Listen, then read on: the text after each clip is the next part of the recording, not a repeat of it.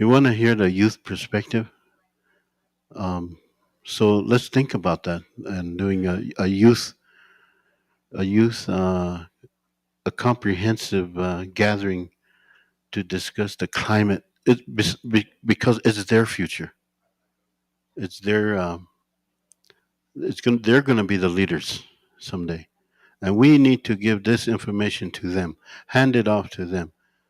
Don't be hoarding your knowledge, your wisdom, your information.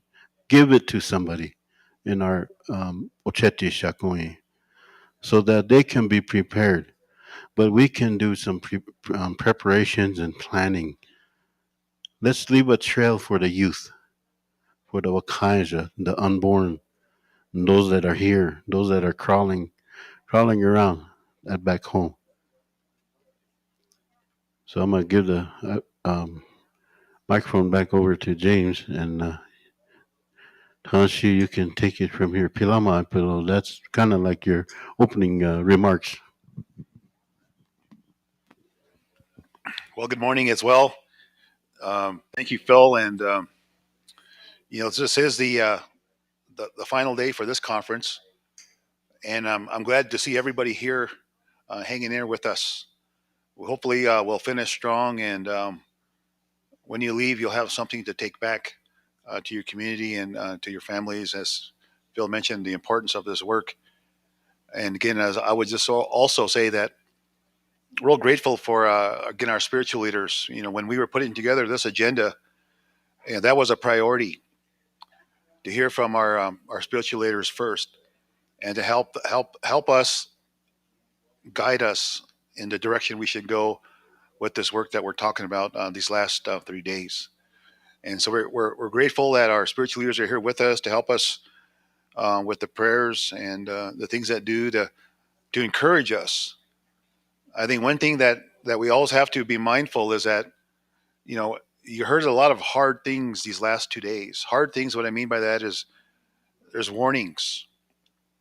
There's difficult days ahead in our environment. Just this morning, if you watch the news this morning, the morning news, they're talking about the impact of that hurricane that had on Florida, and they talked about the families impacted by those winds and by those storms, and the impact of that family and what it's going to mean. So this thing is affecting everybody, not just the Oceti Shanko. It's everybody around the world, and that's sobering, right? That's sobering. What do you do? Because it's such a big issue. And so we find ourselves as individuals sometimes wondering, what can I do to address something like climate change? But I also think that on the other side of it is we heard again the strength and resilience of our culture, that we're still here. We still have our leaders here. We still have our languages here, and we still have our songs and our ceremonies. So to me, that's the balance to this kind of work that we're talking about, and that we're all part of now. And I think when we hear these things from all our speakers and our elders and such, those are things that we're supposed to hear. We're supposed to know that. And then we have the responsibility then to take that back and to do things about it. Again, it's not about a plan. It's not about a strategy. It's not about data. It's not about funding. It's not about partnership. It's about us as people, because it's going to take people to do this work. Not just money, not just plans, not just infrastructure, not just technology, but it's going to be people. And I think the term that I've learned a lot through these last few years is called cultural heritage, or indigenous cultural heritage. That encompasses everything about who we are: our land, culture, language, spirituality, our history, past, present, and future. And so let's keep that in mind as we go forward today. Again, we want to leave this time with something, right? An action. People kept saying, "What are we going to do? What's our solutions to these issues?" So hopefully, we're putting our minds together today. As Tatanka Iotanka said, let's put our minds together, see what we can do for our children. So with that, I'm going to call upon Claude. Claude's going to help us with a morning prayer.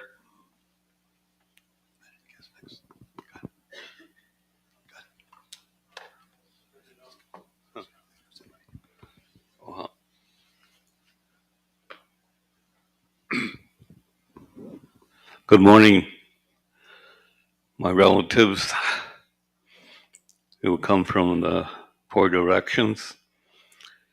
And, it takes concerned people to come together like this. Because a lot of our people today, they're getting into the mood of not caring anymore. And it's sad.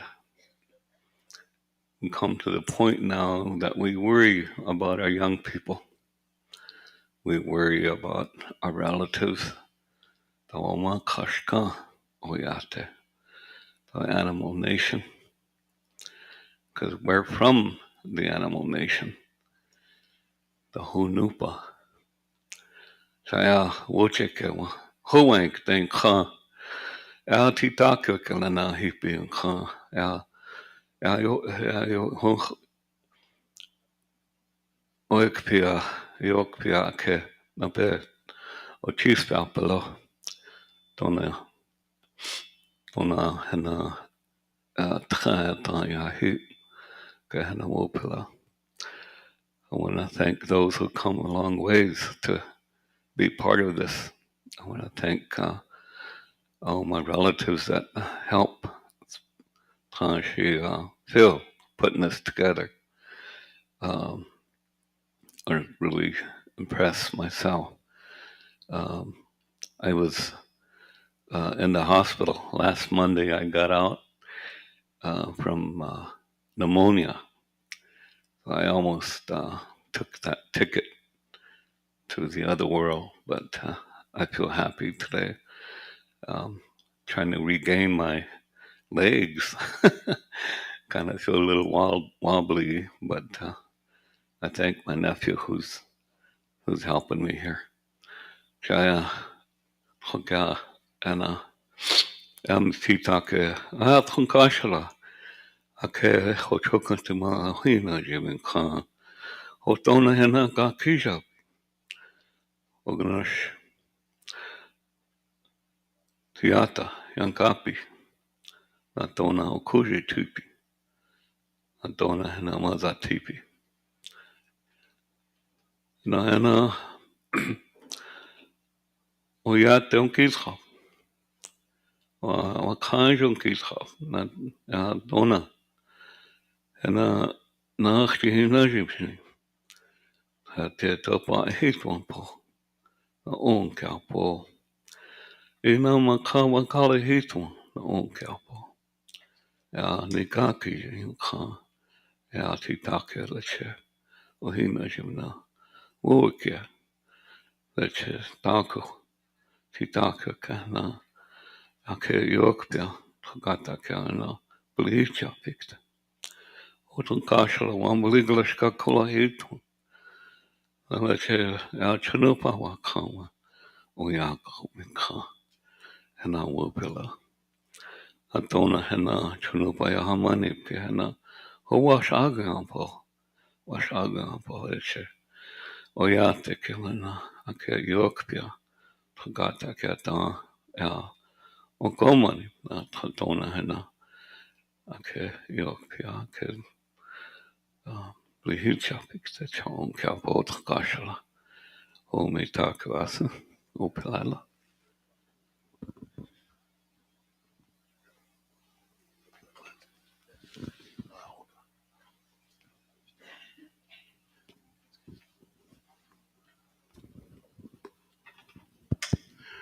We're going to offer a song for the children of Kayajaki for the future generation.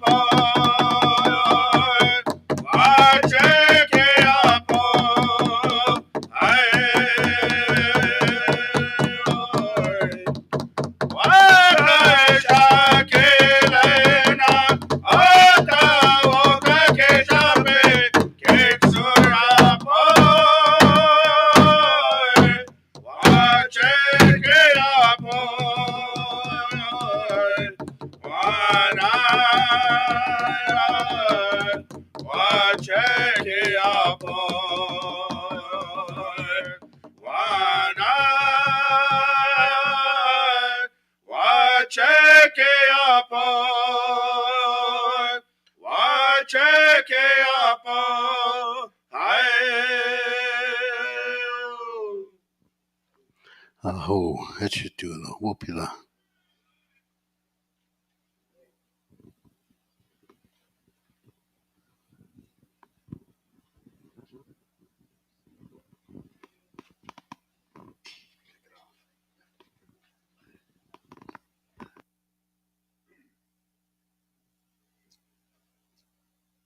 Again, we thank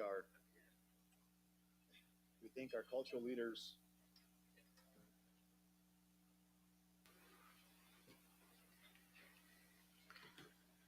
Make sure you get me at a good angle here. Phil's always worrying about us looking good here on the podium, because this is being recorded and it's being broadcasted through the internet, and so I think that's good. That we can share. Yes, Andrea. Okay, go ahead. Okay. Thank you very much. Chokwe Utesia, as we say in Yaqui, Wopila, I think we say. I just wanted to say that I'm going to need to leave a little early as one of the co-organizers. We have an event in our office in Tucson tomorrow, but also we have a Zoom call in just a little bit for some of the delegates that are going to be going over to, as you heard the words, COP27, right? The 27th Conference of the Parties of the UN Framework Convention on Climate Change. And, we have elders, we have some chiefs, we have some youth going over that have never been to a huge UN meeting. It's going to be a culture shock. Thousands of people, heads of state, presidents, and grassroots indigenous peoples from around the world, and thousands in Egypt. So the culture shock's not just Egypt, it's a big UN meeting like that. So we got to get people ready for that. But I just want to say that this has been really exciting for me. It's very, very important. I talk about this wherever I can talk to indigenous peoples. One of the places they invite me is National Congress for American Indians. I know there's issues with them, but it's a way to also talk to, decision makers in tribes. And only about 45 of all the hundreds of tribal nations countries in what's called the United States have a climate action plan or a climate crisis response. That sounds like a lot, but there are hundreds of them, like my tribe, that aren't really even talking about this, let alone making a plan for what they're going to do to keep their food when the electricity goes out and they don't have a refrigerator. You know, we heard from young man about traditional way of storing their food underground where it doesn't get too hot, too cold. You know, how do you keep your dry meat? How do you keep your dry choke cherries here? Your timsila, where are you going to keep that? How are you going to store it so your family has enough food for a long time?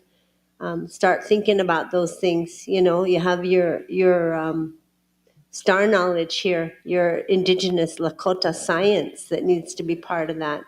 You know, the youth need to be part of that plan. What are you going to do if disasters hit? What are you going to do for your people if there's floods or even hurricanes or tornadoes? You know, anything could happen with this changing weather. What's the plan?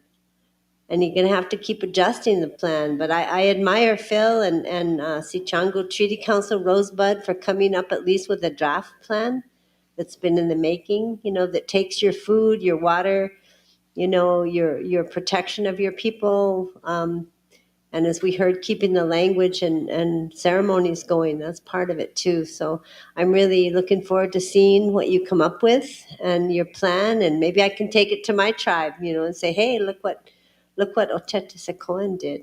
You know, we need to start thinking about these things. So I want to thank you for all the wisdom that was shared and for the work of my fellow organizers here and the co-sponsors along with International Indian Treaty Council. You know, I'll leave my thoughts and prayers with you and encourage you to keep talking about this. Talk about it when you get home to your tribe, to your family. And, you know, that's the question. We know what's coming. We know what's already here. What are we going to do? What's our plan? So Chokwe Utesia, thank you very much. And I'll be with you next time. Thank you, Angie. Again, thank you for your support and partnership in this work. And safe travels to COP. While our prayers and ceremonies be with you as you're negotiating and working with all the leaders of the world to help create and plan for a better future for all of us. As was mentioned on the agenda, I was asked to speak on this idea of developing a collaboration of the Oceti Shankoi when it comes to climate change. And you know, so I'm serving as a facilitator for this meeting, but also part of the Robin Sioux Tribe Climate Crisis Working Group.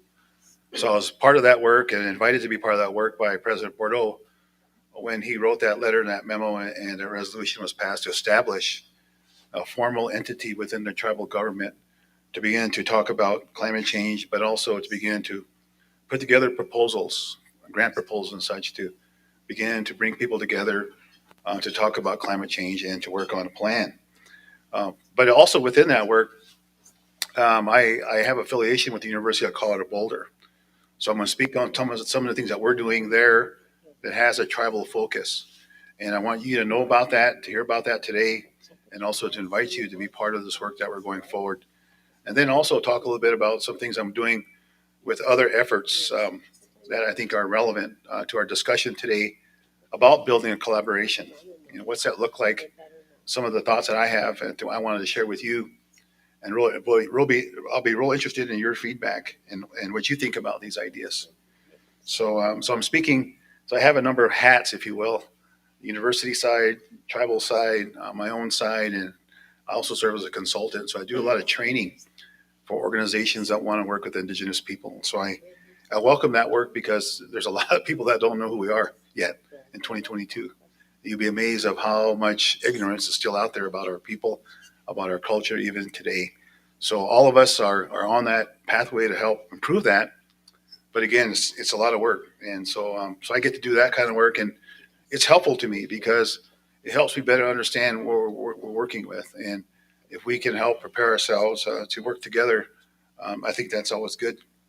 And so I like this map.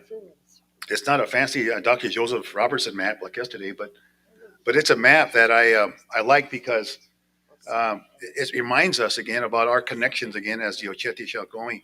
And I think maps are important. And I think we should always include maps, at least one way of describing who we are yet today, to communicate again our land, our culture, our people, and our connection to the landscape, our geography, and kind of where we are right now, maybe if you will. But it's a perspective, right? It's a context for starting. So I like that map. I think Professor Duville um, was very instrumental in putting these things together as well, and reminding us as we worked with him through the years about the importance of recognizing and remembering all our relatives, not only here in the Northern Great Plains, but also that go into Canada. And so we know that we heard it again, and I'll just make these points quickly. But again, that climate change is a threat multiplier. Again, as we think about our tribe and our departments, we'll all be affected by it, and that we need to work together as departments. Water. One of the things that you hear in climate change is this triangle, if you will: water, energy, and food. We heard a lot about water, we heard a lot about food, but what about energy? I think that's another part of this work that we need to think about. So water, again, is, as you know, is a lifeblood. You heard many talks today and yesterday and before about water. Again, it's even our definition of climate change as Lakota people. Agriculture and range. Again, you heard again talking to us about how the warming temperature, the change in precipitation is going to affect food. Every time you turn on the news today, you hear people talking about the rising food prices. So this is real, and we need those strategies again of how we're going to do that, and how we're going to deal with agriculture and food. Recreation and tourism. We didn't hear a lot about tourism here at this conference, but I want to bring it up again that there's a great effort now here in South Dakota to develop something called the South Dakota Indian Tourism Alliance. That's a new entity if you haven't heard that yet. So they're planning these big events next year on our reservations. Buses are coming through our reservations with tourists, and they're setting up programs at each reservation to do that. But again, climate change is going to affect tourism. If tourism is an area that we're going to go in as tribes, I think we need to think about how climate is going to affect that. Energy, I just mentioned energy again. I saw Ken Hawkins yesterday, and I know Ken's been working on renewable energy for a long time, wind energy in particular. How can the Oceti going come together to support those kind of efforts, both at the micro level, at the household level, but also more regional and also more local? How does that work? Our health. Mr. Broken Nose talk about health in a way, the impact of climate, temperature, heat, stress on our health. We're opening up this door with Secretary Holland on the boarding schools. They're talking about PTSD and related kind of impacts of happened to us as Indigenous people. So health is going to be affected by climate, as this says. There's going to be diseases. There's going to be safety issues, disease vectors, and what about our plants? How our plants can be affected by a changing climate. Transportation. How are our roads and our highways ready for changing climate in terms of storms? I know we're always affected by that here in the Northern Great Plains. Education. I think we're all educators here. We all understand the need to prepare our young people and all of us for climate change. So what's that education curriculum look like? How do we bring that to our classrooms, and how do we bring that? How do we offer that to all segments of our families and our generations? Housing and social services. Housing is a big deal. If you don't have good, adequate housing, then your chances of dealing with a changing climate goes down. So we need to all come together and figure out how do we develop better housing solutions for our people. Employment. What are we thinking about in terms of new job opportunities, new workforce development opportunities for a changing climate in terms of employment? We have tribal colleges on most of our reservations here in the Great Plains. Again, what is their role in helping offer things that would do that? I mentioned in one of my remarks in these last 2 days about the role of technology again. If Rosebud's getting this increased broadband capacity, what are we thinking about in terms of training and delivering things for those families, those young people, and even adults as adults transition maybe to a new employment? And can they work for somebody outside the reservation? Is that something we want? using broadband, using internet. I live in Rapid City, and I've been working for the last 5 years for the University of Colorado Boulder offsite. So, so I've been learning how to work offsite, working and doing things offsite using technology, and it's been somewhat effective for me to do that. And I think we have to consider that in terms of this work. So I say that every tribe has a climate story, and I think stories are a good way to share and to transmit knowledge. So when we're imagining a changing climate, I look at these four things that I think it's important for us to consider is monitoring. You heard a lot about monitoring, understanding what's on happening in the land, evaluating, understanding what we're seeing, and also making decisions about that. Learning. This will be a continuing learning effort, I think, for all of us. And then innovation. I believe Lakota people have been innovative people all along. So how do we take that innovation we've always had and move it into a changing climate? And so learning by doing and low regrets actions can reduce risks now and help promote future adaptation. So in the work that I've been involved in, we've been involved in at the university. We had to demonstrate how we can use technology and use data. So I'm a big promoter of data, but only in appropriate, relevant ways. So we did this many years ago called ResMapper, and it was an opportunity to bring together data on our reservation in Rosebud. And so we are looking at how can we share data, how share information in a way that people can understand, people can connect with. So we came up with this idea of ResMapper. And so in ResMapper was different data types. So we had pictures, we had stories, we had text, we had past, we had present, and also we had information that was from that community, the 20 communities on Rosebud. And it was very helpful to us as we talked about why does this data matter to us as a community, not just the people that are interested, but also for all of us. And we all have data, right? We work with data, but again, this was an effort to educate, to bring awareness about the importance of data and how that can be used. We had what they call lines, polygons, and points, lines, and polygons. So you heard a great talk by Dr. Robertson yesterday. He talked about GIS, Geographic Information System. So as a way to organize information in a way that be useful. So this is what we did, and it was really interesting because in the 1950s, the U.S. government would fly the country with airplanes and take photography of the land, and at that time it was considered classified. So there's a place in Sioux Falls called Aero Data Center, and so we did a partnership with them in 2000, 22 years ago, and the idea for that partnership was to get access to that data because we wanted to look at what our community looked like in the 1950s from an aerial perspective, looking down at it. And so when we did that and we put that into ResMapper and we did some community workshops in the St. Francis area, people were really amazed, if you will, but they remembered what the community looked like. So those images triggered these memories in our community members, what it used to be, and they tell stories about who used to live there and what happened there. And so again, this data was important for us to begin to help us understand again our community again in another way, in another perspective. And I think that's important. So ResMapper is an example again of when tribal cultures are leading in the design of these kind of tools. It's more helpful to us as we go forward. So that really led to increased GIS work on Rosebud, and these are examples of some maps of what happened. You have fire maps. You had a language map. You had a project where they mapped housing on Rosebud to understand that. We even did a wind energy map here on the corner here, looking at feasibility in South Dakota. And so the images, the colors again show that. We also show some different times. So we show the soils. So this is what the soils look like on Rosebud. And then you might probably recognize this guy right here, Dr. Victor DeVille. Again, promote him, and we're thankful for him of his leadership. Like he came and talked to us on the first date.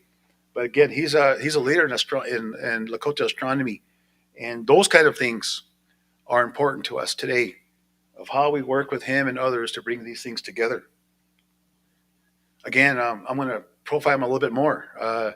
He was part of this project with NOAA, and they were looking at winter counts and began to connect weather events with events on winter counts. And so Victor was very instrumental in putting this project together. And I share that with you because, again, we can do these kind of things. If these things are useful going forward, it's been done in a way, but it's a start, and we can build upon that. Again, treaty. We heard Buffalo yesterday. So there's something called the Buffalo Treaty, led by a man named Dr. Leroy Littlebear, Blackfoot from Lethbridge, Canada. So he's trying to bring together tribes again to restore Buffalo and to use the treaty language and treaty process to do that. Films. I think we need to think about the role of media and how we talk about these things and climate change with our people. So again, this is a project that I've been involved in a little bit, but again, it's singing back to Buffalo. It's a film project by a professor at Canada. So she's also trying to bring tribal stories together around Buffalo to tell the story of how we worked with the buffalo for a time, but also restoring it and really bringing a cultural perspective. So it's an intertribal effort, tribes coming together to tell our stories, but also for a purpose to help the world better understand that. Plants, these are studies done by people in our tribal colleges, again, understanding and mapping and documenting our traditional plants. So this has happened. This continues to be developed and grown and taught within our tribal colleges. With Angela's leadership, there's efforts in our country here to adopt UNDRIP.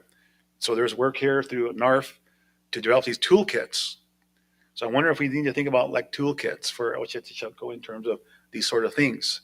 But again, this is happening. And so there's an effort again, and I'm very interested in this because of the work that I'm doing globally as well. So UNDRIP is important. There's work being done to have tribal councils adopt UNDRIP, which is interesting.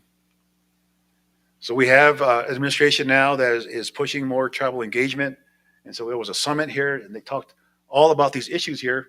And so climate change impacts and solutions was part of that. It's part of the agenda there.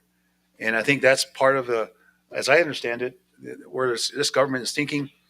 And so there's more funding being made available to tribes to really address climate change. The BIA is one of them. But as you know, other federal agencies want to see that happen as well. Again, we have a new memorandum from the White House directing federal agencies to consider traditional knowledge in their federal decision making. So again, that's happened, and now there's a draft out for that report. I'd love to share that with this Oceti Sakowin, what that looks like, and with that draft, there will be a comment period, and after that comment period, it'll go to their agencies and direct them to work through their management role. So this is happening now. This is part of what I've seen as changes and really recognize the importance of traditional ecological knowledge. So transitioning to some more work I've been a part of these last 2 years. So I was invited to give the intervention for our government at Canberra, Australia, in 2 years ago. And I came to Phil Tweagle at the time and to Sitomni Treaty Council seeking their permission, if you will, to represent our tribe at this gathering. And so they did. And so I asked the president if I could take the flag. So I brought the flag there to Australia, and it was an honor for me to do that. And when we were there, we got to come together. All the nations of the world were there, but in particular, there were these indigenous representatives from all over the world, from Africa and from New Zealand and from Russia and Canada. So we were able to caucus at that time. We were able to come together. We didn't know each other, but we all had similar interests. We all knew that this information that we were showing, called Earth observations, was important because we needed to understand that technology, whether it's used against us or we can use it for us. Either way, we need to understand it better. And so we came together and we developed something called the Geo-Indigenous Alliance. And so the Geo-Indigenous Alliance really is about working with this data and technology to transfer knowledge. Again, the term you might have heard yesterday was data sovereignty and data self-governance. We're all interested in building a workforce for the future.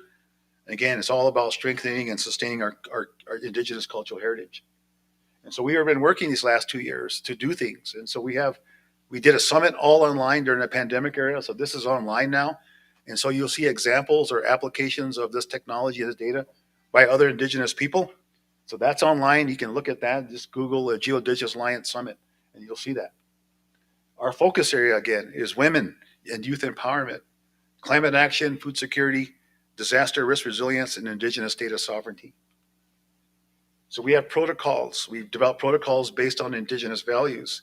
So developing training materials on indigenous engagement, convening advisory groups of Indigenous representatives. Again, developing principles of engagement. And again, looking at the impact of this work on Indigenous people. So this is stuff that's been happening for many years in terms of mapping and using these technologies. We want to understand how this is making a difference within our own communities. So we are working with these current tribal nations, Indigenous nations around the world, and these organizations as well.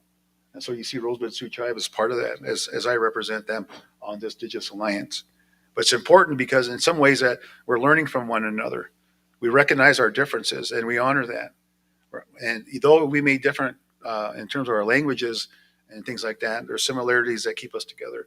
And I think it's important work. And I'm hoping that we can work closer and closer with the International Treaty Council and those kind of efforts too going forward as we get better organized. So those things are, I think, are before us. And I think Oceti, Sakowin, and those that want to work in these areas too, we want to make that available and create those opportunities. So moving into, again, by going back into the region, this is an important map in a way because it shows the areas that I think we can work into and we are working in right now. The tribal colleges are a part of this as well, this map. And you see all the nations and their names, and again, the location of that. And so at this place called the North Central Climate Adaptation Science Center, which is funded by the USGS, all working on climate adaptation, we were able to build and develop a tribal climate leaders program. So the pictures of these five young people here are the cohort. So we fully funded them through the University of Boulder to study climate adaptation, and to apply that teaching and that learning with tribes. So each one of these individuals here have the responsibility to go back and work with their tribes to apply what they're learning for and to share that with us at the university so that we can build upon this cohort. We believe this is critical, and these are master's level students. So I had the opportunity to travel around our region here and talk about this program and to recruit. And I was amazed by the intellect that we have. That's out there right now. And though this is at the University of Colorado Boulder, we figured that this was a great investment, a great pathway to have our young people invest in them through this education and through this master's program. And so we need to keep this going. And right now we're having a hard time for the next generation for this cohort, but we're still working on that. But I do think that the partnership between Oceti and universities needs to be figured out. What role do higher education have in our partnerships in preparing a generation like this to come and work? And these young people are tremendous. They have great resumes.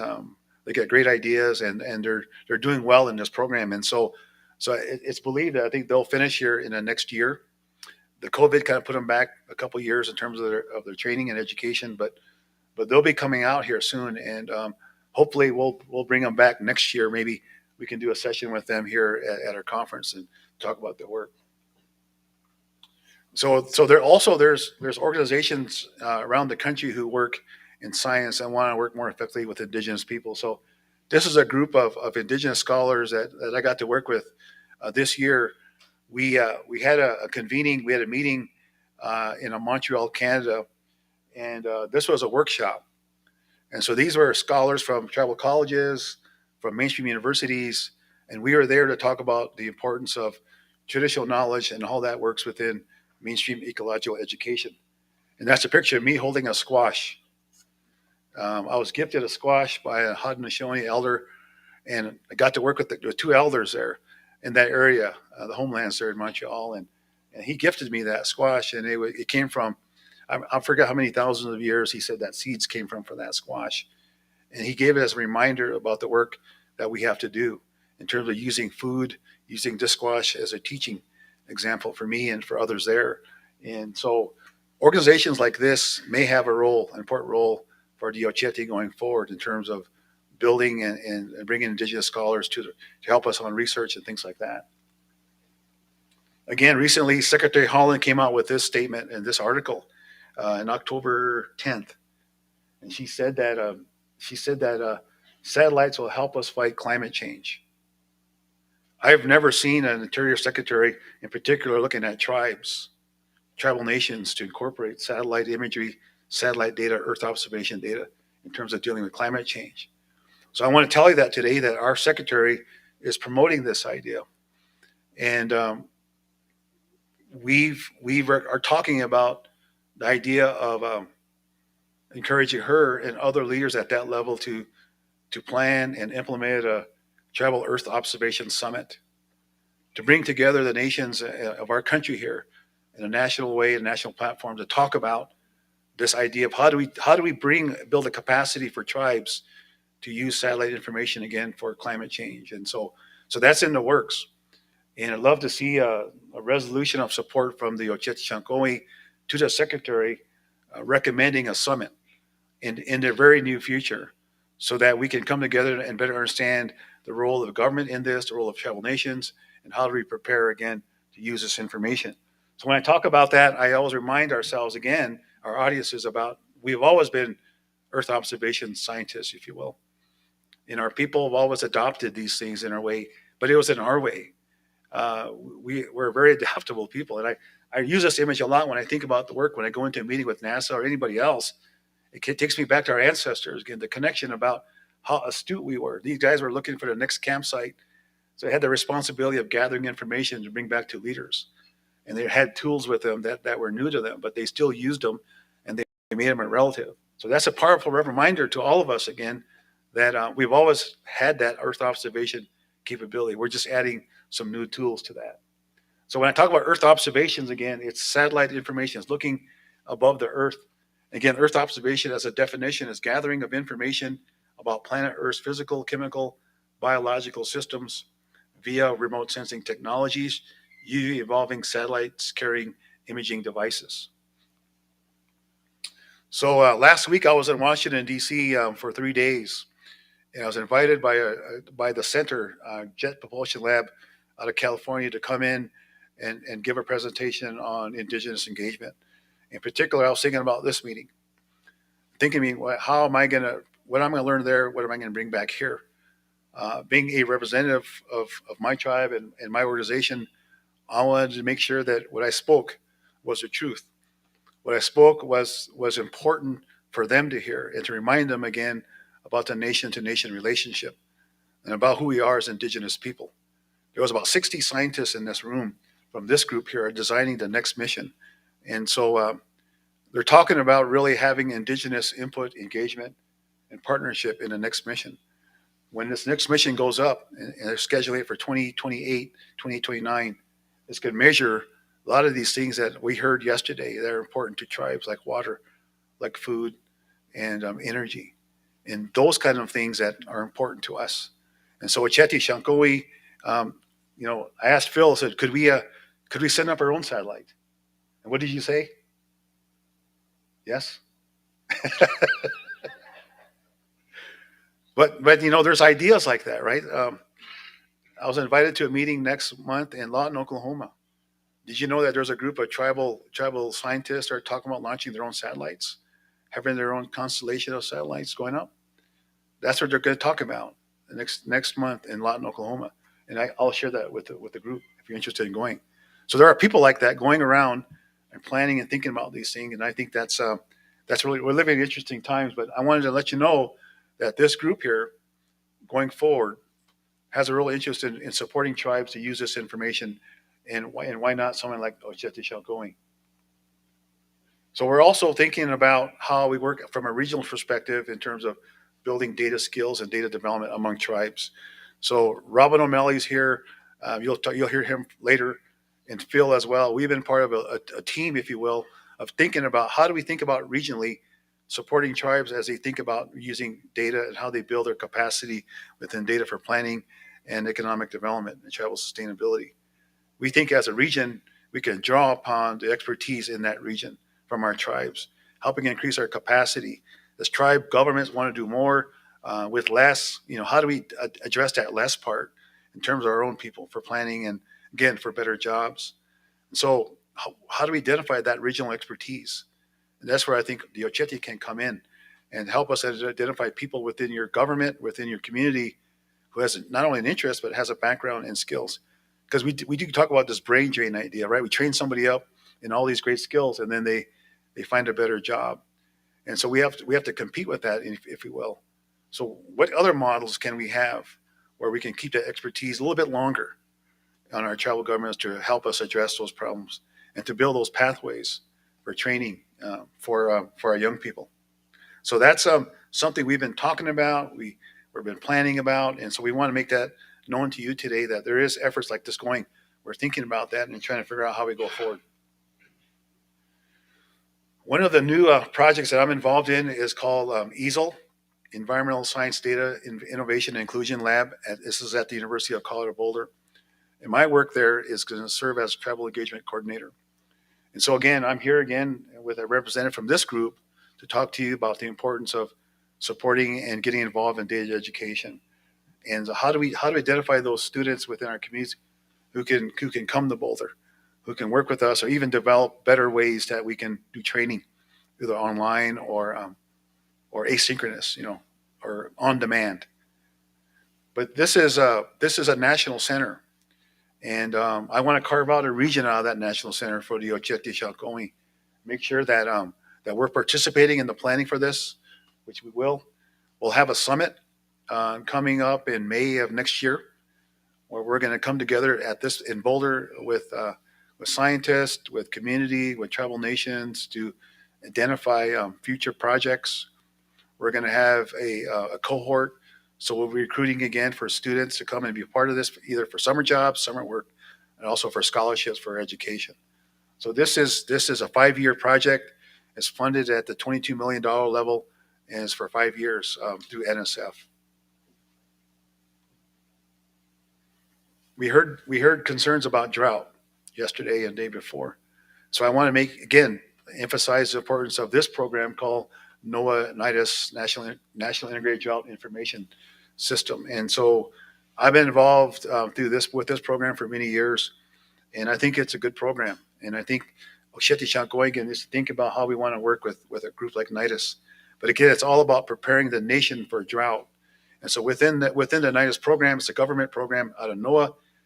They want to work better and better with tribes. I know they've been trying, but I do think that organizations like the Oceti can really move them along in terms of that. So they believe in respecting tribal sovereignty, trust and reciprocity. They have something called drought early warning systems, and I think we need to talk about that as well as how we do that for our tribes. So they focus on research, prediction and forecasting, observation and monitoring, planning and preparedness, and communication and outreach. These are the 5 components that make up the system. And I think we can find ourselves interested in all those things as tribal nations. And so I think that as we go forward, there will be new funding available for this effort here. I was told that they got a plus up in some of their money. And so there's part of that's going to be earmarked for tribal nation work. So again, my call to you is how ready are we as the Oceti to look at maybe a regional effort here? Maybe it's through workshops, maybe through gathering. Maybe we need to do some research. Maybe it's about maybe more weather stations, maybe more training. But that's coming really soon.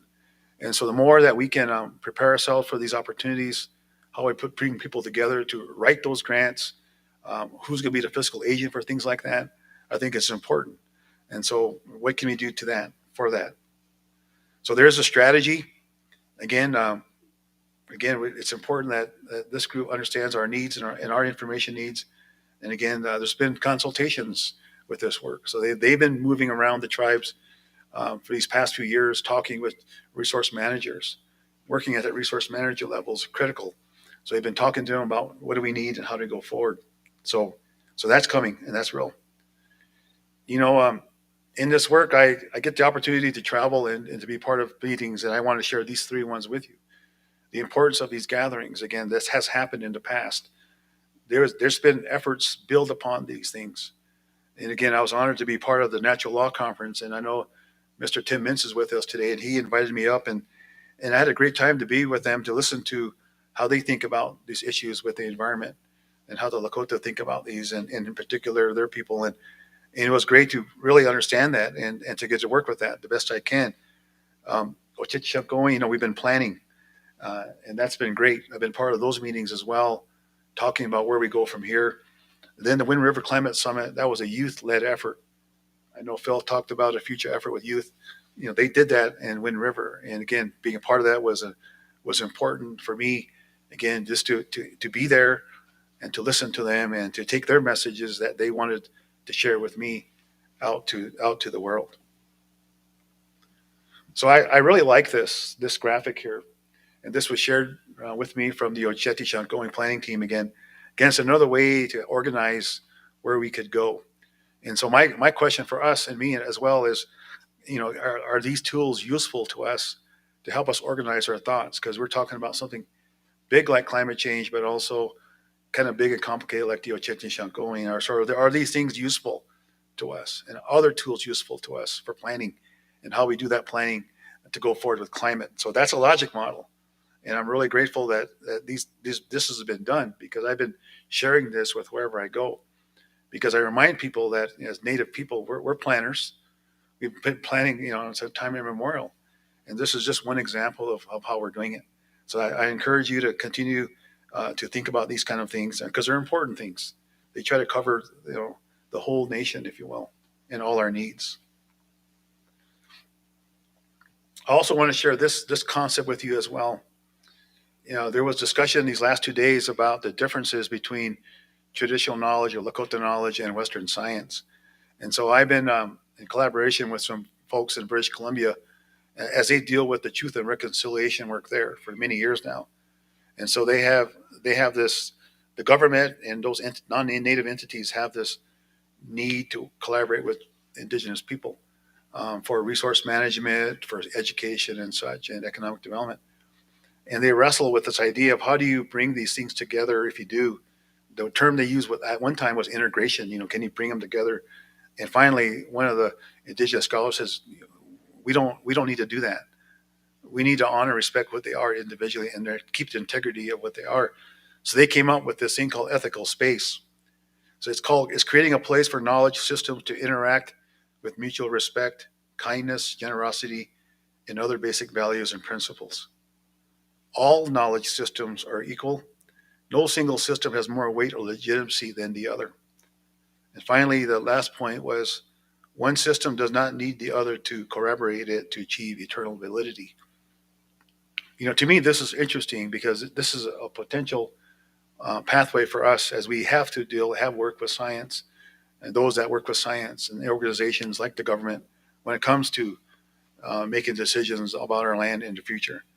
Ethical space could be, we could Lakotaize it, if you will, make it our own. But it's an idea, again, that tribes are using in Canada. And I'm wondering if there's interest here in the Oceti Shankoing, or we can apply it for ourselves. And we have people who work with this right now. And they're negotiating with it right now in terms of land and resource management. So, again, I leave you with that as well.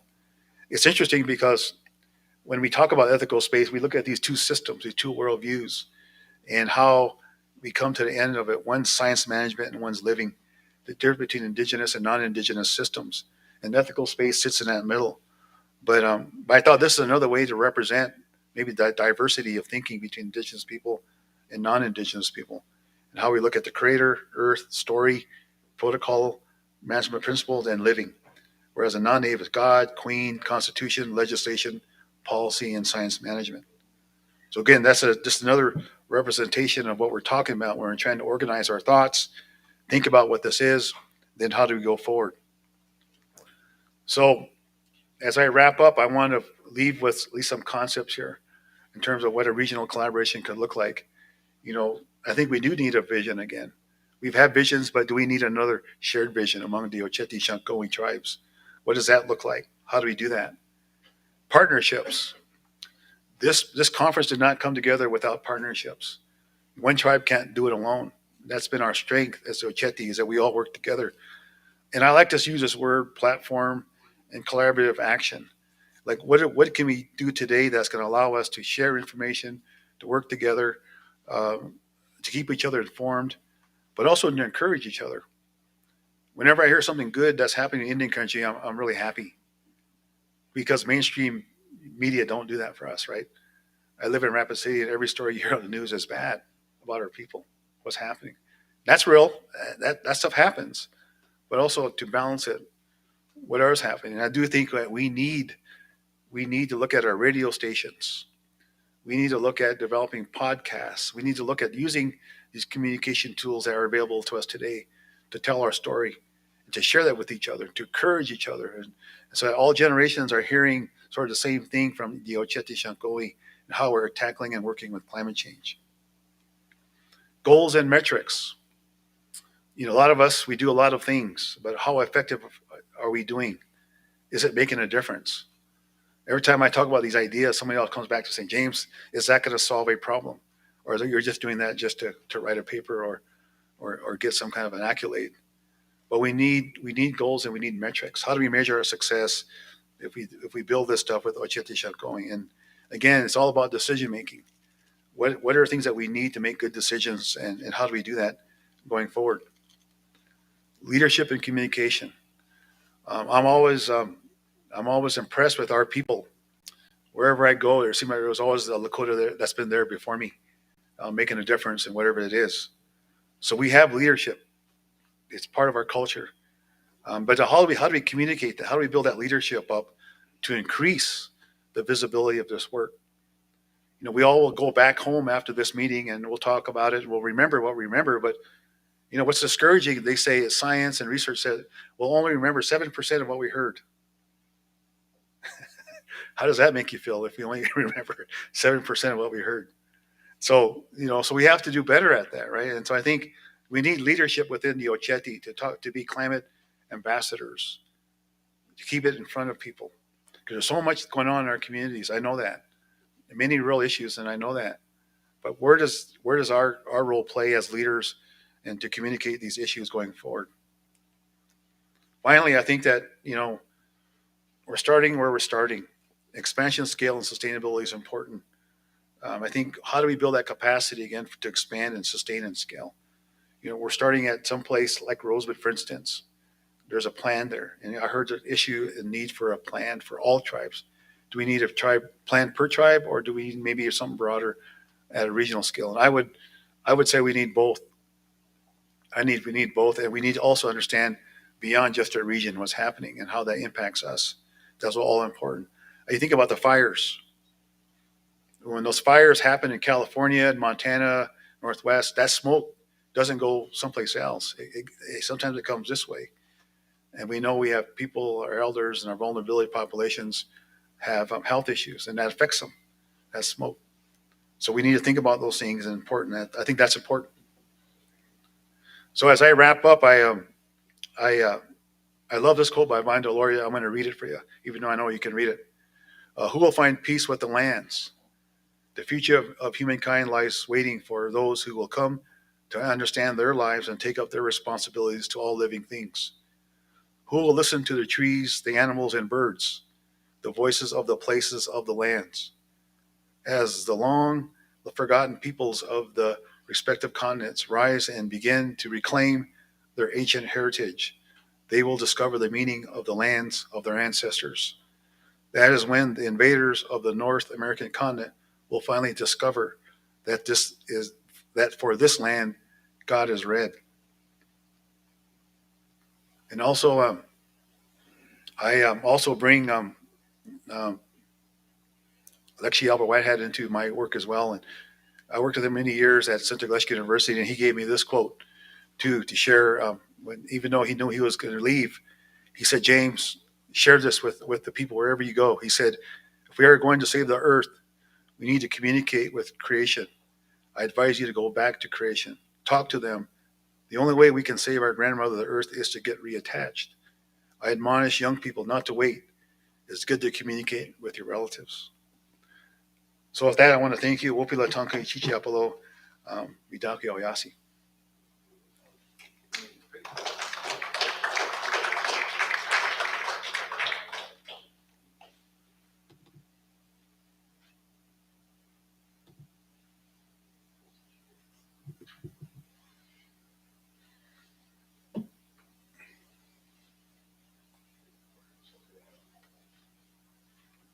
Any questions, concerns, comments? Yeah. Heartburn. Bring them on. Okay.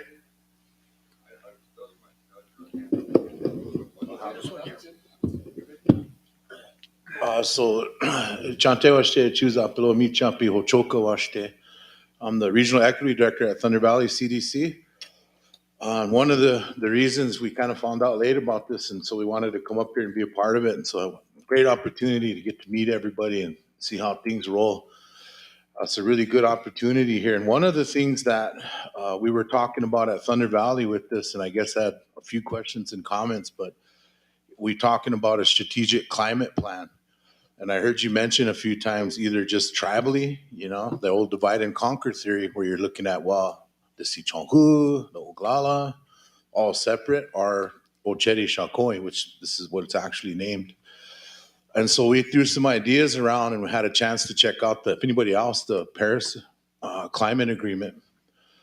And so when you go on there and look, I believe there's 25 different countries that are a part of that. The United States itself pulled out, if I'm not mistaken. Thank you, Trump. But one of the things with that, though, is if you go into there and you look at their plans, they already have 5 to 10 year strategic plans over 25 different countries as to what they're going to be doing in an effort to reduce climate change. And so when we talk in a strategic plan, I know my boss, Tate Means, was suggesting, and to bring this here to everybody, is to take a look at the new Green Deal, the Paris Climate Agreement, and how the Oceti Sakowin can come together with a plan in an effort to utilize the new Green Deal for each one of our tribes in the Oceti Sakowin, but also with the Paris Climate Agreement. Because when you go in there and read and look at what they're doing, they have money for resources. So as a sovereign entity, coming in as the Oceti Sakowin, we'd have the opportunity to not only, get grants and different things and raise funds federally with the things that they have, but also working internationally with other countries in an effort to get funds and, get some help. So we can help at least in our reservations, our POW camps, however you want to say that, but to actually make an effort to come up with some good ideas, and so we can start making our way towards some of those things. There's so many things you can look at, and we talked a lot about those here. Moving to Buffalo, moving to our Tatanka Oyate is always a good option with carbon emissions. There's so many things. Moving to electrical, solar wind farms, anything like that. So I just wanted to put that out there for everybody as we're sitting here thinking about how to develop a strategic plan and what it is and how we're going to move forward. And I always think together is better. I think of the arrow concept. One arrow will snap on its own, but you put 7 arrows together, it's going to be pretty tough to break them. So that's kind of all I wanted to say and talk about some of that stuff. So when we move forward with that strategic plan, to keep those things in mind. So Pilami Pilo, thank you. Thank you. James, James. Yes, sir. James. Victor has a comment.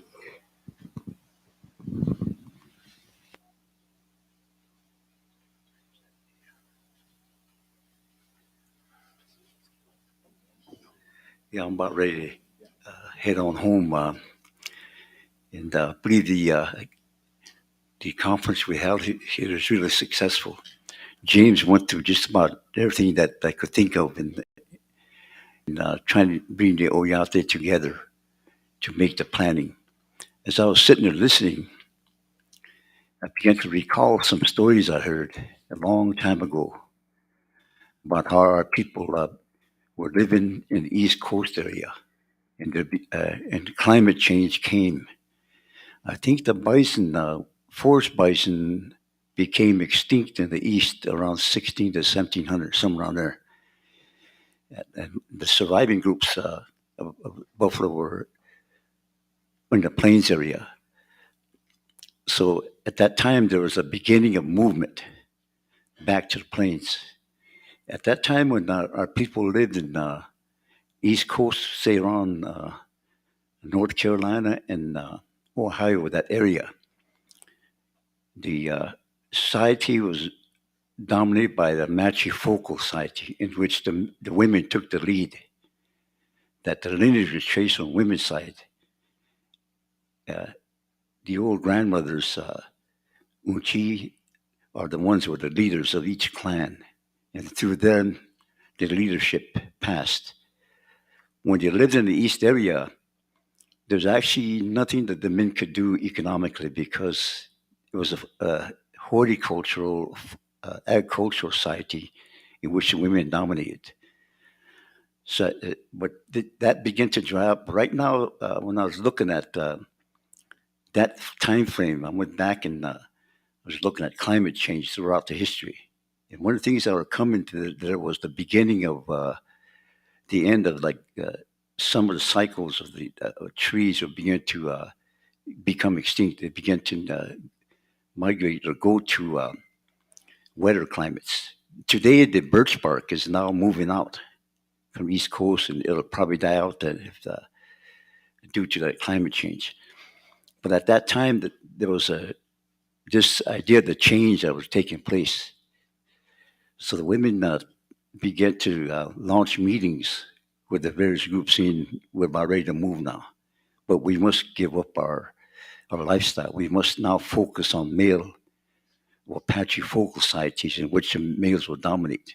Because as we leave this area, the hardships of what they're going through is going to be, the burden's going to be on them.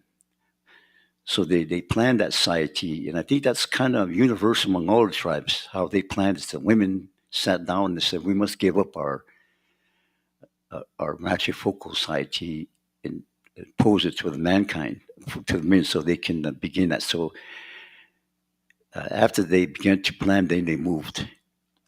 They moved from that East Coast, and the earmark was back to the Black Hills, where they're moving towards in three groups. As one of the story goes that they were doing like leapfrogging, one to go first, the other second. But the Santi were always going last, which is the mother group. So as I was listening to how they planned it, everything was covered. Just recently, my daughter had called a meeting among us to have a memorial for or a feast for my wife who had died a little over a year ago. So I kind of recall how they were in charge of doing the things. Mostly it led up to a feast. So as I recall that there are a lot of planning put in there, and also the idea of the climate change was there that provoked the movement westward. But as I looked at that, every 72 years, our people make that decision to change their cultural lifestyle. Every 72 years. That's an extended generation system. The Washita go by 30-year generations. But this extended generation involved the grouping also the grandparents in the system. So it is said that every 72 years we must make a change or we will not survive as a group. And I looked back at the Winter Council and found every 72 years you have to take a focal point like the year 2000 when there was this earth wobble that came every 72 years. The oldest member in the family was about 70 years old or 72. So that was taken as the time of change that we had. So in year 2000, the cycle came to an end.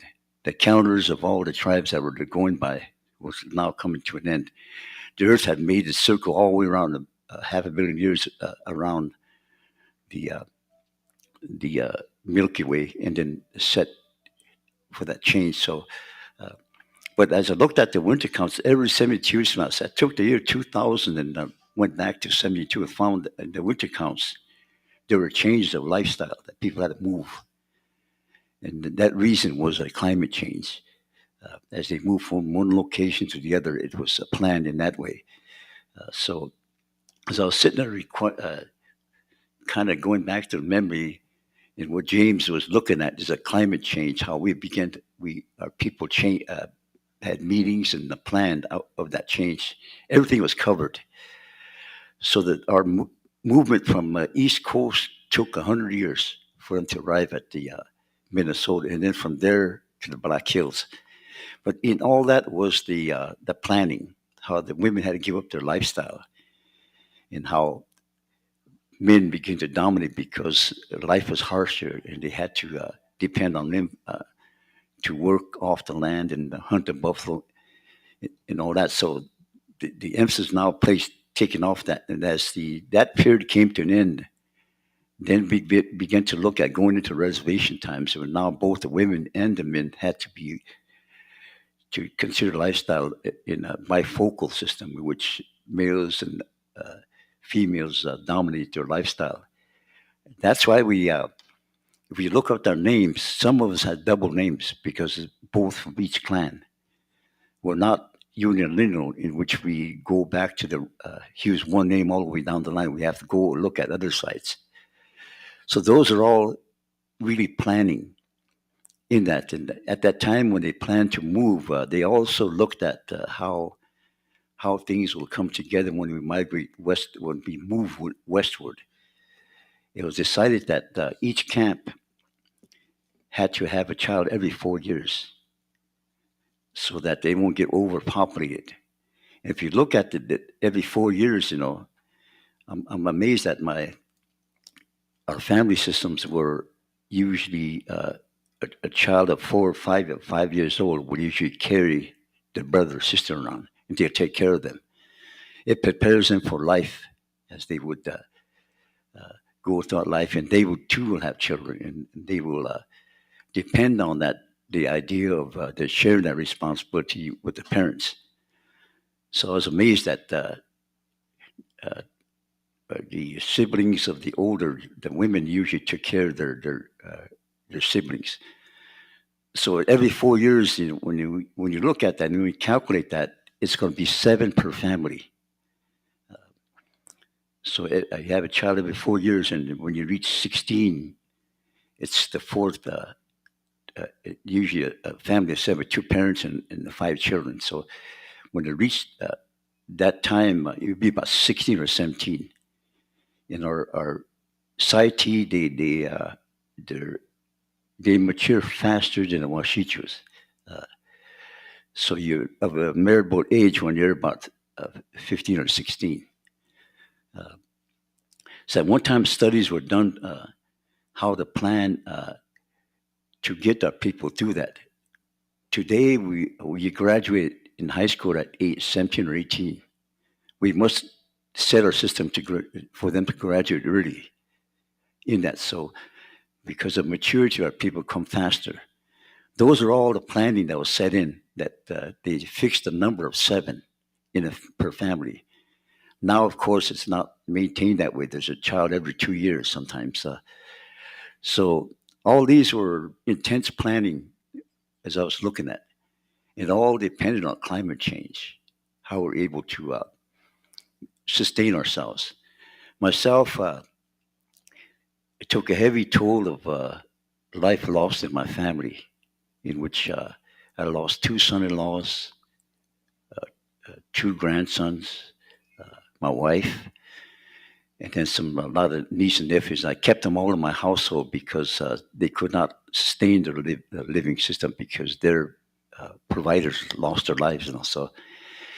So I realized that much of this family planning had to begin, because I don't want to leave this earth without them unprepared for what's ahead. And it's going to be tough ahead. When you look forward, things will get real tough. So more and more we have to begin to plan. And this is a good setting of how we can achieve that. As we look at the essentials of life, hula kota is one essential of life, where it entails just about everything I talked about with regard to planning, how the kinship terms came in, how behavioral patterns begin to regulate our lives. And I'm sad to see that a lot of that is going away. I love to tease my brother-in-laws, but I'm running out of them. So we have to begin to plan to use our kinship system, to revitalize it today, make it appropriate in today's setting. And then when you have that, then you have respect. So all those were planned by our people as we all met as a group. And as we moved out away from each other, we still maintain that collection. Our parent group, the Vedewa Kantua, usually regulate those. And as our people moved out from the plains area, they called the trade fairs together and scolded our younger groups that they were getting entangled in secular affairs, more on materialism, trading, and all that. So, that when I was sitting there, I was thinking when James was talking about all the planning things that he had designed and was going through, and he said, "What 70%, 7% are just cheering, not doing anything." But in our lifestyle, everybody took part. The Jewish by the leader was a nutja or a grandfather.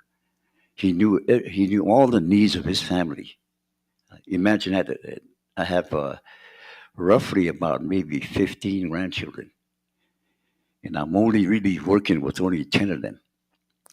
And 5 are not hardly ever see them, but when I see them, I try to get together with them and talk. But we're losing that connection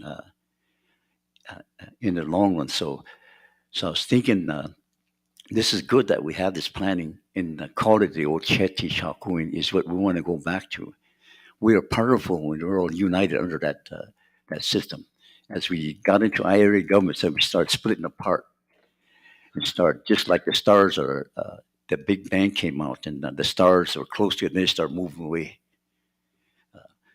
So just as that happens today, that we're begin to become fractured under the IRA government system, and we must go back to that. We must go back and bring all the 16 reservations and the 10 or 11 reserves up in Canada back together and work together as a group, because we're powerful as a group. Look at Little Big Horn. All the 7 council fires that existed were there, all representatives, upwards of 12,000 people united. And like City most said, we must fight them with a closed fist. We're weakened when we open our fist. We cannot fight with an open fist. So that idea was really strong to unify. But it's really hard today, what we're going through. The economics don't allow us to do all that. And we must go back to sharing our lifestyle together so we will survive this. And that's the heart and soul of our cultural lifestyle. We survived by uniting. That's how the 7 council fires were created. They're created only for the fact of promoting togetherness, what we call commonwealth, not a political unit, as a social unit that drove us to unite together. And begin to realize that if you work alone as a group, then you're going to get overwhelmed by other tribes. And also, when you go out and do economic chores as a group, you survive better rather individually. So again, before I go, I enjoyed this meeting. I hope many more of this will take place so we can come at a conclusion what we can do so that our grandchildren may survive, the best way they could. And again, hard times are coming. And as a group, we can all come together, comfort each other, and be able to set a lifestyle that our grandchildren will sit and begin to develop the way we did. So with that, I'd like to say Pilamai for me making these presentations and talking in public, and hope that all of you will remember to continue this work that we've done. And time is running out, and we have to begin to provide for our grandchildren in the future, how they're going to survive and what's coming. So with that, I thank you. Wopilai Chichilo, Victor. Before the next presenter, while he's coming up to set up his computer, I'd like to remind us of the 3 things that keeps the Oceti Sakowin together, and I learned that from my elders, is the chanupa, the pipe, the ceremonies, the teachings, the Lakota language, and Wolakota, respect between the generations. For a long time, we've been operating under the colonial constitution, under the IRA, But we also understood that we live in a traditional form of government, which is your home. You've been living as a traditional government all along, but you didn't realize it because that's your tiwahe. You in your tiwahe, you have a leader. You have your ate and your ina that controls, that rules that that home. The next level is the tioshpaye, oshpaye, and the oyate. There is no divide and conquer when you operate as the Oceti Sakowin under those three guiding principles, the Chanupa, Wolakota, and Lakota Iapi. Okay, Bilama, Bilo.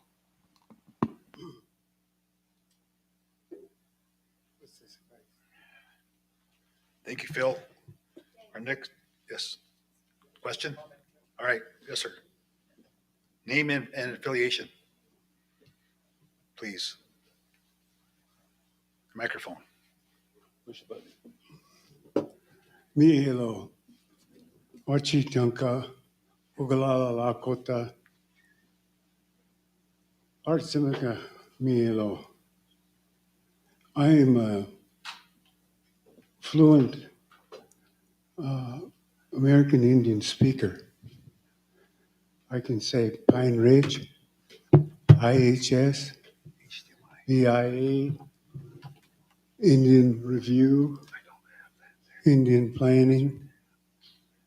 I'm an expert at that. But as a Lakota speaker, I'm still in grade school. But I do know things. Wichakchala, that's who I am today. The people you've mentioned up there this morning, the Albert Whitehead, Vine Deloria Jr. I like to think of others in my generation that were part of the whole idea of Lakota thought. Mia lo American Indian shni. Mia lo Indian shni. Mia lo Ogalala Lakota. That's who I am. I have nephews, many people that I look to today as being one of the elders, being part of that generation that brought these opportunities for you today to be here. They didn't sit down to plan, they did action. Words were not something to be spoken, but action afterwards. My brother Bill Means, I call him that because I've known his family. I've known Russell because we used to dance together in 1955 at they call the Sundance at Pine Ridge. I knew Vine Deloria Jr. because he went to Alcatraz and was on that island and they arrested him. I was on that island. We have led the way, and I have my nephew sitting here. So I hope that you will think about that. The United States government has planned us out of existence, but we're still here. It's because of who we are as Lakota. The important thing I want to say is in 3 areas that this young nephew of mine presented up here. We need to have a clearinghouse, some place where we can send information. We have well-educated people, but they can't find a place on the reservation. Or I'm from Rapid City, and they call me an urban Indian. You forget about us that's here every day and confront those issues. we confront the issues is because good, bad, or indifferent, the Oyate in here are our people.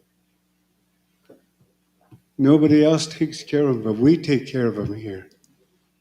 We're there for them. There's always this dichotomies that exist in humankind and in nature. And that is, it will always be.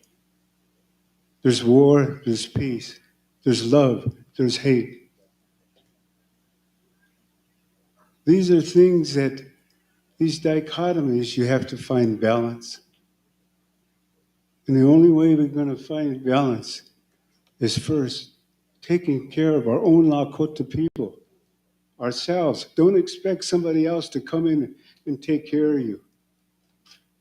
If you were raised in a boarding school, or if you were raised someplace else, but you still in your hearts, you have this about being who you are, then you must be dedicated yourself to make those changes.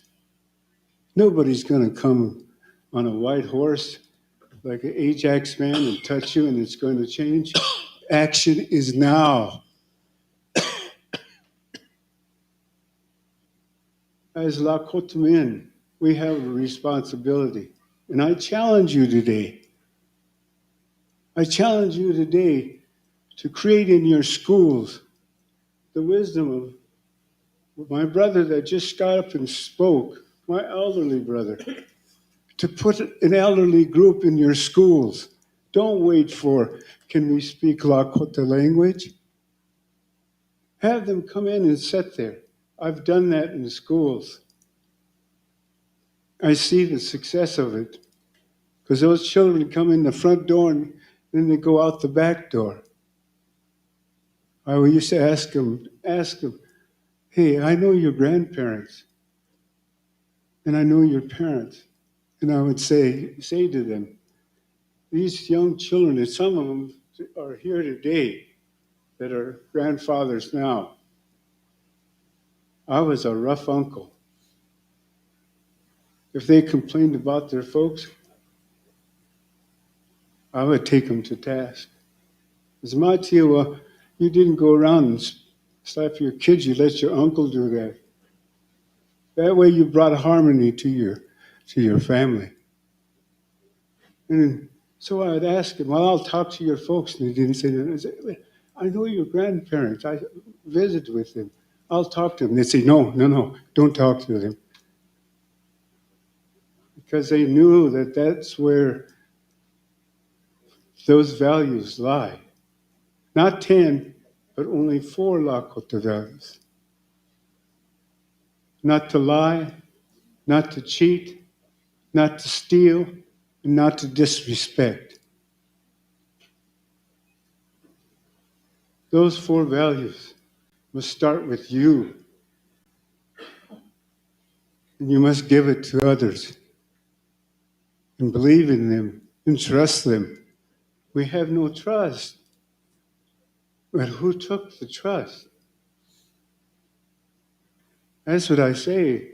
Education is the key to change. Lakota, wo Lakota is the key.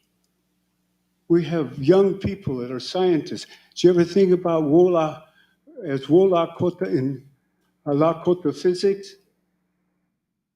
We have it in our stories about the night moon, the night sun.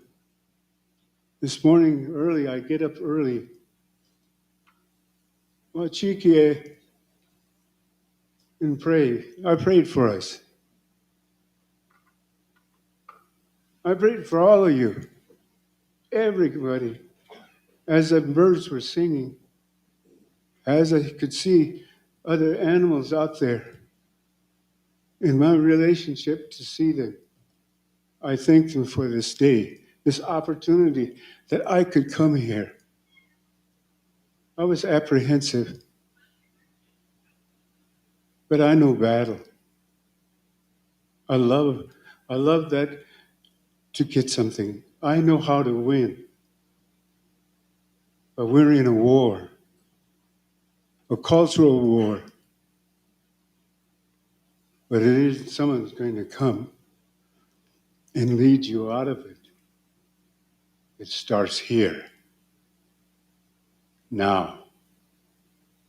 That's my challenge to you. From one man to another. I have a lot of young warriors throughout the reservation in this town. I was appointed with Cha to Rapid City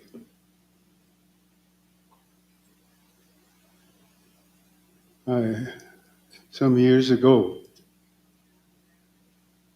I said, no, I don't want to do that. And he said, you're going to do it. If you don't do it, who's going to do it? Oliver Red Cloud, Charles, grandpa's Charles Red Cloud, Frank Foolscrow, all those people that taught me who I was as mentors. I bring them. They're here. Their spirit is here. I think about the dedication. Think of those that have given you this opportunity today. Don't waver. Paint up your pony. Get ready. Because it's here. Thank Thank you, Art. It's good to see you again. Thank you for coming. One more comment, then we got to get to Terry Hotchkiss. Yes. He's a tough one to come up behind. So there's at least two Phils here, so I just want to make sure you know this is Phil Baird. And real quick, I have to leave, but I just wanted to offer this thought that the written word is powerful, and we talked about that yesterday. But I had a reaction to Deb Holloman being quoted as saying, we have to fight climate change. And that to me is a whole different way of looking at the world that we're dealing with. And as soon as you say fight, then that means there's a loser. And we got to be careful of those words. I think you have a chance with this center, regional center come out. I really like the idea. You get all the pieces, James. So, congratulations for your work and what have you. But I think we have a chance also to educate the world. We use the word "are" quite a bit. And I got a pet peeve with that. We know what the history of the R word has done with the people, and yet we've been colonized to use that, and I know you have to use it in NASA and wherever. But the R word invokes again a negative. And I just adopted my own term, and it's appreciative inquiry. Now, you could translate that any ways you want, Lakota Scouts or whatever, but I just want to offer that because I think anything you put together needs to have a framework. And I think you have a chance to put a Lakota perspective and maybe clarify or articulate better what we're doing. But to say we're in a fight with Unchi, that doesn't even rest good with me. And our kids are going to run as soon as they hear that there's a battle here. The only one at risk is the two-leggeds. That's the amazing part about this. The only thing that's detrimental is when it all boils down to the two-leggeds. And we know there's a much bigger part of the universe. James, two things real quickly. In your overture, I was wondering what happened to, I believe it was chapter 12 of the last national climate change deal where they finally opened up a chapter for Native perspectives there. So any thoughts of that? And then part two, I've been looking, every time I go through Pier, I look at Wakasicha, that building, and it's just sitting there. And like now, my boss said, we got to move forward with that and see if we can talk to the tribes about capturing that. And I just assume be in the Black Hills for obvious reasons. But wherever we can go, the tribes have some say in that reconciliation center there. And I'm taking it from reconciliation to innovation. But to do everything you talked about, this would be a great place for that. And we can get tribal governments to come up and support us. So I just offer those as ideas, thoughts about the future we're in. Here at Centeglas University we're in. And I know I better quit now because Terry Hodges is getting ready to talk about fire. And I have to leave because one of my most favorite songs was Light My Fire by the Doors. I'm showing my age here, so I'm going to shut up. Oh, I still. Thank you, Phil. Good to see you, Phil. Phil Barron, thank you for coming, and we appreciate always the support of Central Gloucester University.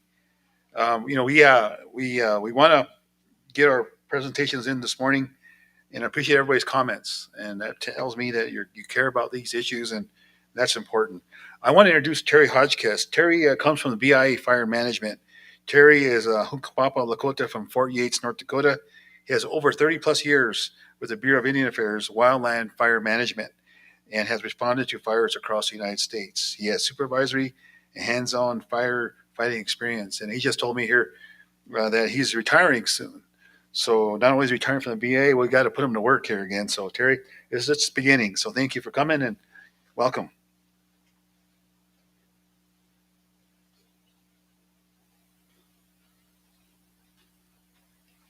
Good morning.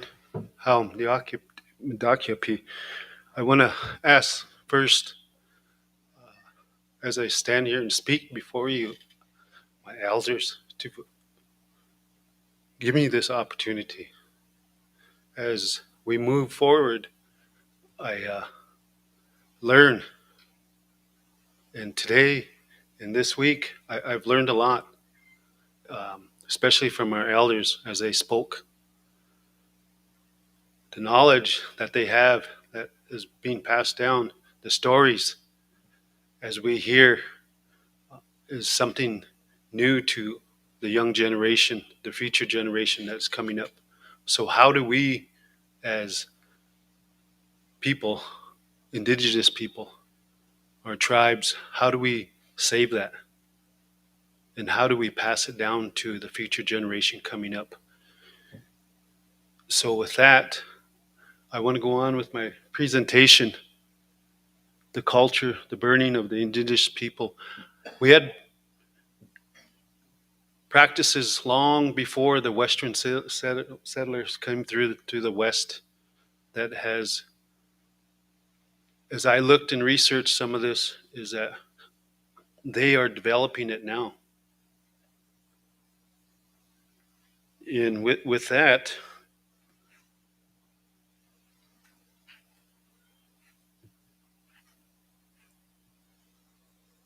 the culture burning that we had, I did like, and I was really impressed with James, what he talked about. A lot of what I'm going to talk about is what he talked about, is that the picture of the three on their horses, they were looking, pointing, observing, gathering information for us, for them. In part of that is, as natives, we lit fires from a small to a large fire, and controlled fires. And why? That was as the buffalo, the four-legged, migrated back and forth through their migration territories. It was for food. It was for us as we planned each and every season as we moved with the buffalo.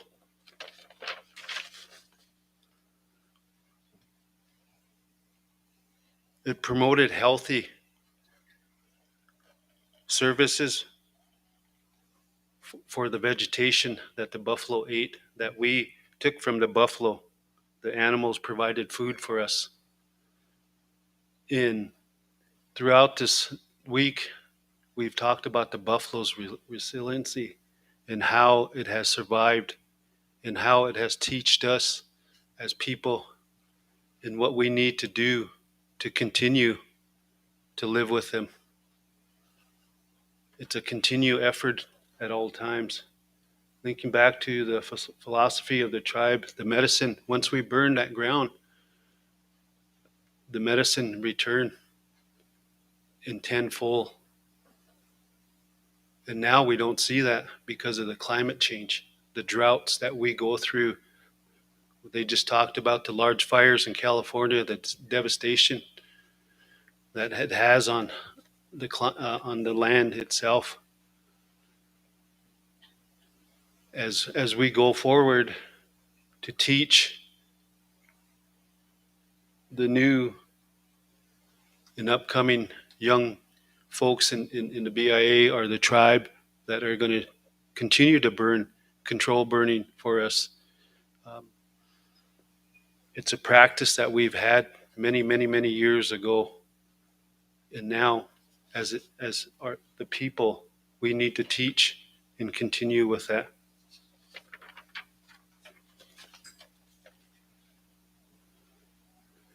And on the bottom there, as we moved from camp to camp, we burnt around the campsite for a number of reasons. One, we burned so we could see what was coming. If there was a fire coming, we could see that.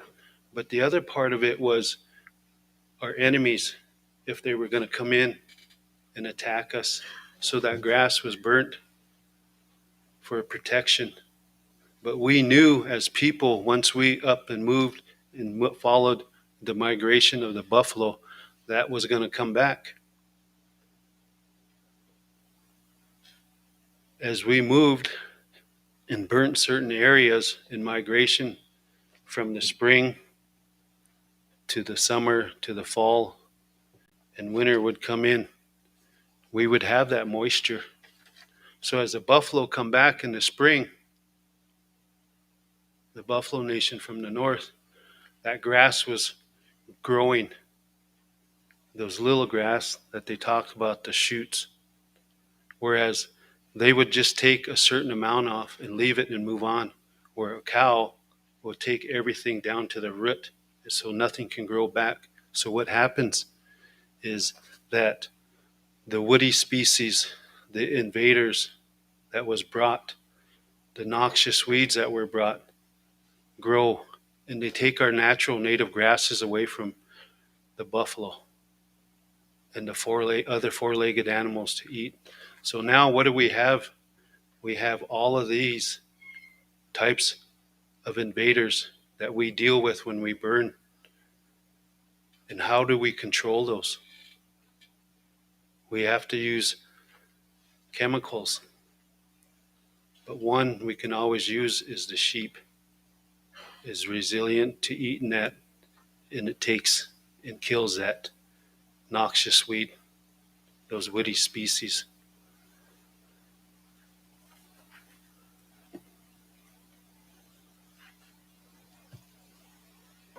So in today's modern day planning for fire, we gather all this information and we put it in a document like what we have here. But we need the input from the tribes to help us with this. This is our lands, where we come from. And we want that input to bring back those native grasses. So we have what we need to sustain our four-legged animals. So that's part of all the gathering, working with what we have to work with now, both sides, meaning the federal government and the tribes. We have to compromise and come with an end product. But as a people of our tribes, we have lots of power. And that power needs to come forefront now as we move forward in this new age.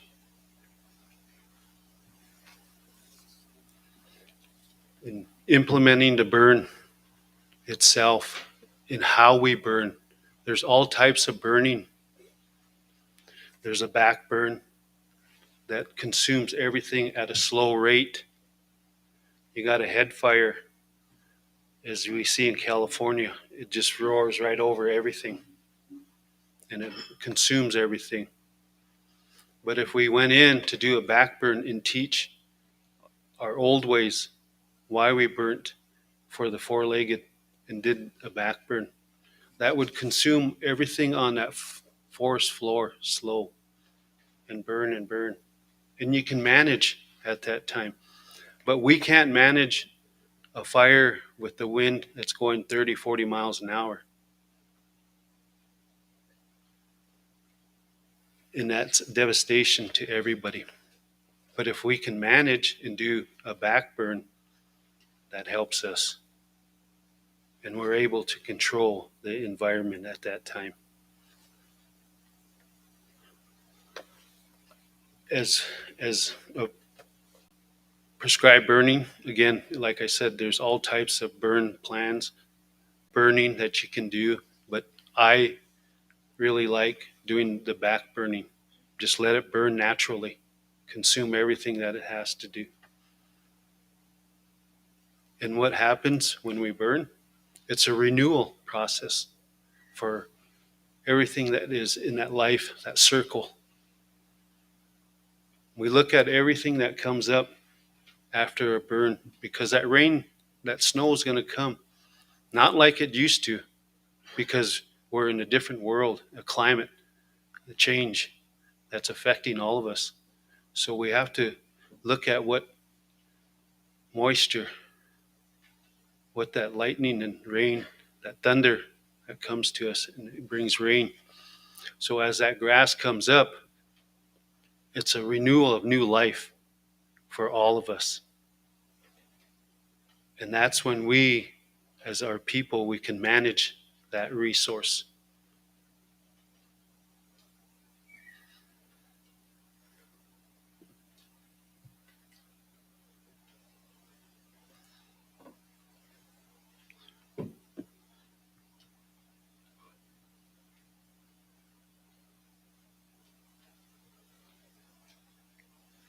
So as we talked in the first day, our elders that came up and spoke, and throughout the week we talked about the Tatanka, the buffalo, and how it survives. And it teaches us. In 1988 at Yellowstone, one of my very first fires, I've seen a lot of buffalo. And they knew where to go as I observed and watched. And they knew where to stand when that fire was coming. And they always went the other way with the fire. As they got out of the smoke and fire, they stood there and looked back at everything before they went again. So that teaching of that buffalo has always been with us.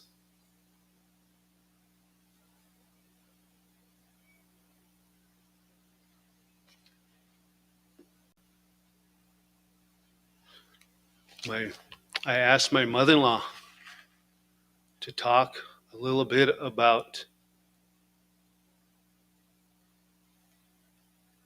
her stories and what they mean. She's here today. She's 86 years old. And I'm going to play a little video over here. It's about a 9-10 minute video. But these stories that we have to pass on and keep is a key component of what we have as a Lakota, Nakota people. So I'm going to play this. If I can get out of here, Phil. Back to the front.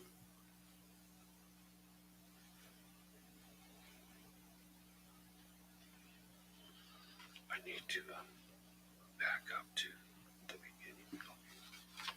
Where is it at? It's on the very front screen. Oh, there it is, right down there. It's right here. There it is. Yeah. Okay.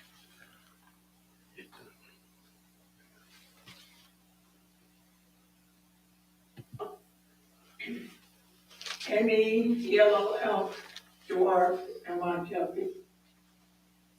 I'm from Standing Rock. I'm 83, 86 years old. I lived here all my life. And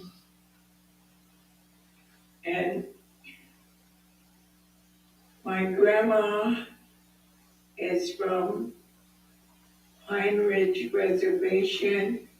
She was born at Oglala, and her Lakota name was Tokichui, and she was a medicine woman.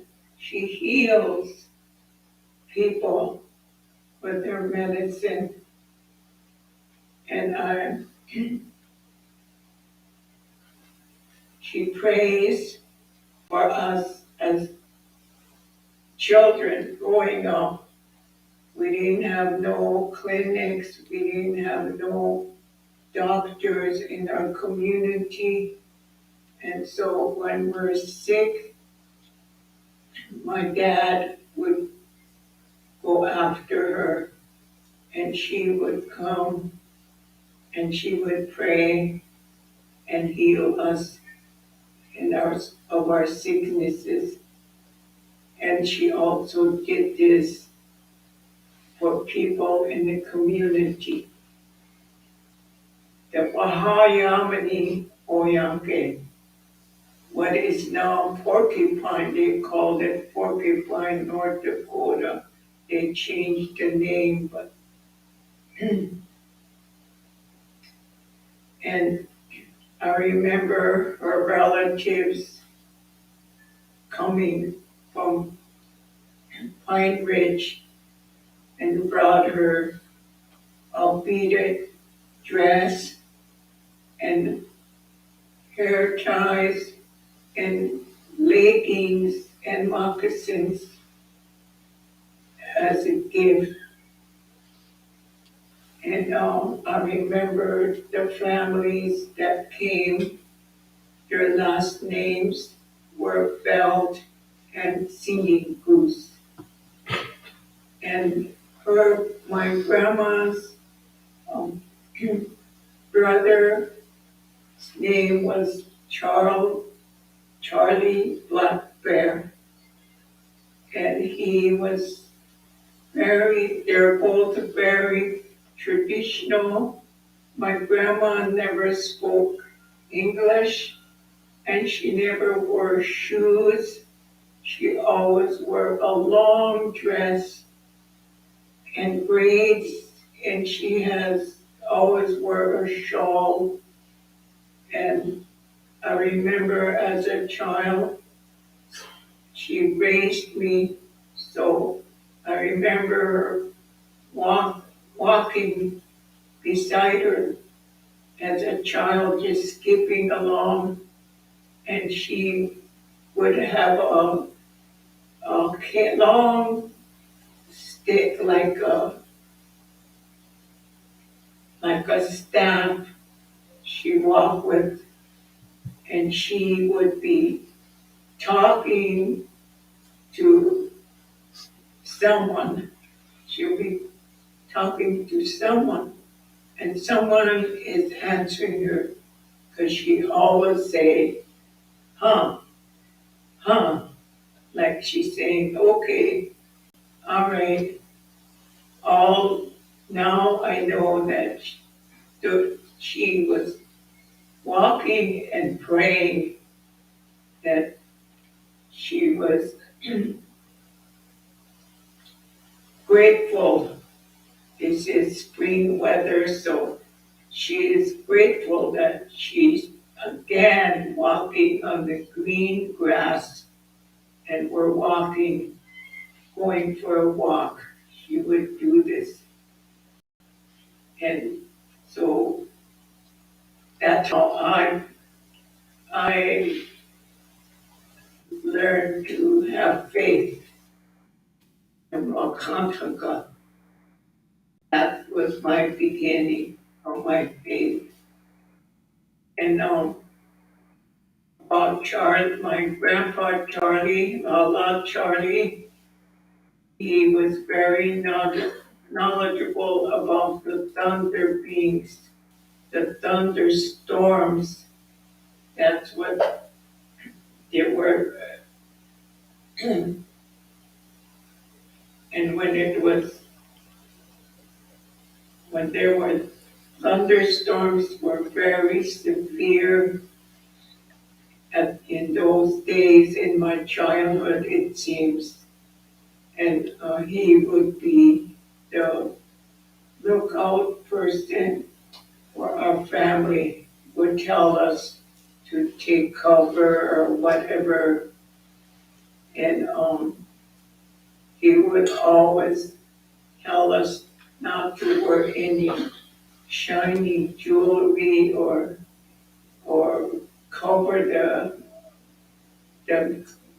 mirrors in the house with something because the lightning will strike. And so we did this, and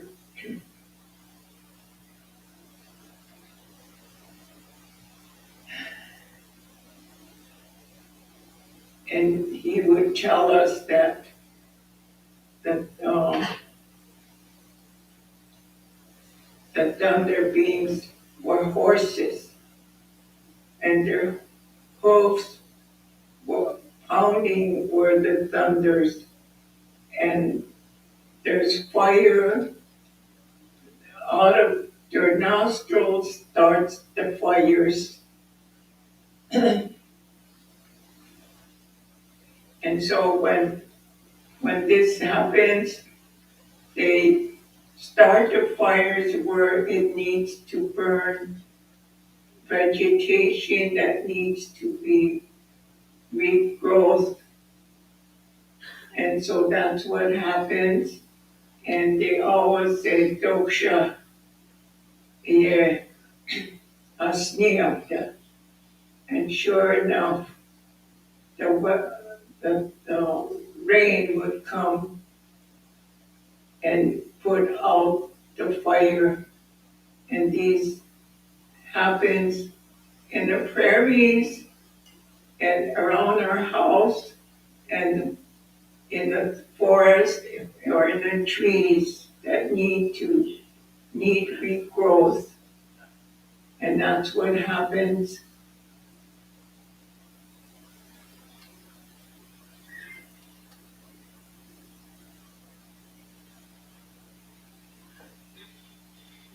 Phil, we need to move there.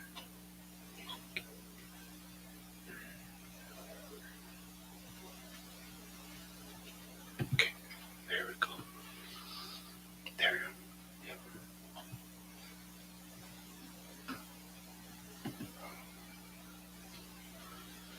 Should be able to get back to her.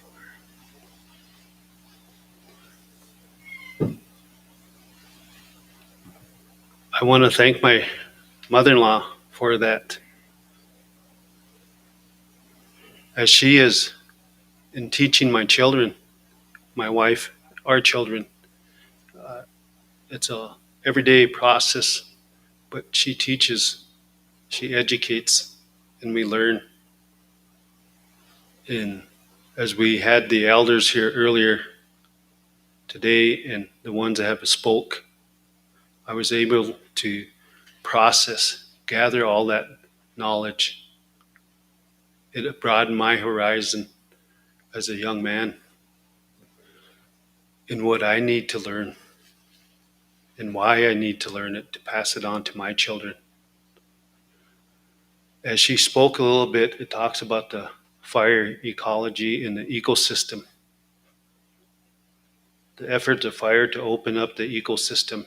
And James talked about that fire in California. As it travels, it gets up into the air, and we all experienced it here. Even in Rapid City, when they have large fires, where does that smoke travel? As the jet stream comes over from the northwest, our predominant winds, it travels down into the lower valleys, and it goes to Pine Ridge, Rosebud, and out east. And we feel that effect from Canada and from California as the jet stream comes up and the ecosystem, and it drops all that smoke.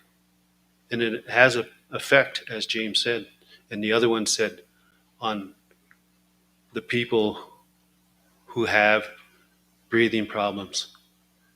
And it affects all of us one way or the other, not only the people, but the four-legged that are out there. So this ecosystem that we have, how do we work with it? They talk about the turtle. There's 13 on the back of the turtle. We had 13 seasons, 13 months.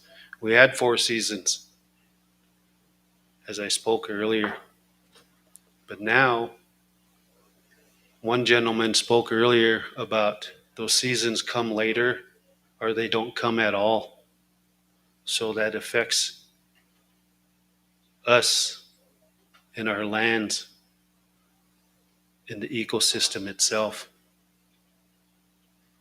One gentleman talked about the extinction of certain animals. And they talk about that 1.5 or 2 degree Fahrenheit. If it rises that, what's going to happen to us? What's going to happen, and who's going to be here in the end? So that plays a big factor in the ecosystem. They talk about the glaciers melting, the water rising, and it's going to start flooding the outer edges of North America. Is it too late? Can we teach, meaning the indigenous people teach, and integrate with what James talked about and what he's developed with his organizations? They want to hear from us. So as people, we need to work with James, work with, and getting that information disseminated now, how we burned and why we burned and when we burned for certain areas.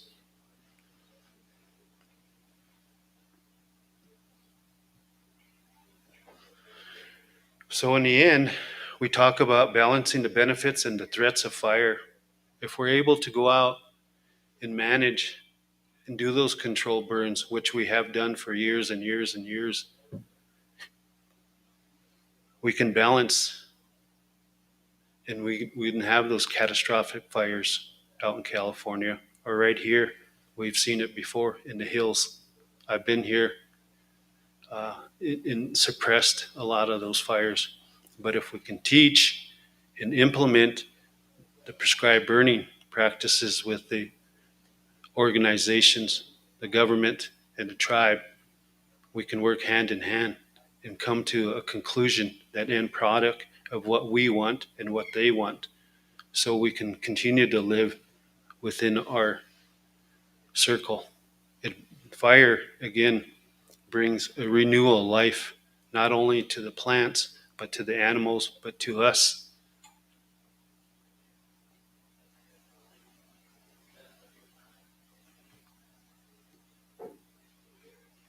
In my closing, I would like to share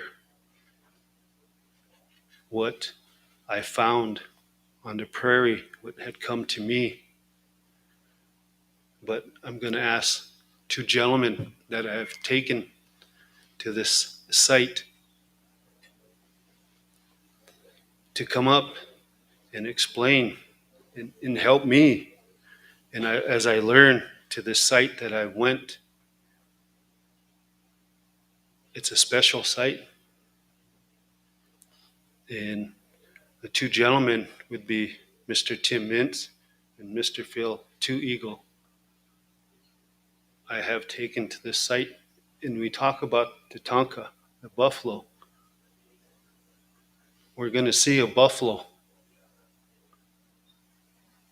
And what does that mean to us as Lakotas, Dakotas? There's 7 buffalo at this site. And there's a number of other, you want to call them effigies, You want to call them rock formations, prayer circles. It's a huge site. So at this time, I would like to bring up Tim and Phil, and we'll go through a slideshow, a little presentation, and what the buffalo and how it survived amongst us and what it teaches us as people. And I have one slide I'd like to share with you, is what Chief Red Cloud has said. Now be brave and fight for what you love. The elders say that one of Crazy Horse World cries.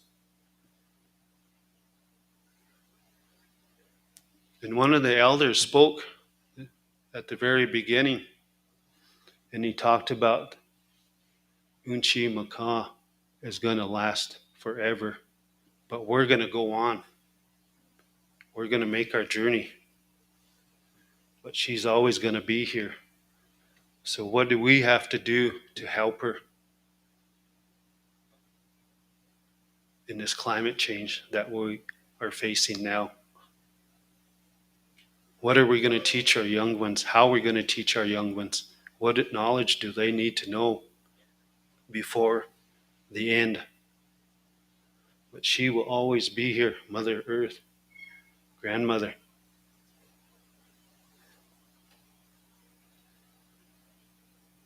The strong hearts to the front. What does that mean? It's we, as the men, we have to step up. We have to prepare and be ready in this climate change. And where do we go with it?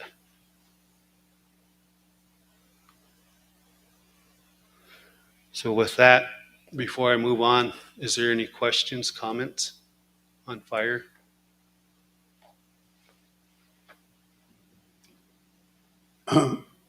Artemica, I'm always full of questions as an educator. One of the things we look at, in 1959, we had a fire up at Deadwood. And I always said, who did they come and went to Pine Ridge and they loaded us all up there to go and fight the fire.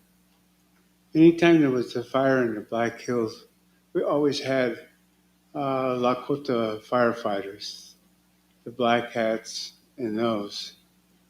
But we never seen anybody that was taking, that had gathered their wealth from the forest, the lumber companies, or those services, the lumber yards.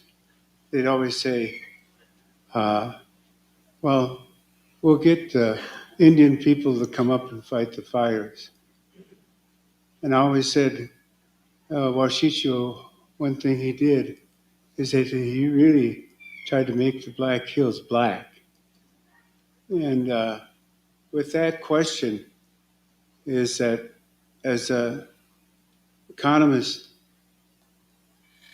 we have 9 reservations in a large landmass. Many of that is landmass, as you pointed out, is grasslands. All the animals, all the cows, we're not selling land, we're selling grass. If your grass is burned out, who's going to lease it?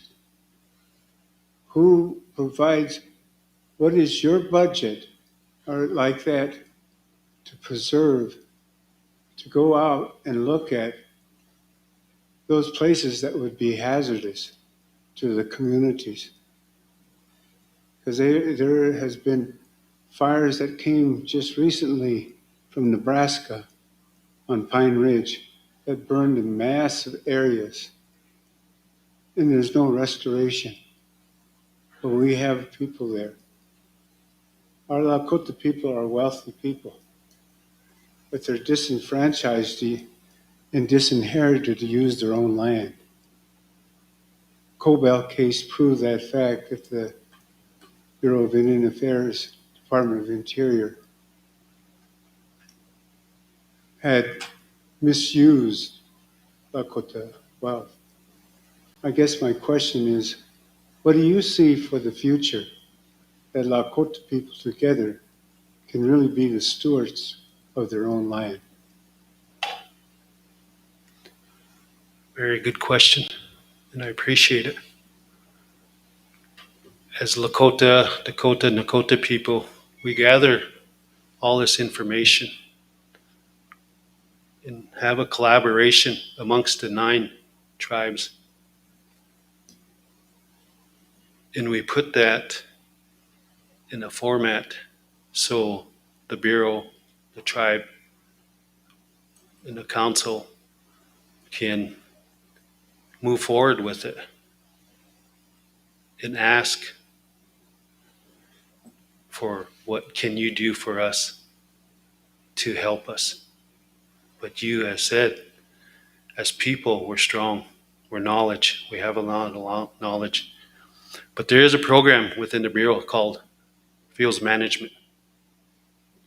And that program will go out amongst the reservation and look at what you had talked about, the most probable and devastation that it's going to have within the community, around the community. So we put a plan in action, pre-plan, and we look at where we're going to burn.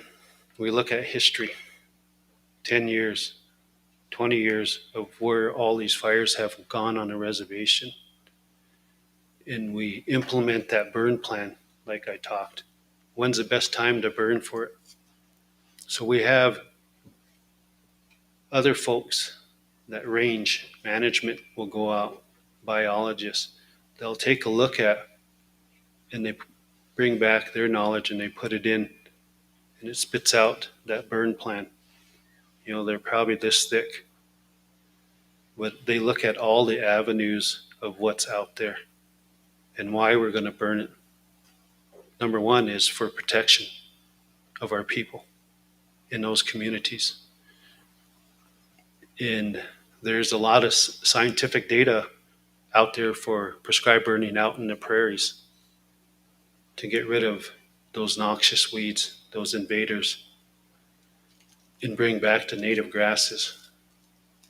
So it has changed. We've had 4 seasons. Now we still have the 4 seasons, but when are they coming? One of the gentlemen talked about fire is not 6 months anymore. It's 12 months because it's a climate change and it's affecting all of us. So there is a fields program, and when the tribes 638 that, they bring that fields program with them.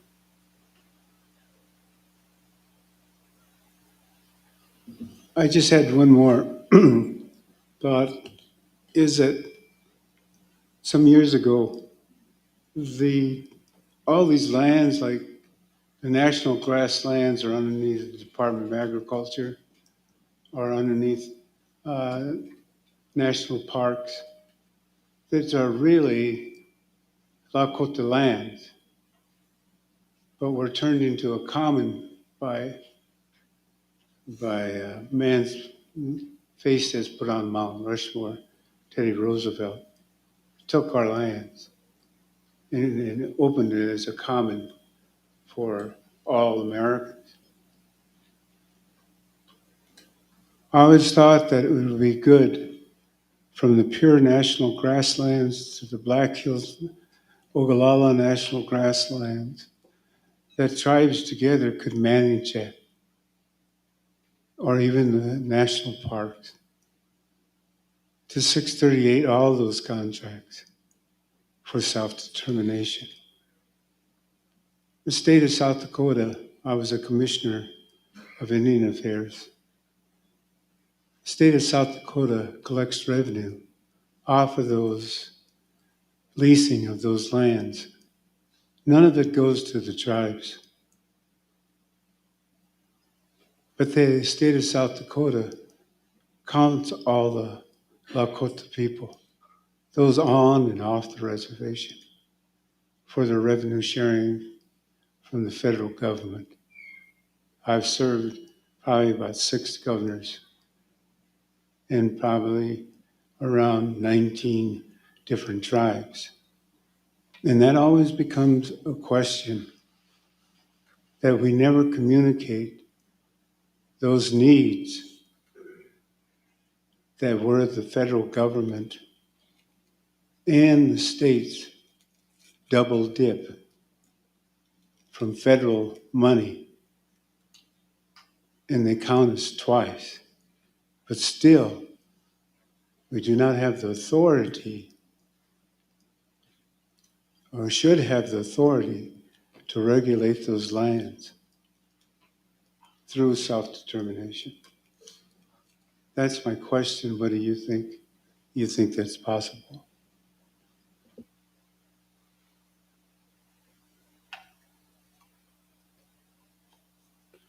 I guess it's something that the tribes would have to take and address it. But everything is possible. We've been taught that from we're here. And as we grow older.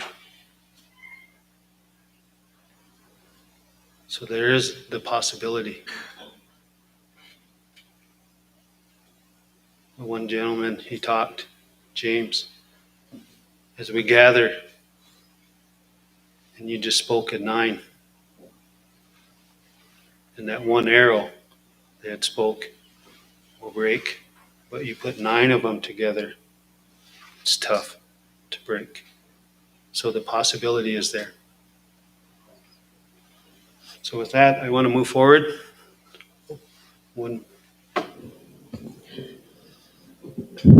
I have a question. My name is Paula Antoine. I'm the director of the Sitomni. And my question is about the procedure of requesting a prescribed burn. You know, what are the timelines? What are the procedures?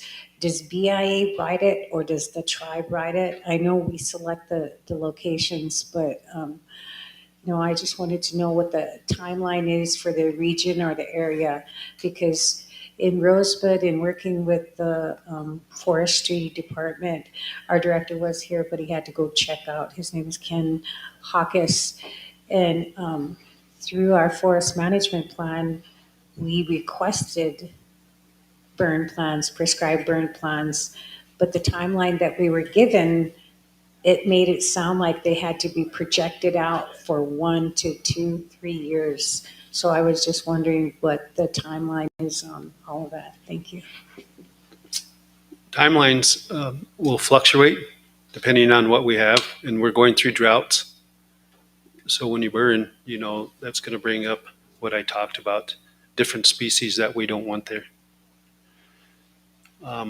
You'll have to continue to work with the Bureau or the tribes that are 638s with their programs to ask the best time to burn it in the fall or in the spring. But who writes them plans? You didn't answer that. The field specialist for the BIA, if it's under the BIA. If it's under the tribe, under a 638 program, the field specialist for the tribe would write that and implement it. Who's a employee of the Bureau? At Rosebud? Yeah. I know, but you're saying that the fuel management or the fuels person who is the employee for the Bureau is the person that writes the plan? Yes, ma'am. So that's not the responsibility of the tribe? No, only unless the tribe is contracted under a 638 program.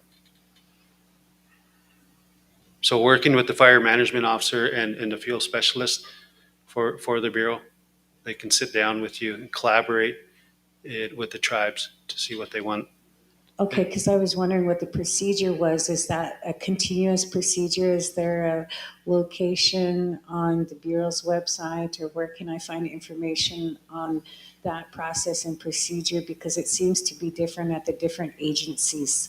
Because you make it sound so easy to do a prescribed burn when in our experience, it's not. And, because we've been trying to do the same thing. And in fact, right before the Longhorn fire, which burned 46,000 acres in Rosebud, we were trying to do a prescribed burn that year before, but the process was so long that it didn't get done. And all of a sudden, we had a giant fire on our reservation. So I was just wondering, what the timeline is, for developing that plan from the time the tribe requests it until, from what I understand, we were told it's 1 to 2 years. And so, the procedure doesn't sound the same and the timeline doesn't sound the same. In gathering all the information, timeframes are all different. Like you said, some can take a year. We put in to burn for next spring, the previous year, and if there's more information out there, what we need to gather, hazards, why we want to burn culture sites, working with THPOs to get that passed, so we can go out and burn. It could take up 2-3 years. So all of those elements have to be looked at before the plan can be implemented. Okay, good morning. My name's Reno Red Cloud. I'm with the Oglala Sioux tribe. And one thing that we're looking at on Pine Ridge is we are working with the BIA, and we're trying to get our strategies for the tribe and then the BIA on implementing, involving them in our drought action plan. But one thing that we looked upon was a fire safety plan that I know I'm not trying to change the subject for your presentation, but we're trying to get all the strategies together for responding to fires on our reservation. And I know that we have a lot of, there's a lot of fires that we encountered this past year, from our casino clearing to Slim Buttes. These are big fires, but during this drought, we don't have really the resource for water, especially coming out of our public water system, our rural water system, because their priority is domestic use. But one thing of our strategies with BIA is we talked with one of our people down in Pine Ridge, the superintendent, and a guy named Ray Hart. I don't know if you know Ray on Pine Ridge, but we were looking at, you guys have the safety of dams flood action plan to respond to floods, but now that we're steering in the direction of drought, I think it would be advisable for the BIA to work with us and look at maybe helping us implement a drought plan with you guys' input, because I know one of the obstacles that we encounter is whenever there's a big fire, just take this past summer. We're drying our surface water, but there are a lot of abandoned wells that are still out there. But we were looking at maybe strategizing to get some funding and some resources to identify certain key abandoned wells all over our reservation. Like, you got Kyle in the central, you got Wombly on the east, you got different areas of our reservation that if we could look at working with you on developing a drought action plan with your input with the BIA to help us do a fire safety plan, so whenever a big fire does come, we do have resources to go to for water resources to use at that time for fire suppression. Because the way it is right now, it's, in the future, we're going to really be serious about climate change. We're going to need to identify some key areas for water, for fire suppression, and a drought plan with you guys' input involved with us. So that's what we're looking at on Pine Ridge right now. So if we could come together, identify our resources, and then actually implement a plan that's effective not only for for our tribal members, but for, like the BIA's operations too, for fire suppression and land operations too, because these abandoned wells can be used for, in case of a emergency response, they could use that water for cattle and stuff too. So, but we're strategizing on all these different strategies, and just wanted to let you know that we're working to try to develop an action plan that covers not only the domestic livestock but fire suppression too. Okay, thank you. Oh, good plan. And working and collaborating with everybody. With that, I want to go ahead and move forward with this. See if it comes back on.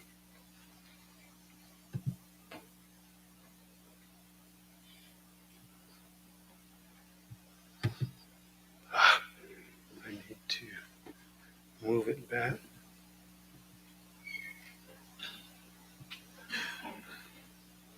Tim,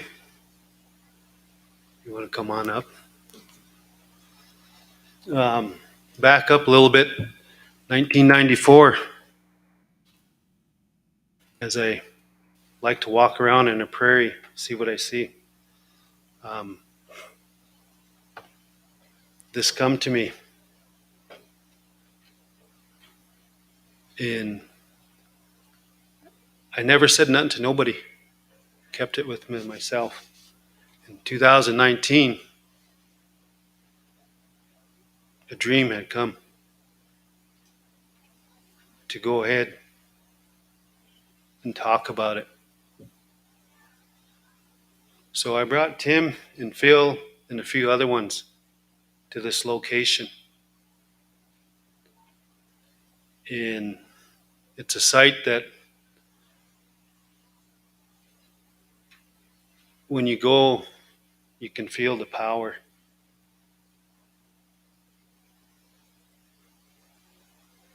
It's something that I've never felt within here. I have hair because I'm not a full blood anymore that went out, but instead up straight on my arms, my neck. And I brought them out to gather as they're my elders in what they see and what they can teach me with this site. And within that site, I started finding what I spoke of. There's 7 buffalo around, white buffalo, rock.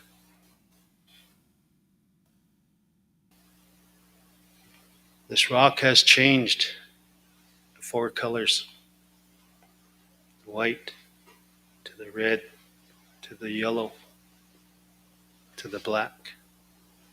Now you go out there, she's turning back to white. She's almost all white. Within that rock, as I go through these slides, there's a little white buffalo calf on the side of her. In 1994, in 2019, I went back out. I go out every spring, fall, and go out there. That little white buffalo calf is no longer there. It's a wolf. And that little white buffalo calf, the wolf is looking over the little calf that is on this rock. This rock is from here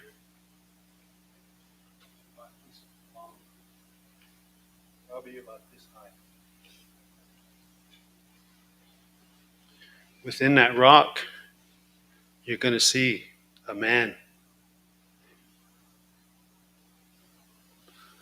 The hair, the face, the nose, the mouth. And he has a blanket. But with that, I would like to have Tim and Phil, as they were out there, talk a little bit about it. And I will go through and move the slides as they talk.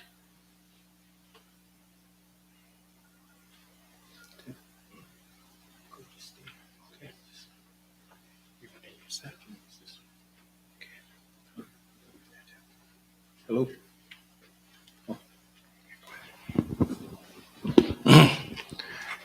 Yeah, I just want to continue real quick here since we're getting short of time here. Pushkai asked me yesterday if I would help him with this and talking about this to the public. And for me, it's been a long road just like him. And we always wonder when we're going to start talking about these types of things openly.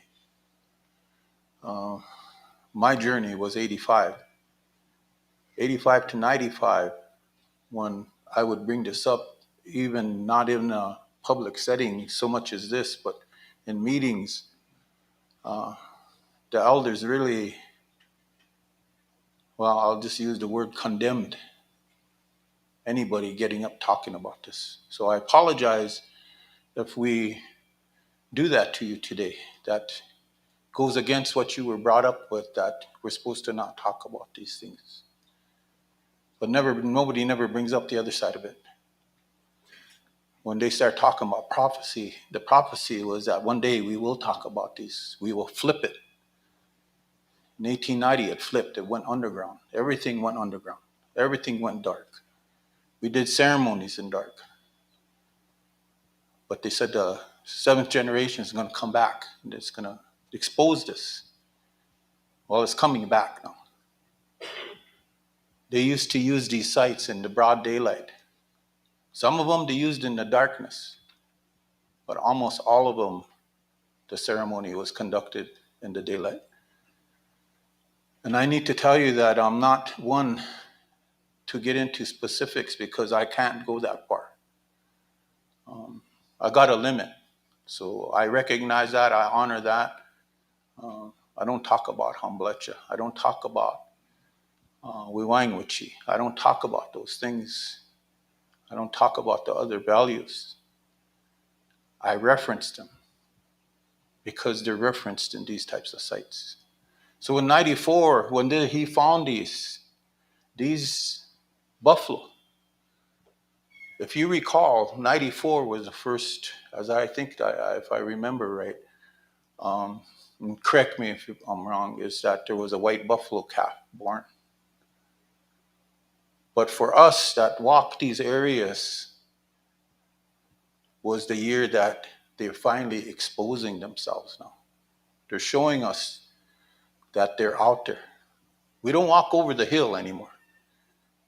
We don't get off that black ribbon that was in prophecy, that Wa'anata's father, Wa'atana. Close resemblance of wording and what it meant, but Wa'atana provided a prophecy. And he talked about the four colors of Mother Nature, the four paintbrushes, that she provides this earth in the form of four seasons: black, red, yellow, white. Part of the black is when we talked about these types of things that regenerates Unchi Maka. Makochi, and it creates the Makochi Washde. But what was talked about today was climate change. So we're not talking about these types of subjects that we have to. I'm glad my Kanshi, he brought it up yesterday, sacred sites. We hear that. 94, in the early 90s. I want to also say that we fought very hard. Vine Deloya's name came up. He was instrumental in pushing for the NAGPRA law, the Native American Graves Protection Repatriation Act. We were all at the front of it. We were all talking about these types of sites. It was set around on DC up on the hill. Mainly it was around NCAI, was really pulling tribes together on these sacred sites. Because it stemmed off of something that happened in 74. And we have one of the individuals that really spearheaded that, led that. Bill Means is here with us. He can witness and attest to what I'm saying, that came out of 74 meeting on Standing Rock. Push for the 78 American Indian Religious Freedom Act. But it went further than that. it went to sacred sites. Early 90s, 74 to 85 for me was a trying time as a real young man, because we had responsibilities about these young people, about these sites. Some of us knew where they were because our families helped protect them. And part of my family on my mother's side, this is their responsibility. So I had a responsibility. That's not a bragging right. That's a very hard road to walk, where it tests and provides humility. But these types of sites, when you get up to talk about them, you get condemned, because everybody grew up saying you don't talk about these openly. But I believe now, in this day and age, treaty councils have to step up. Why did we have treaties? Why did we have a defined boundary? It was because of these right here. This is just one of many that we should talk about openly now. Maybe not so much in front of cameras, but have a dialogue. Because from 1990, after NAGPRO was enacted, and of course we had to go to Congress to do that, to convince them that we needed a law. Why should we do that when we already have natural law? We already know what we have already. Well, I want to say this, that 1992, Congress amended the National Historic Preservation Act, allowed tribes to step outside reservation boundaries, outside of federal land, tribal land, and identify these types of sites. It also created the Tribal Historic Preservation Officers. Vine Deloria was one of them that was really pushing for that. At the same time, from 73 all the way to 85, there was a very strong push to recognize our position in the ecological world, that we were stewards. But why did we hide our spirituality? We had to protect it. But we're protecting it so much that now all the old ones that had that very strong grain of oral knowledge, they're gone now. We're losing them. They're taking it with them, all that knowledge. But prophecy said that we're supposed to talk about these. One day we will openly talk about these types. We'll talk about Tunka. We'll talk about the rock, what we first had. So I came here just to help him, because October 30th of this year, the 1992 amendments is in its 30th year anniversary. That was some hard fought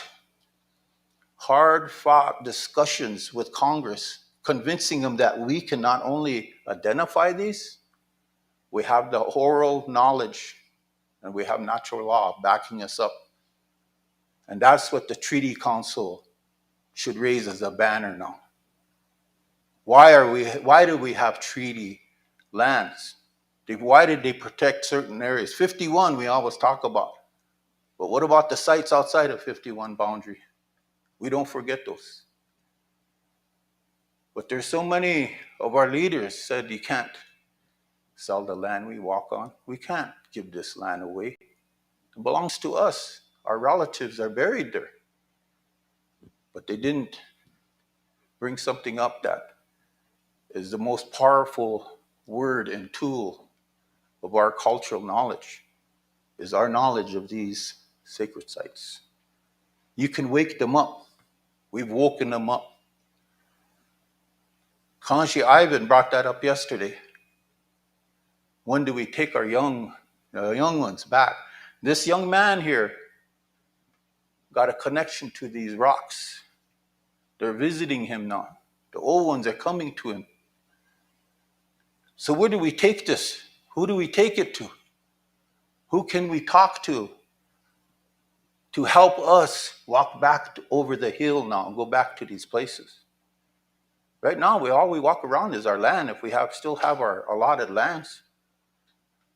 We don't even walk around our reservation, the tribal lands on our reservation, to see these types of areas that was the very center of our spiritual connection to Maka. So there's very few of us that are bringing this up. How much courage does a man have to be able to talk about something that he was brought up with? When grandma used to take us outside, line us up early in the morning, just as dawn cracked, take that pinch of dirt and put it in your mouth. You're tied to the earth. We don't even do that to our kids. There's an old word called makagana. At home, they call makagana. When my mother released me from her body, I was still connected. Where I was born in a 2-room log house. My grandma never believed in dirt or wood. She had a dirt floor in our log house. When Mini Choni hits the ground, they touch you. Makagna. Maka-egna. Makagana. Nobody uses that word anymore because nobody's born like that anymore. Few of us left. But why did they do that? We're connected to this.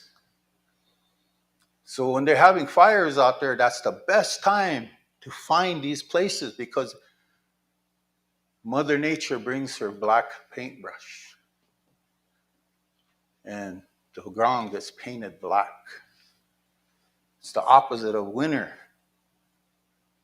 Grandmother looks at her children.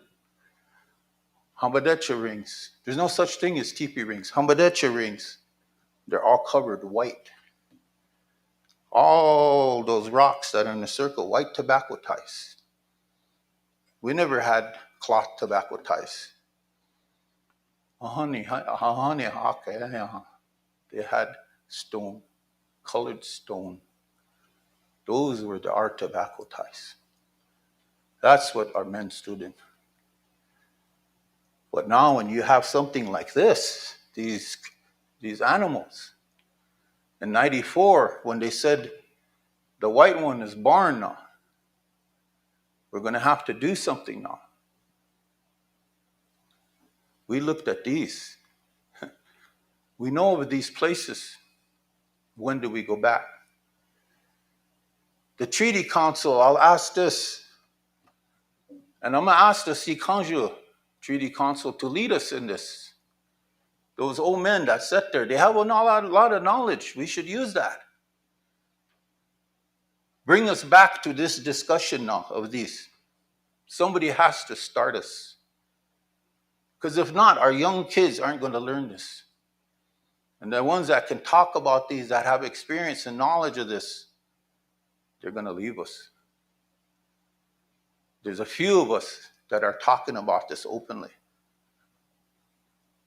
I was busting with love yesterday when my Kahanshi brought this up. This has been my life walk all my life. When we started ceremony from 80 to 85, they finally let us start to put it on a piece of paper.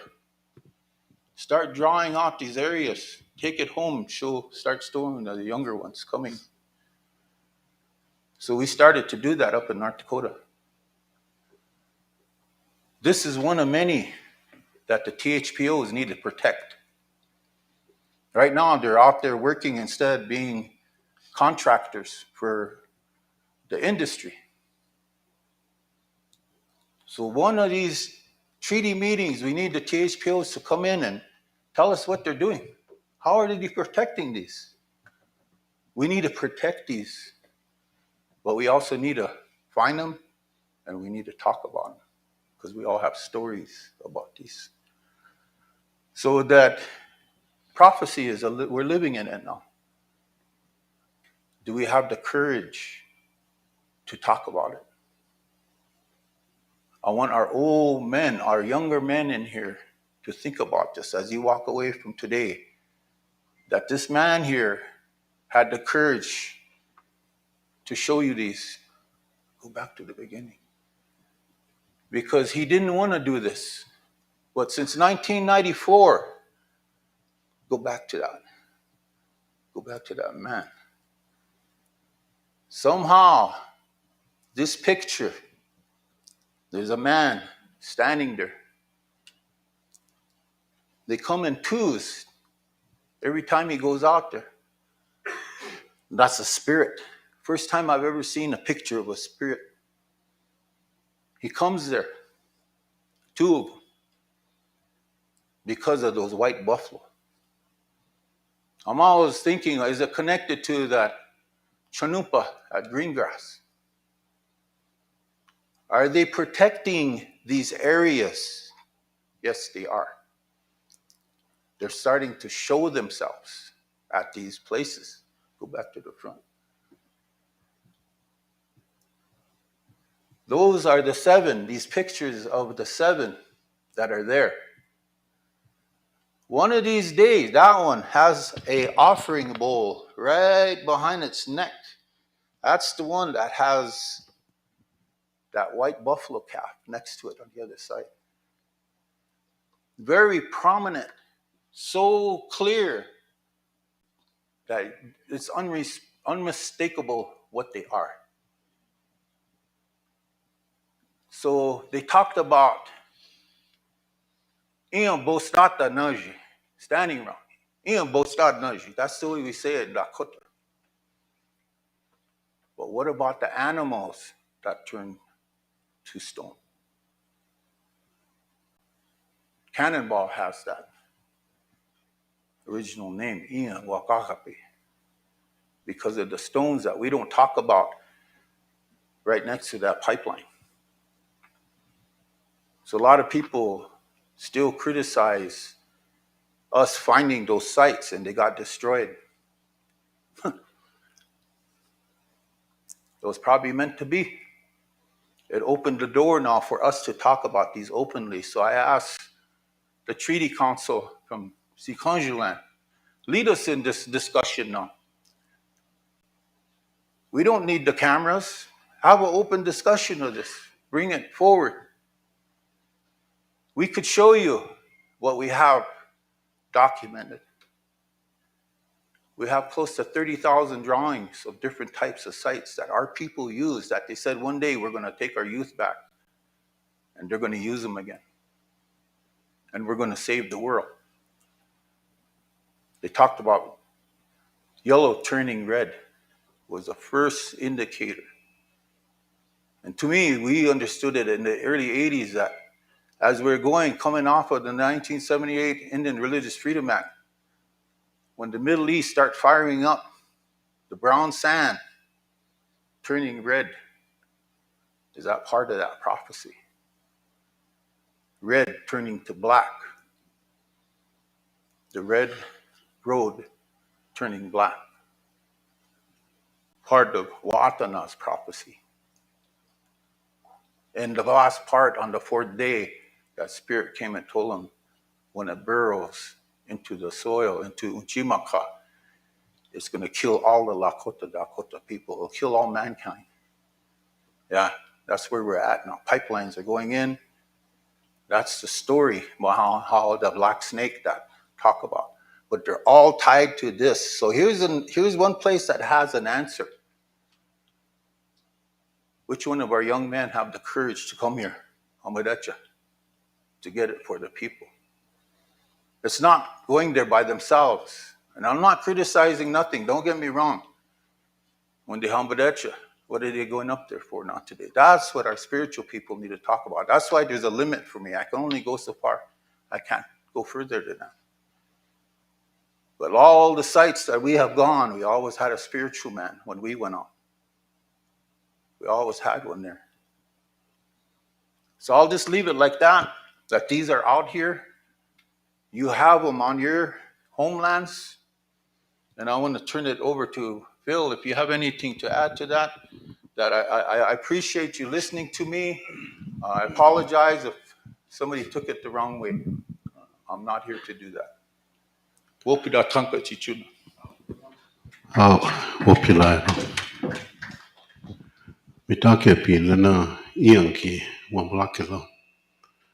Na taku kaki slowium chimpi. Cha si changu preta omanichi okola kichiki. Obuagalakin Duksha Hecha Unkukti will bring the Treaty Council to Standing Rock. And we have to do something that's never been done before, is to start the process of codifying our own Oceti Sakowin Wolf to protect these sites in the meantime. Something that we can work on. That would be my recommendation. I have seen these sites; they're very powerful, and we're going to call on the Wakai Chasha to come with us. We'll bring some of them with us. There might be need to exercise some protocols up there. So I want to say that much, and then maybe set some meetings in the future, invite all our relatives and protect these sites. Toski chukung teki takomani iwongla kaktelo metake asi.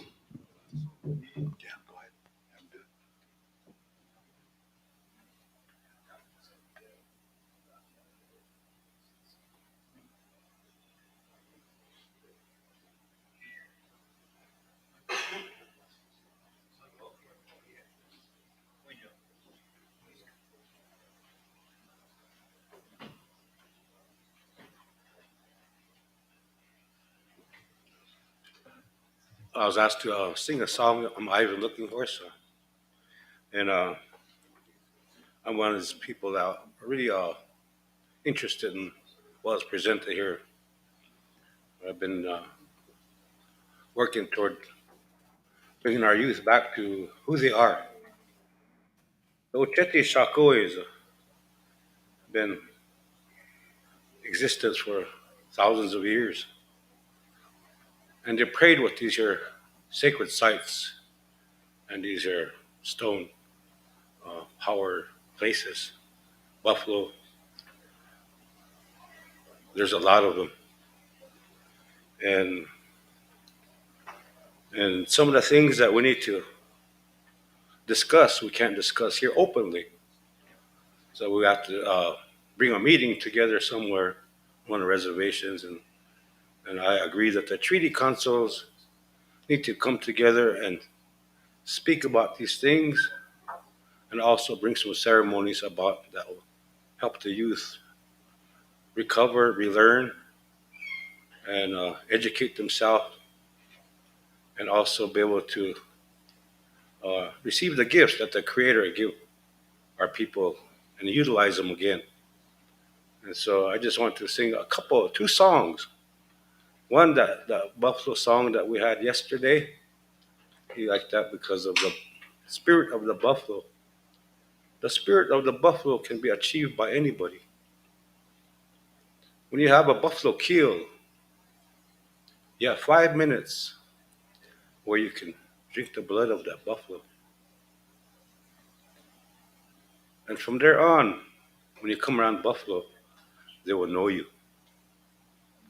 They'll know you telepathically also, because I experienced it twice. 1994 was the first year I run a Sundance. My father wanted me to run a Sundance. I wouldn't do it for a while. When I agreed and first started learning, 1994, I ran that Sundance in August, where they wanted me to run that Sundance.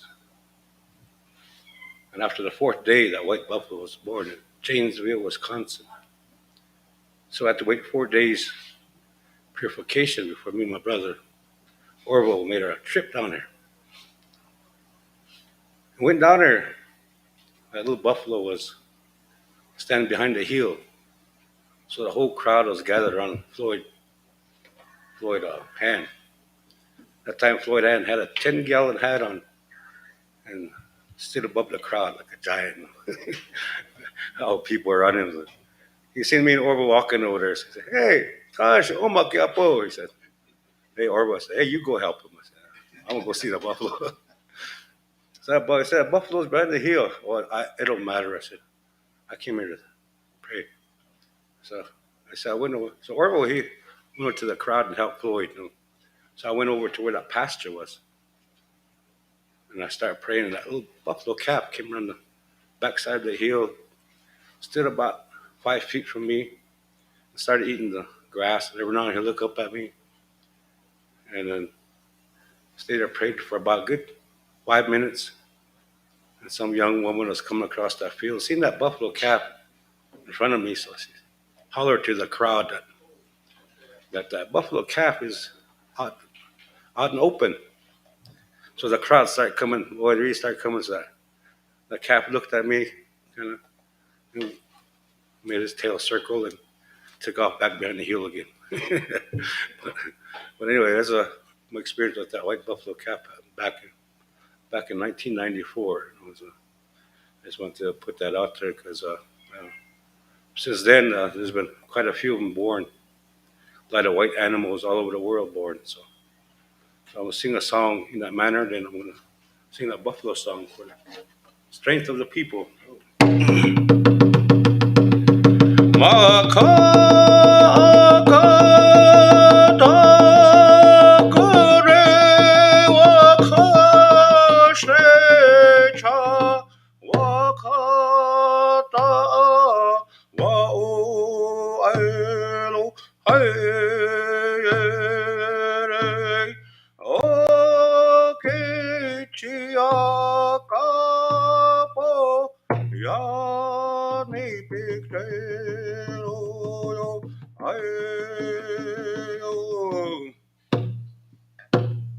was yataki yamani, was yataki yamani, ataka hey yamani, areya hera wera, ahera hera wera, manielo hera, was yataki yamani, was yataki yamani, ataka hey yamani, ahera hera hera, ahera hera wera, manielo hera, was yataki yamani, was yataki yamani, ataka hey yamani, ahera hera wera, ahera hera wera, manielo hera. Thank you. Oh, Wopila Ivan. Thank you. Our next and final presentation of the day will be from the Rosebud Suchunga Climate Plan. As we have Robin O'Malley and Paula Antone, both were instrumental in putting together this plan. And so we want to share that with you today. So I'll turn it over to Robin and Paula. Thank you. All right. Well, James, thank you. And let's see, we'll get ourselves organized here.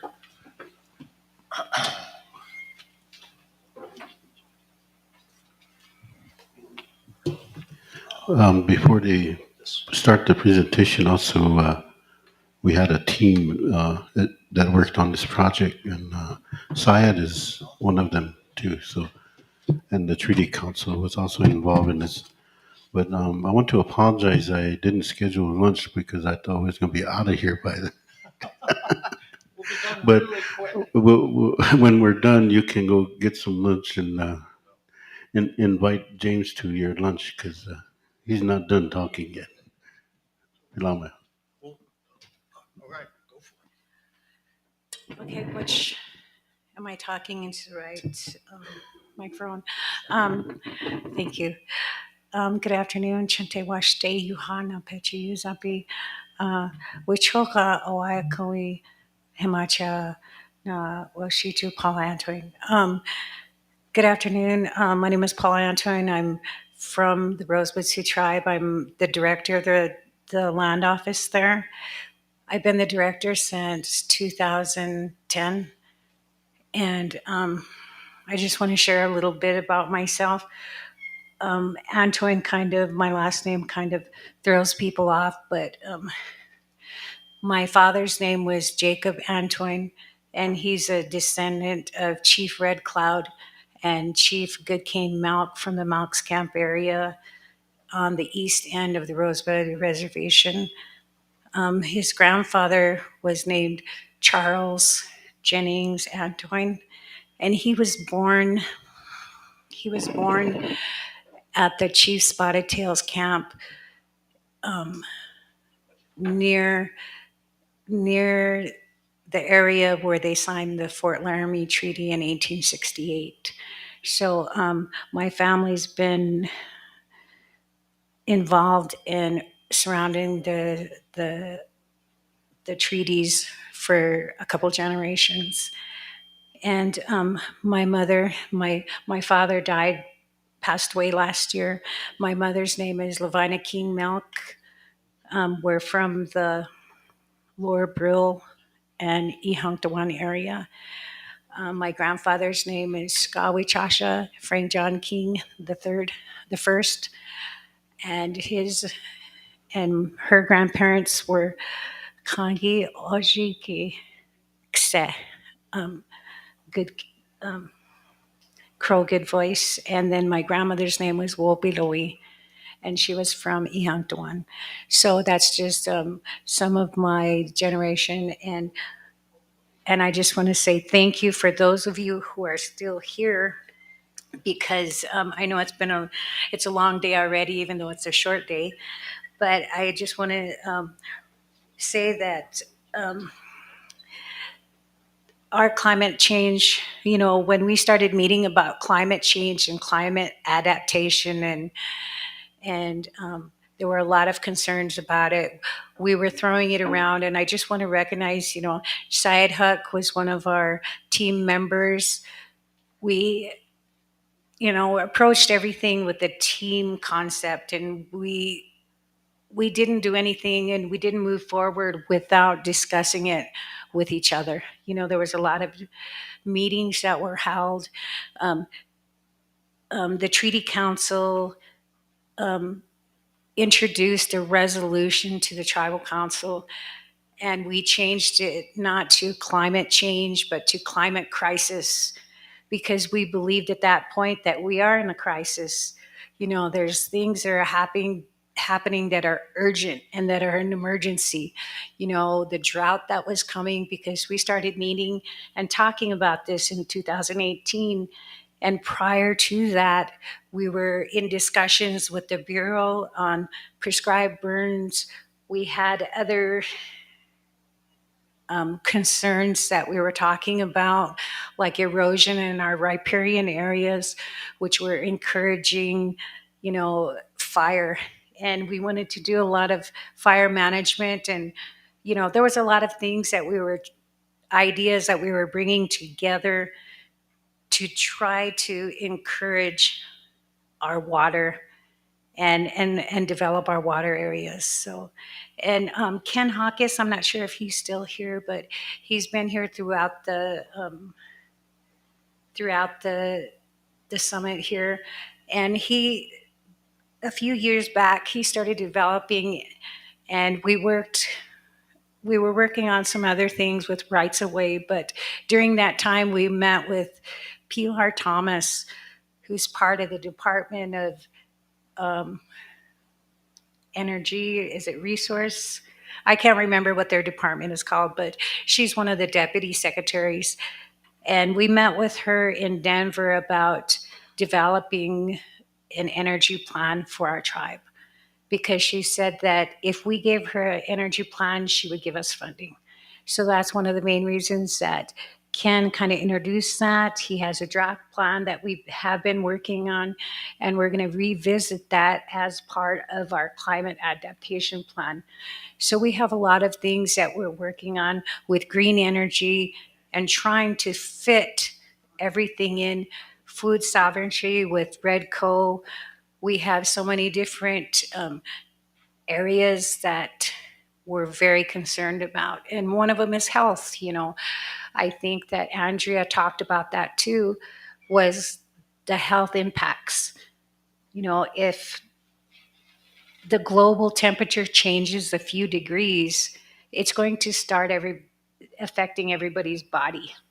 It can change people's internal organs depending on how high that global temperature goes. So that's, that's another thing that we were talking about, and if it's changing an adult's body, what is it doing to a pregnant lady? What is it doing to our unborn, and our children? So that was one of the other things. But as, oh, I don't think we got this on here.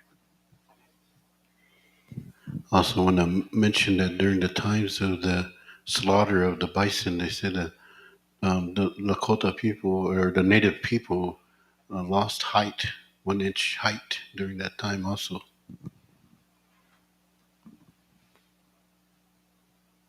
So climate change does affect our body, our physical, and probably our spiritual. Okay, and during this time when we were meeting and trying to decide how we were going to move forward, we started looking for some people to come in and help us, because we have a lot of expertise. A lot of us work with the land. I've heard over the presentations, I know that this last one was really impactful to me, because we have people that are on our committee that do the same thing. We started with Ivan Kroigel. He was our environmental protection person. I just want to read the other names off. Victor DeVille has played a big part in our group. Ken Hawkes, Syed Huck, Robert Oliver, who is a safety of dams person. Ion Quigley is our THPO officer. James Rattling Leaf, and Tony Rogers, who is our TUC director. But a lot of us, we don't do a lot of things in public, but the earth knows us. We go out and we harvest our medicines and our plants, and we garden and we grow and we plant things, and we participate in different ceremonies. And so there's a lot of us that do have our connection with Mother Earth, and I sure appreciate Tim Mintz talking about, when his grandmother, was gave him a pinch of soil, because I remember doing that. A lot of people don't realize that because we live on the East Reservation, we're in an area where we're surrounded by Washijus, and they think that we have no culture. We don't practice because of the area we live, but we do. I still remember that taste of dirt to this day. So, but I just want to say that we all have that connection. Mother Earth knows us, and she knows she's crying for help right now. But through our a lot of this discussion started with the treaty, and some of the maps especially that were presented about the Indian Claims Commission, we did a lot of education. We went, and some of the things some of our people did not know, and some of our directors and some of our tribal employees did not know. So we did a lot of education. We reviewed a lot of this, and we ensured that people on our team, and I personally gave it to my family too, because I wanted to make sure that we all had this shared vision, and that's what this is. It comes from the treaty. It comes from our teachings. It comes from our star knowledge. It comes from our culture. Without this, we're really nobody. Without anything. And I heard people that with the language. That was one of the 3 components that they were talking about that we need to focus on, but it's also our culture, because, over the years that I worked at the land office, I worked really closely with Chief Crow Dog, and he always told me prayer first, prayer during, and prayer after. Don't ever forget that. If you want to answer, ask the spirits. Go to the spirits and ask them, because we are losing our elders. And if they aren't there, then we need to have that spiritual guidance to get us there. And so, but without any of that, we're not Lakota. But at this point, I would like to ask Robin to take over and talk about some of the scientific aspects of our planning, and because I'm not a scientist, I'm just a normal person, but we have people that can do that for us. Thanks, Phil. Thanks. I'm definitely not a normal person. I wanted to also name a couple other folks who really helped with this plan. Laura Edwards and Imtiaz Rangwala, I guess Laura has left, but both of them were very helpful to us. I'm not actually a real scientist, but so they helped us a lot. And we had several, Phil organized several conversations with elders that I was really privileged to listen to. And Victor and Claude and Ione Quigley and others spoke to us, and we tried to build some of that into the plan. So you've seen these pictures before. I think either Laura or Imtiaz. The temperature is rising at Rosebud, and rain and snow are also increasing. So the land is changing, and that's not enough. That's not a very informative bit of information. It just says something's going to change, and we tried to help put some pictures as to what that might mean. And so, again, as usual, this is not all that readable, but very more hot and very hot days. So in the 1990s, there were 25 days at Rosebud above 90 degrees. In 100 years from then, it'll be 85 days a year above 90 and 23 days a year above 105. That's a really different world to live in. That's a really different world to live in, and that's kind of where we're going. Really, really hot days are going to be part of the picture. And a lot of people use this graph to say, well, we're down right where the black and the pink come together, and the pink is what the future might look like, and there's all sorts of alternatives to what the future is going to look like. Frankly, most of them are in the worst part of the red zone. We're not actually making the changes we need to keep ourselves in the bottom part of that pink zone and reduce emissions. But again, this is interesting, but not all that directly relevant. Here's another translation of this kinds of information: is the number of days that have very high and very high fire danger. So you can just see that in the 30 years from 1971 to 2000, there was 5 days with high and maybe 2-3 days with very high fire danger. You see where those graphs go in the 2040 to 2070 period. So fire, we had a long conversation about fire. Fire is going to get driven a lot harder by that kind of temperature and that kind of dryness.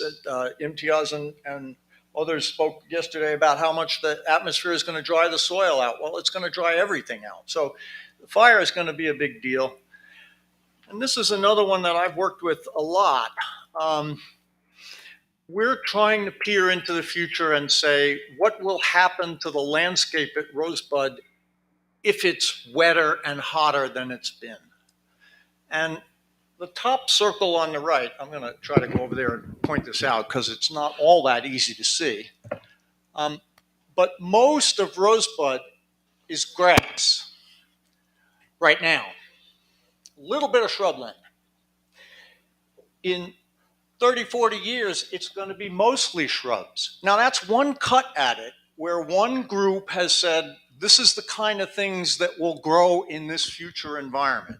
And we're not very sure about that, but I'll give you a couple examples of things that are happening where it's irreversible and it changes the world very directly. In the southern Rocky Mountains, Colorado and south. If you get a fire, you're not going to get trees coming back. We're pretty sure of that, especially on south-facing slopes. Forested areas that burn in the southern Rockies are not going to go back to trees in any of our lifetimes. I work with a park in Minnesota where the trees, and this is relevant to Rosebud, the trees that they have there can't live with the amount of rainfall they're getting now. And all the trees in the park are dying, and they're going to southern Minnesota to get trees that can live with their feet wet.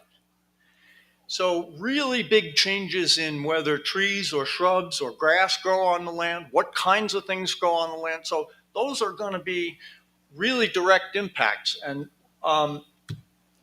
what we tried to do when we did this plan was to try to listen to the people at Rosebud and understand what they thought was important.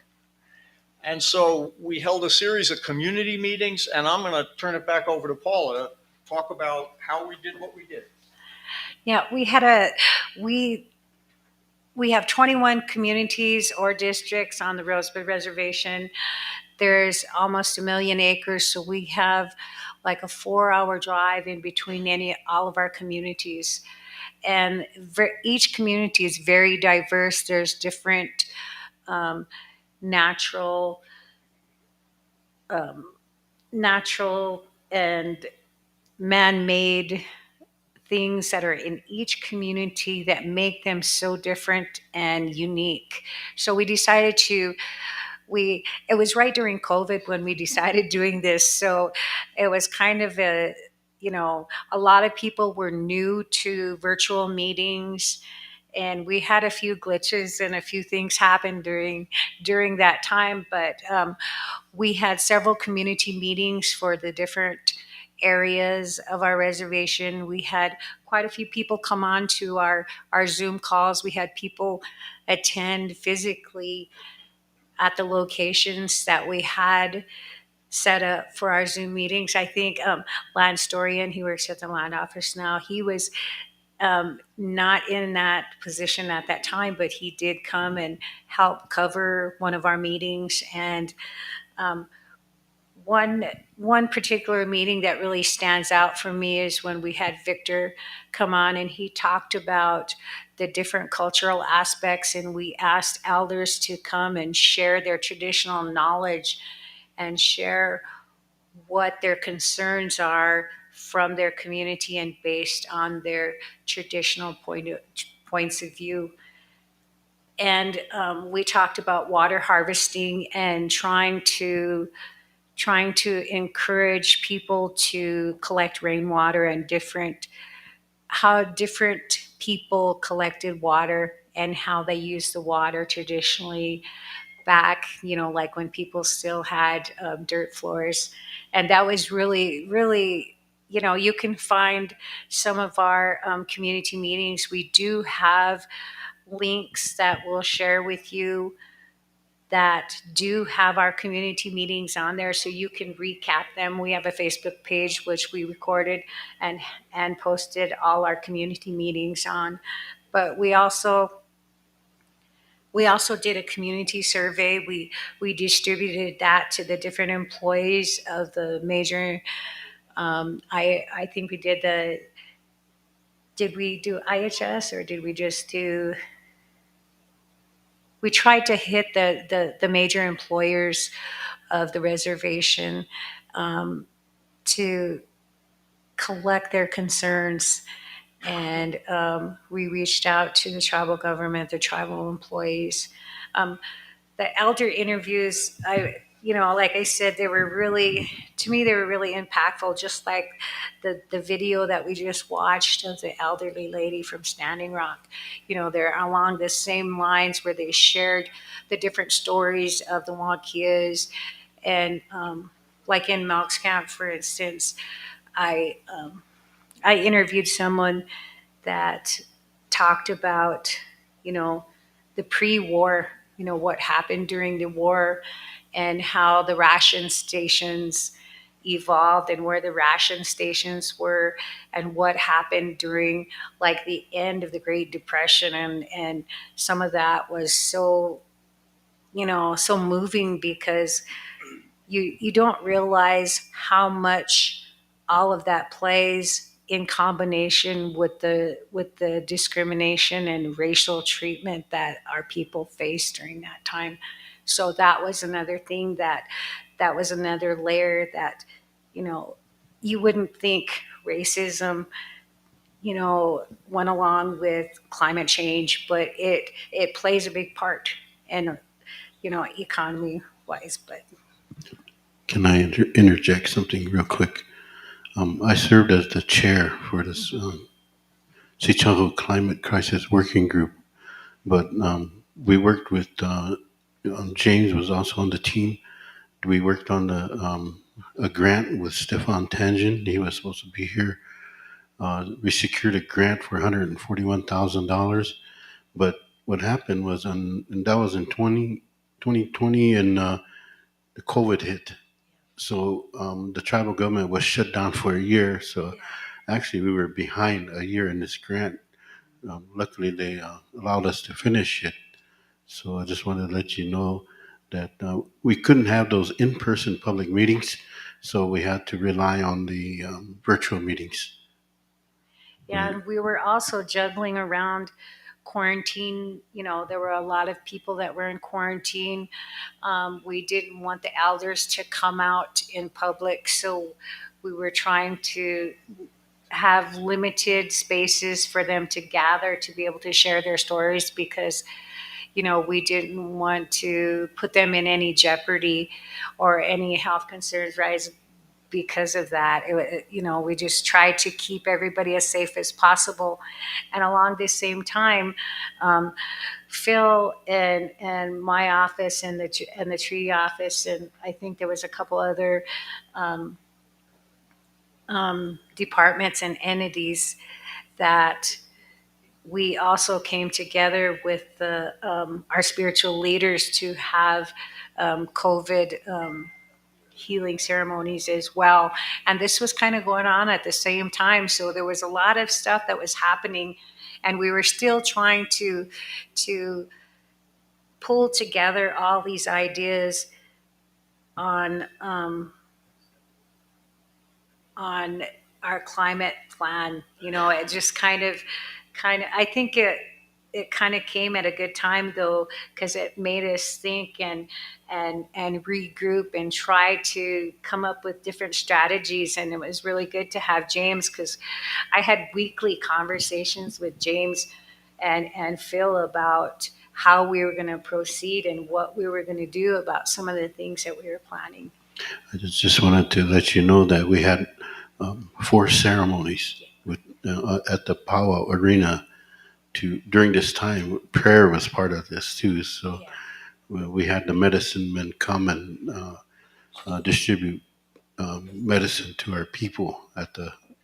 We all had to wear masks and things like all the COVID measures, but we did that also. Yeah, and I'm not a statistician, so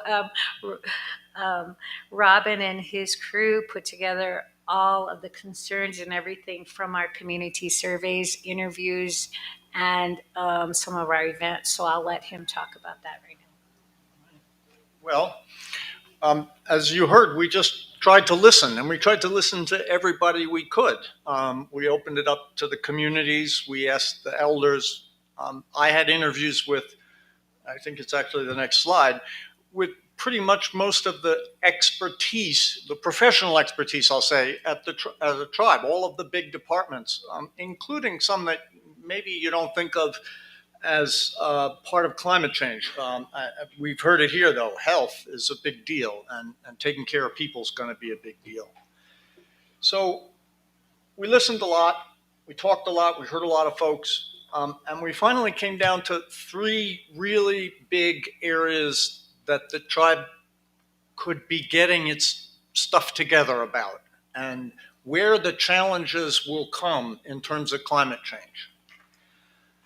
And the first one is protect the Oyate. Climate change will kill people. It's killing people now. It'll kill people here. Bad snowstorms, bad floods, heat events, smoke from fires, we heard earlier. Those are things that really will bear down on people. And you have folks who don't have great housing now. When the storms are worse, it's going to be tougher. You all live at the end of a grid, and grids have been going down lately. And so, how do you survive? How do you take care of the old folks when the grid is down? So, we started to think about those things. Water. Water is life. And in fact, you folks are in a pretty good situation, all in all. Syed and his folks have been doing more work than anyone in the region to understand what their resources are and what the challenges to them are.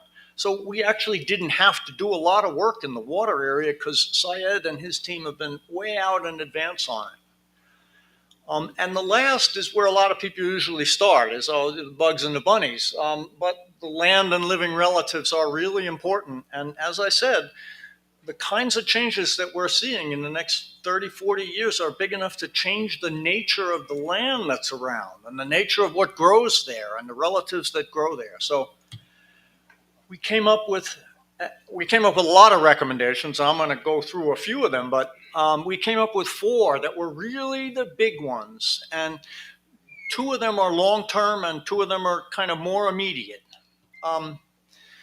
But this issue is going to be around for us around with us for a long time. Climate change is going to be here, and it's going to bear down and hurt. And somebody needs to, we believe, somebody needs to take those things and have them as their responsibility. Somebody needs to own that and be the one who brings it back to the conversation when the conversation drifts. Keep an eye on that stuff. I'll drop down to the last one, which is the other long-term one. Sichangu Lakota Oyate Environmental Data and Decision Center, or something like that. That's one of my creations with long names. But the idea is Phil's.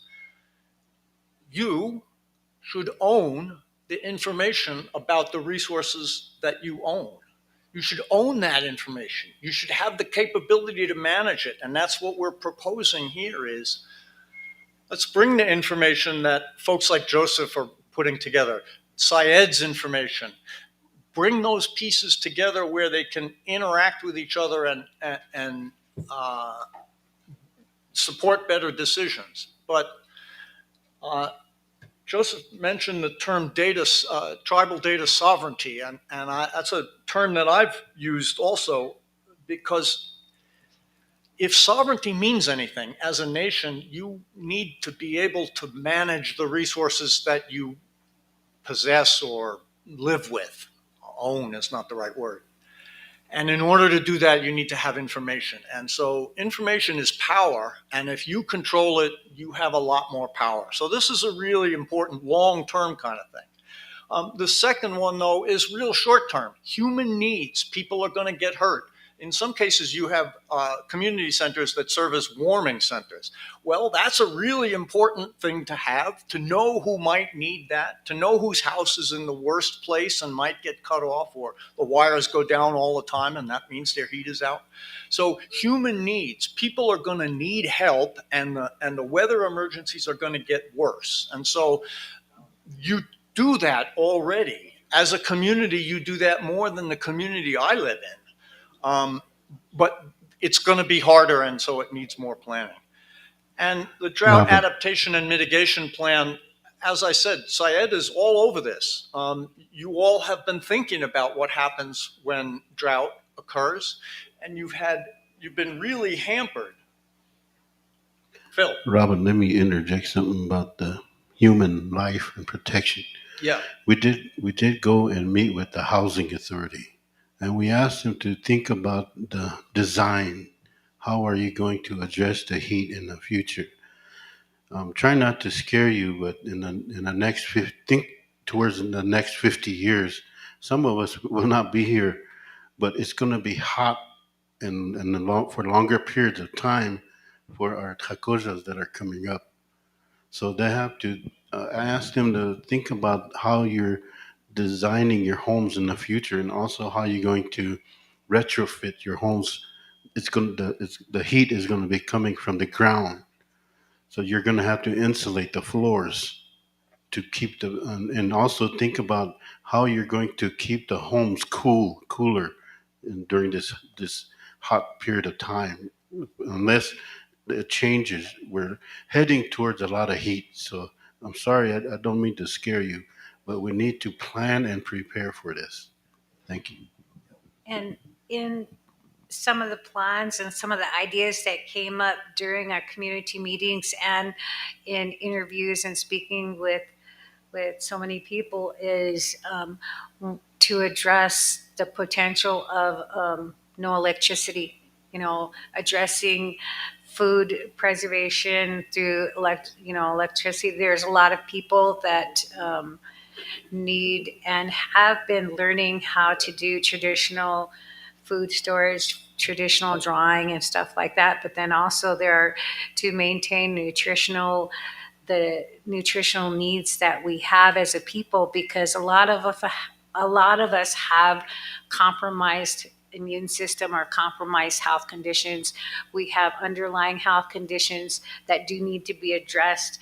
And one of the things that did come up was root cellars, bringing back root cellars, and we were starting to encourage people to develop their own individual family, tioshpahe, tiowahe, emergency plans. So in case something happens, whether it's be with weather related, because there are going to be more catastrophic weather events that we have talked about. There's going to be more severe weather. So what's going to happen with your family? What's going to happen with the children who are at school? What are they going to happen with the elders to ensure that they have the things they need, including medicine, during that time? So it's not just weather emergencies; it's overall emergencies to make sure that the families and Tioshpas are safe. So I just wanted to interject that.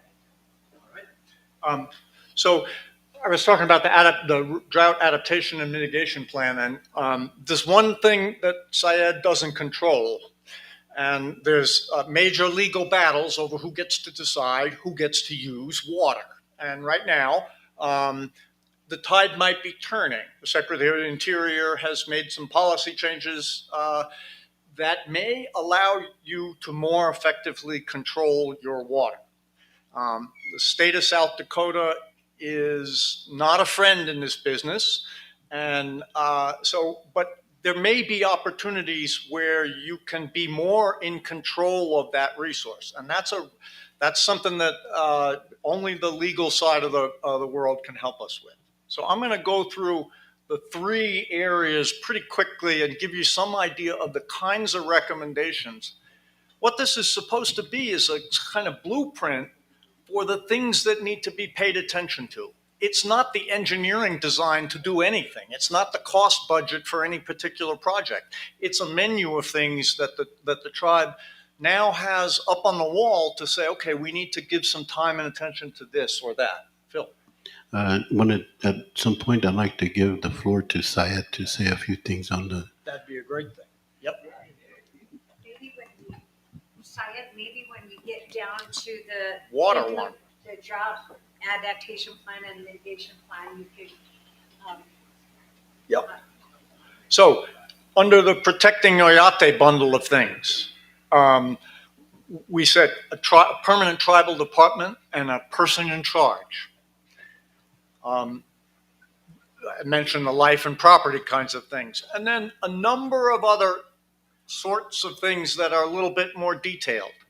Are there plans for when flooding happens and roads? I'm sure there's some of that, but that's going to be more of an issue as flooding gets worse. Local weather warning systems. Now there's a Mesonet site on Rosebud. Well, maybe the warnings can be more effective and more directly communicated. Paula just mentioned reliable heating and cooling. There's folks who are going to be stressed by this by either the cold or the temperature or the loss of power. Wellness checks, and again, some of these things are things you can do now. Wellness checks don't take a lot of building and that, they take people power. Rooftop solar and higher building codes, as Phil was just talking about, are kind of longer term issues. So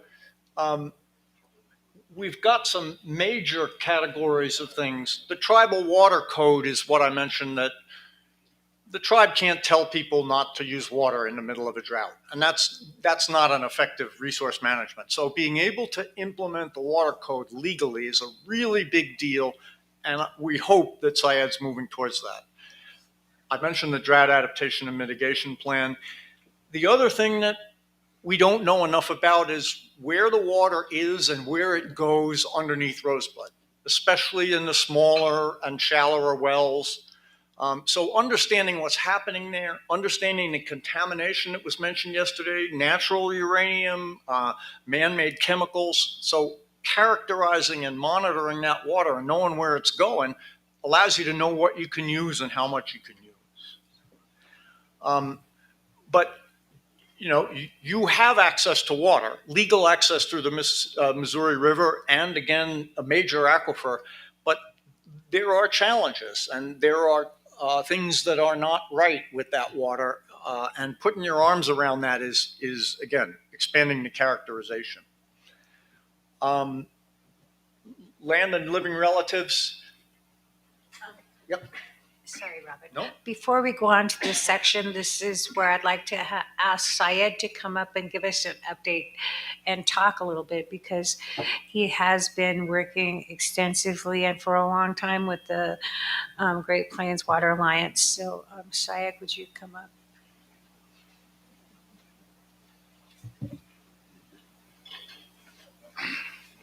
Thank you, Paula. First, I'd like to thank Phil for inviting Rosebud Sutra Water Resources Office to this conference. I also would like to compliment, Phil, Paula, Robin, and all of the members of this group. And I hope, Phil, that we don't abandon this group.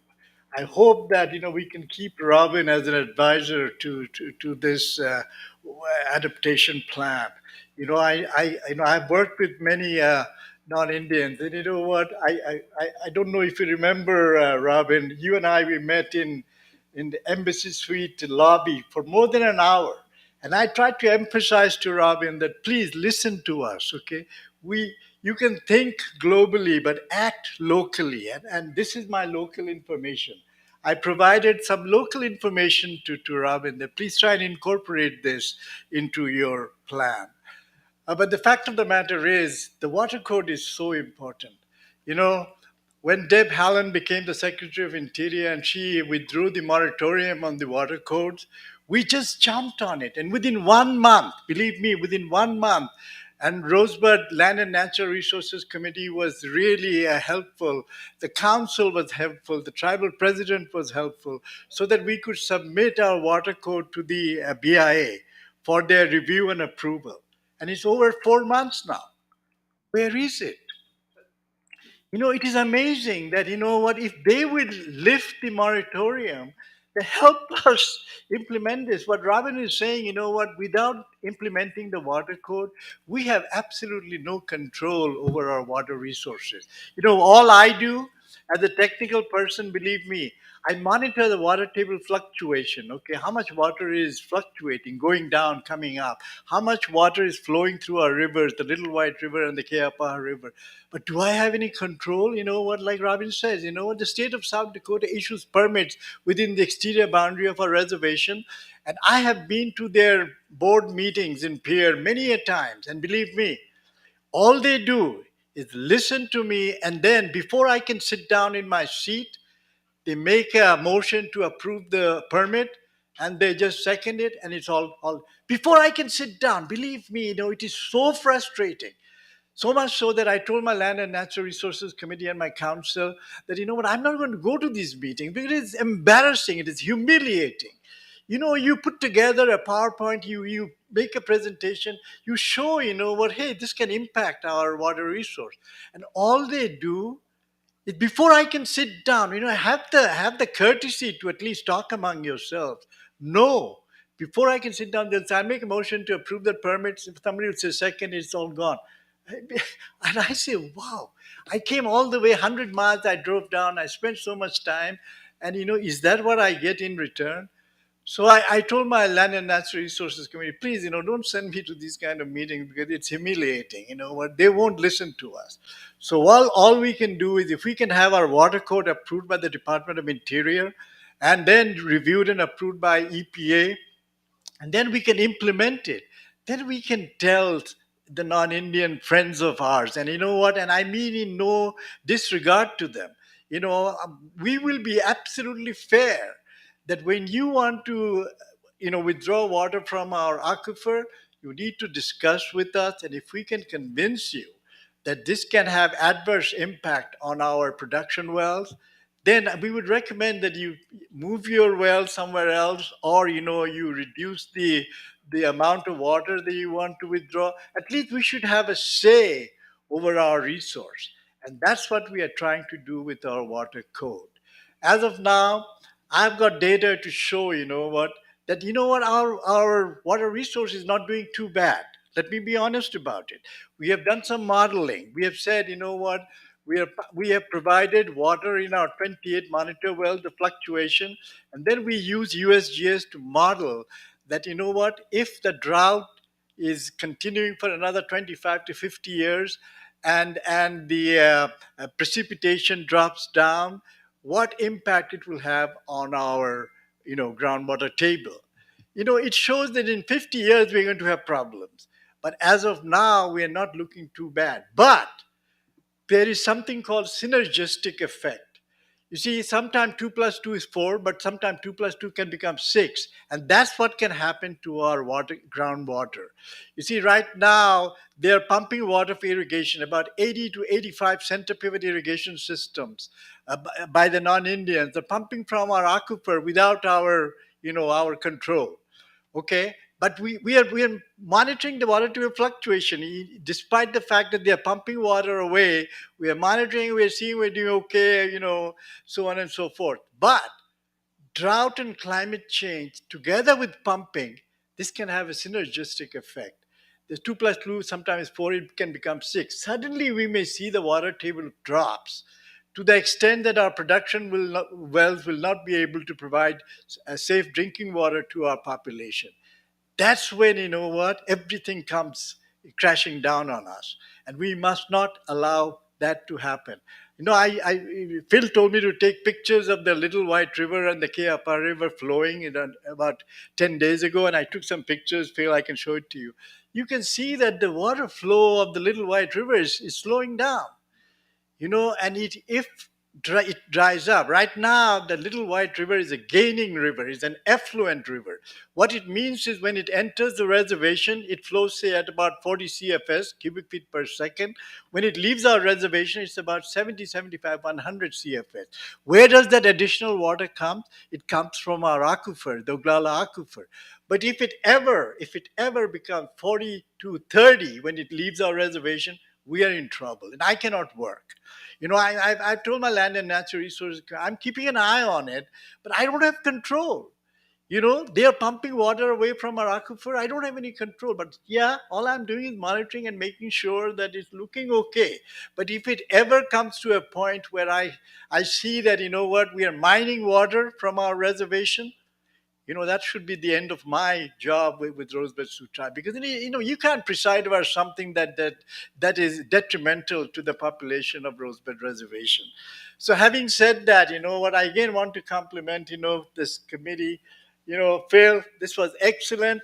We have done quite a few. I just want to mention this, that we did drought adaptation plan. We have done drought vulnerability assessment plan. We have done a climate guidebook, all with assistance from, and I've got Reno Red Cloud over here. You know what? The Great Plains Tribal Water Alliance were instrumental in doing this. And Doug Krokos, Reno Red Cloud, myself, Elizabeth Wakeman from Flandreau Santee, and Mary Jane from Lower, we all got together and we got funding to do this. But this has got some indigenous, input, but nothing like what I have seen from Paula and Robin and Phil and all. Boy, you guys did a great job. And James, you guys did a great job by, putting the communities at the center of the decision making. This is something we were not able to do that. You know what?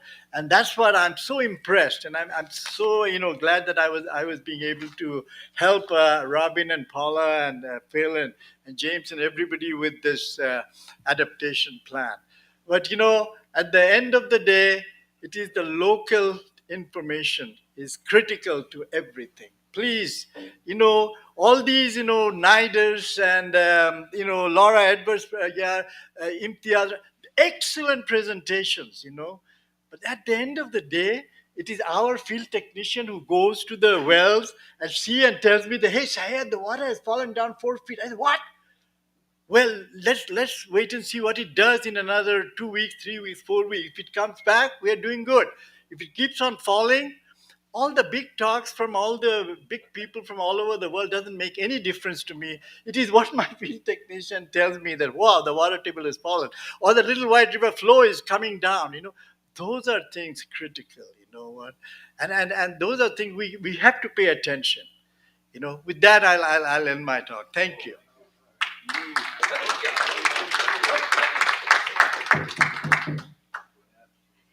Thank you, Syed. I always really enjoy having the only real Indian in the room speak to us.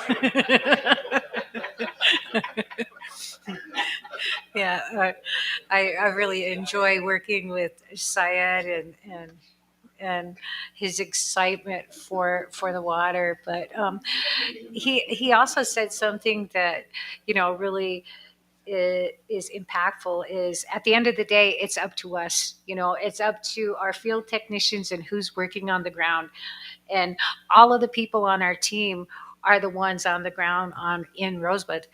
And you see a lot of these, it has protecting the land and living relatives. So all of these we've been doing, all of these, everybody in the room has been doing. We work, for generations, we've been conserving, we've been clearing streams, we've been clearing rivers, we've been prescribed burnings, we've been doing a lot of these for generations.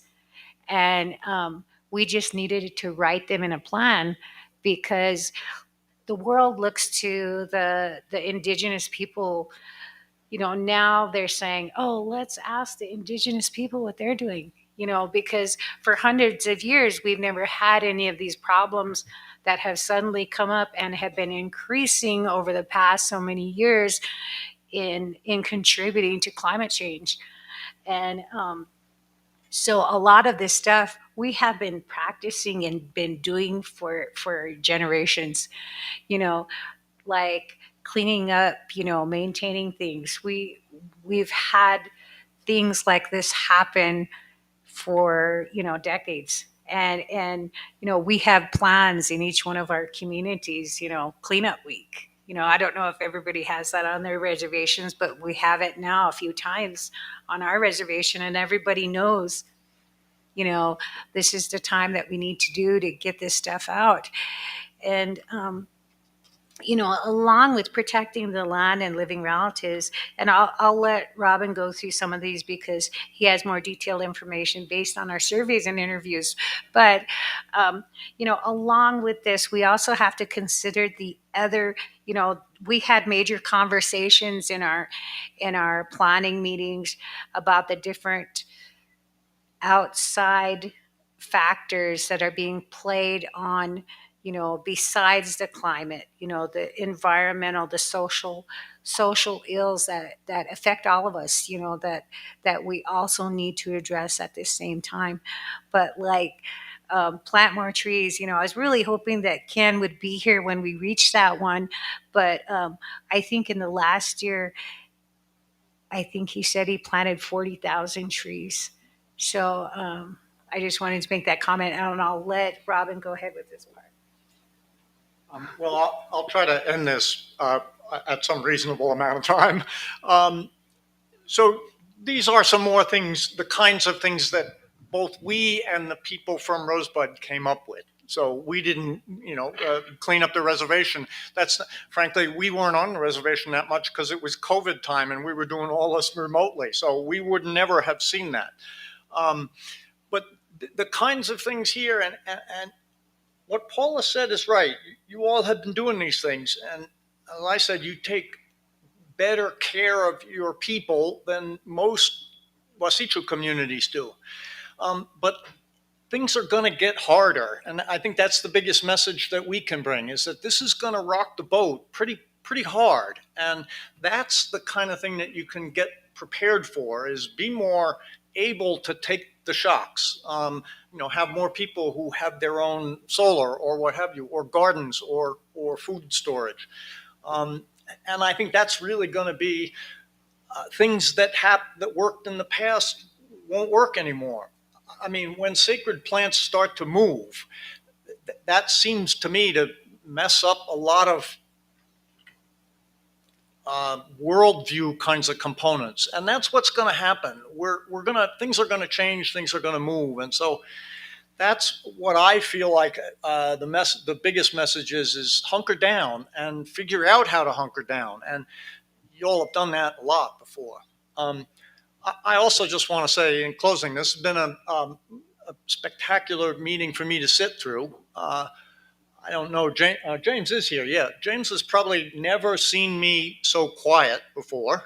I didn't say anything in the meeting at all. That's not my style. But thank you for letting me sit through your talks and to listen to some of the folks that you had come up, because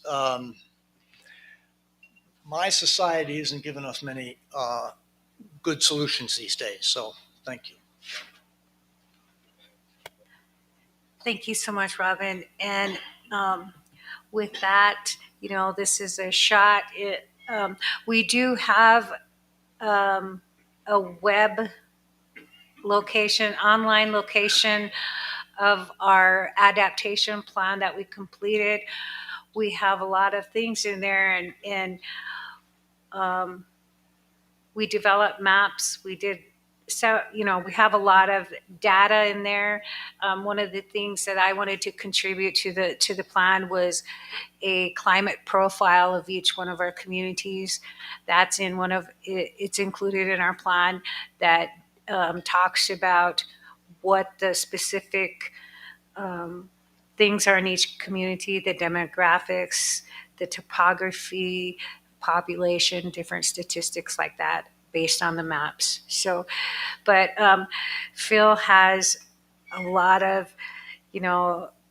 to do with the success of this plan, and I just want to thank Phil and all the other members of our climate crisis working group, because there was a lot of times it was really difficult for us to get together, but they still made time and they still contributed, and it was, to me, I'm really proud of the plan that we put together, and that it is still living and moving document, because we already started having meetings on addressing some of the things in our plan. So we started working on drought and how we could use some of the specific recommendations that we got from our communities in addressing our drought and revising some of our plans for the future. So, and we're really hoping that we're crossing our fingers so we can move on and get our climate center going. And it's just been a really good group. And I don't know if you can put that plan on a different site. Maybe you can put that up, because I was going to add it in here, but I didn't get a chance to. But Phil will share that location so you can all go through our adaptation plan. It's pretty large. We have a lot of information in there, but the community surveys are in there. I think you'll find that really interesting because there's a lot of elders input on that. But with that, I just want to say thank you for staying. I know it's past what we were scheduled, but I just want to say thank you and ask Phil if he has anything he wants to add. Thank you. Pilau ya pilau. I will.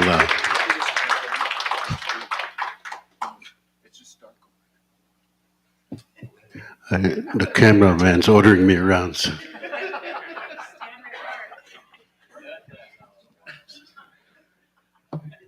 After a while, we get used to that. We applied for the BIA Tribal Resilience Grant for implementing our climate adaptation plan, and that's a $2 million grant. So we're waiting any minute now. We're waiting for word to see if we got it or not. If we don't get it, we're still going to move forward on it. But one of the things we're going to be doing is creating a climate center. I'm not the expert in technology, but it's going to be what I see as a state-of-the-art climate center. With what we're going to do is we're going to gather all this raw data that's available publicly, and also create our own to create a dashboard for whoever wants information on our current situation on the ground in real time. What my idea, and maybe Dr. Robertson can also elaborate on this, is to launch some sensors out there in the water, and we want to monitor the wind and the water and the soil. And what you got to think about is when we in the future, when we go to fight for our treaty rights, we don't have that data, that scientific data that we need to go into. If we go into federal court, and we can show that, eventually show that what's happening to our treaty land. And many of you might know that they burn that methane gas in the air in North Dakota. And then you have the uranium mines here in the Black Hills. You have oil and gas in Wyoming, and you have the gold mining. And we need to monitor all of this that's going on. Our young professional Umpo mentioned mercury. Mercury. I've heard stories about the water under the Black Hills. It reaches us in Rosebud. So whatever they did with that mercury is going into the ground and into our water sources. They say there's water underneath the Black Hills, and that's, if you notice in Pine Ridge and Rosebud, and maybe in Cheyenne River, also is the high number of cancer and cancer deaths. How many of you have lost a relative to cancer? Can you raise your hand? That's a lot. That's a lot. So that's why this work is very important to us. We need to start tracking all of this and start monitoring our treaty land. We want to monitor the whole 1851 treaty boundaries is my vision, and I hope you agree with me that we need to do this. I want to say something that may not be popular, but they took our land. And it goes back to the doctrine of discovery, what they call.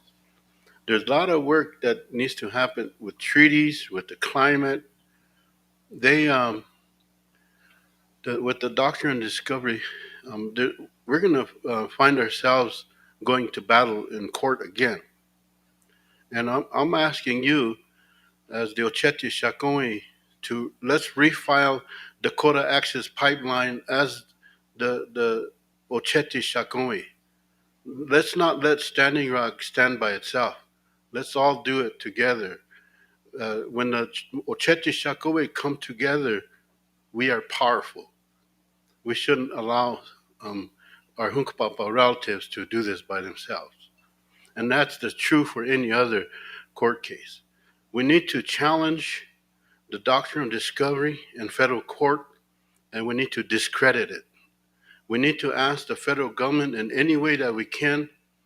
Um, I ask you leaders, your tribal leaders, to keep an eye on the consultations that are coming down the line. Participate in that. I guarantee you, 80% of these things could be addressed by showing up. Just show up at these meetings and our meetings and any of the BIA consultation meetings or any federal agency when you receive a notice. Communicate that information to us, the treaty people, and to anybody else. Now we have a lot of nonprofit organizations out there that are working towards human rights and treaty rights, environmental. We need better communication across the Oceti Shakoi now. We're not getting it. I'm not getting any information from anybody about any meetings. So I don't know if there's a blackout or what information blackout. If you get a notice of a consultation or a treaty meeting or a THPO meeting or any type of meeting that pertains to the treaty rights and human rights, send it to me so I can send it out to everybody, and especially the THPO. My message to you is work with us. You're working on tribal land, treaty lands. It's important for you to communicate with the treaty councils because they are the ones that can handle this. Article 6 of the 1851 Fort Laramie Treaty says that the United States pledges to sustain the chiefs and successors. That's the Article 6 of 1851 Fort Laramie Treaty. Those are the treaty councils. They are required in the treaty to work with the United States government. As the IRA leaders, give us the information, give us a budget, create a treaty office at Pine Ridge, at Eagle Butte, and at Standing Rock so that we can help with this. Guess what? Every time the tribal election changes leadership every 2 years or whatever, the treaty council is still there, still standing there. They don't change leadership unless the term ends. The Sichango Treaty Council terms are 6 years. My Treaty Council, I've been with the same group. Going next year is the end of their term, and over that time period, I learned a lot. And I worked with Andy Reid, attorney at Boulder, Colorado. I learned a lot about the legalities of everything, the treaty rights. But you need that continuity in your reservation. Right now, you don't have it. I know there's Treaty Black Hills Sioux Nation Council is pretty solid. Bill Means, Richard Broken Nose, Richard Moose Camp, Rick Two Dogs, Robert Two Crow. They've been there for a while. Together with Sichongo Treaty Council, they have a lot of experience and they know a lot of issues, and they're pretty much up to date. So that's my message for today. And uh, you have my email. Send me your information.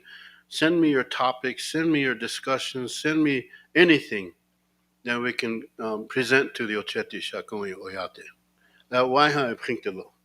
Mitaka Yasi.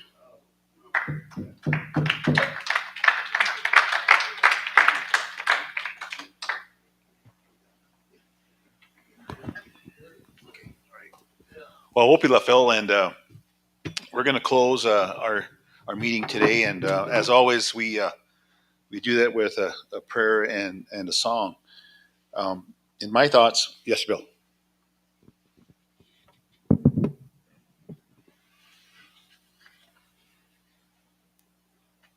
I'll try to be brief as I can, but as an old Leinster and Wounded Knee veteran, we remiss if I didn't condemn the BIA before the meeting's over. You heard what Syed said, and this has been a thorn in the side of tribal government and treaty people from the time immemorial. I think it was created 1834 or something, the BIA. And remember what happened when Custer was still alive. He was coming out to the Lakota Plains, and he stopped by. He said, "I'm gonna stop by the BIA, but I need some funding to take care of those Sioux. They never want to listen to a government. They don't want to respect the BIA. So I'm going out there to get rid of those Sioux. I'll be back in a short amount of time," he said. "But whatever you do, the BIA, don't do nothing," Custer told the BIA people, "don't do nothing until I get back," he said. But you know what happened? He never came back. And so they haven't done a damn thing since then. So what I'm saying is because you heard from Syed, and way back in 1968 when we started the American Indian movement, one of the things that we said was one of our greatest enemies of Indian people was the Bureau of Indian Affairs because of their lack of any kind of, should we say, equal dealings or fair dealings with the Indian people. So our basic principle in dealing with the BIA is we should abolish it. And in order to abolish it, we even took their building over. 1972 and held it for 7 days. Nobody missed it. The checks kept coming out to all the employees, everything. So if the BIA goes, nobody will miss it. And that was really bad if they won't pass the water codes. There's been a moratorium on that for, I don't know, maybe 20, 30 years. And so rather than do the will of the people, almost every council in the whole United States has now passed a water code. But you can't implement it because the BIA says, no, now we have this Hovland in there. Maybe she could break through that. But if she doesn't, I don't know what's going to happen because I've been in Rosebud and Pine Ridge all my life. And we've been trying to get these water codes. A simple, one day these tribes should just go ahead and give a notice to all the white ranchers that's irrigating at no cost. I've never heard of a tribe that got paid for all the water they stole. So I can't leave here without saying that something has to be done. And if you want us to get all the old youngsters, we're kind of old now. A lot of us are in our 70s, like me, 76. Oh. But we're going to have to take over again. It's Miss Hovland, she should be able to do it, but there's no reason. Everybody talks sovereignty here. I heard that word about 20 times during these 3 days, maybe 100 times.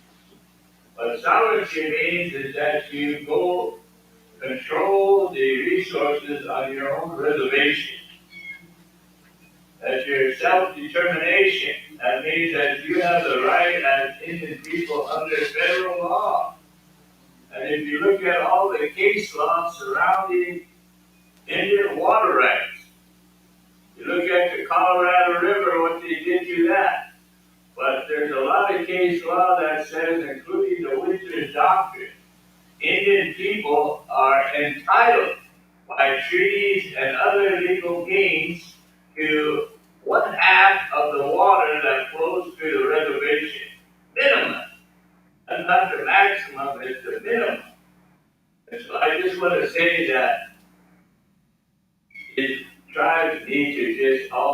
and send a notice to all these non-Indians that are withdrawing water and say, January 1st is the last day you can draw water from our reservation without a permit from the tribe, from the tribal resource officer. So this is my idea of a solution to our water problem, especially in these days of drought. I just say that much. And the BIA needs to be abolished. Thank you. Bill, thank you. Yeah, we have two more comments before we close. Yeah.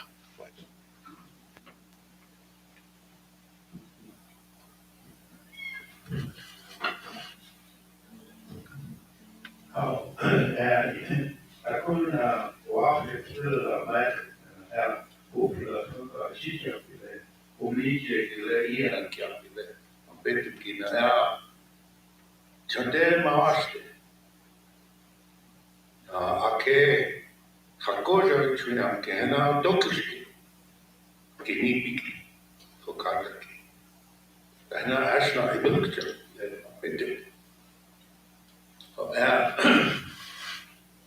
Ja, menikile. Ada wakpa stekta ada takuka ke nojipi. Ilo oikshije. Ada. Ja, dokelo koki hiki. Ushkom. Oh, I'm going to speak English now. Somewhere between British and American English that I learned. My name is Manny Arnott. La Colia Togakaksha Emacha. Ka Kawakpaste Chagina Gapisha Oha Echakuya Wati. Nana Achti La Colia Pikile Nahachti Goose Nonsi Pihon. Naha Tokelokihika. Okanja Naha Khechaki of Spunchukia. That's my name, Manny Arnhock, and I just wanted to thank you for a little time, and I wanted to thank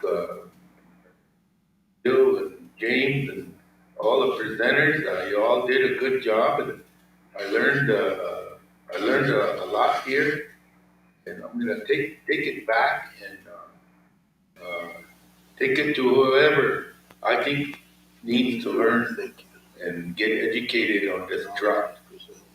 And as far as I know, we don't back home on Cheyenne River, we don't have no drought plan.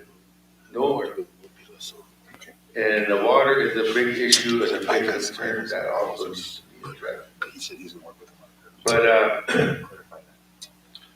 I met with some an organization called Thai Organization, Technology and Education. I think they're based here in Rapid City. Very good people. They're up on their technology, everything. So I asked them a question. I said,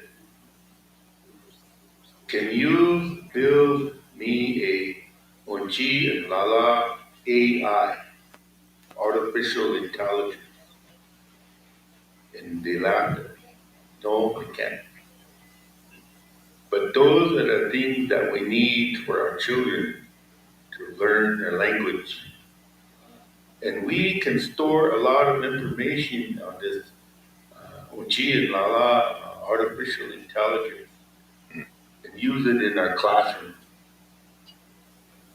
That's why I'm thinking anyway. And so I think we need to question that. Okay, and the last thing I wanted to address was Oceti Sakowin also needs to support the Remove the Stain Act. And the Remove the Stain Act this is going on a third year, is to remove the medals of honor given to the soldiers that killed our relatives in Wounded Knee. And every year, this is the third year, it attaches to the national defense budget. But the House Republican side, they take it out every year. So our only chance is with President Biden. And this is a struggle that we do every year, and we need to continue until, in my lifetime, I hope I see something. But there are others that can continue this fight for our ancestors that wounded knee. So we ask your support for that. And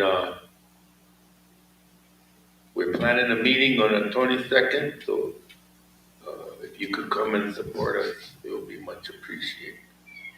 Oh, Oh, thank you. Opila, man. We have another comment from Henry Red Cloud. Henry, you're recognized for 5 minutes. Oh, Chante was na bed cheese up no Henry Red Cloud Mielo. Oglala we chonk at Tomo.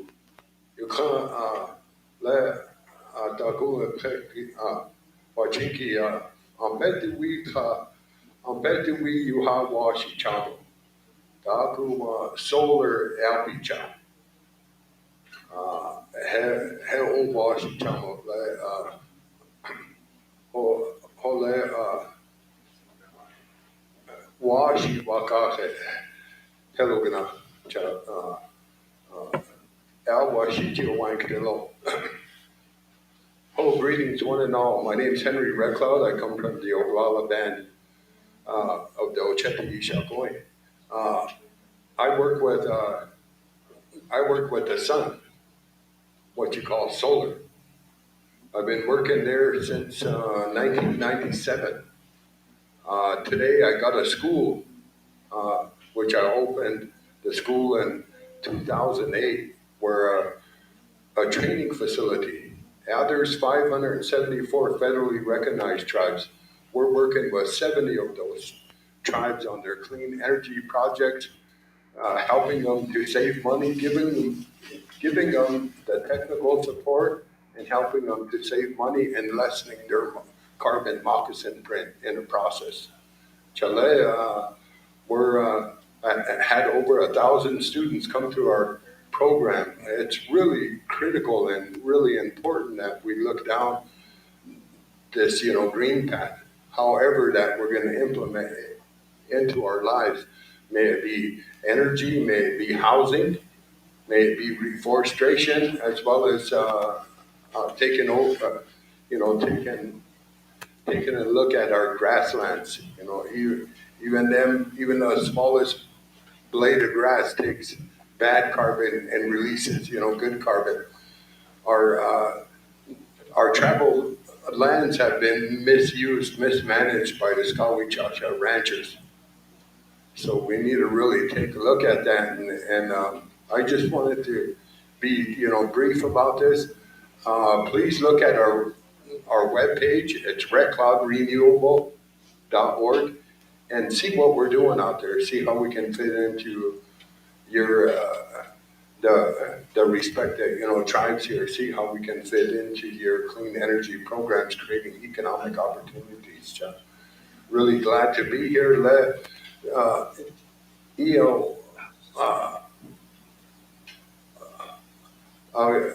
I just spent the last 3 days over in Standing Rock. They were having a conference over there, and I was a presenter there. I heard about this while I was en route to Standing Rock, and I'm glad I was able to come in this afternoon, make it back this afternoon, and see all the relatives here. I just want to encourage everybody that partnerships, collaborating is really important, especially people doing things at the grassroots level, because that's the one that has the lasting, the most profound effect throughout Indian country. Unity, collaboration, working together, and see how see what we can do. The very last thing, just going to take a quote from one of the Lalas, Tatanka Iotaka. Let us put our minds together and see what we can do for the future generations. Homie Takayase. Oh, thank you. Thank you, Henry. We have Dr. Zimiga.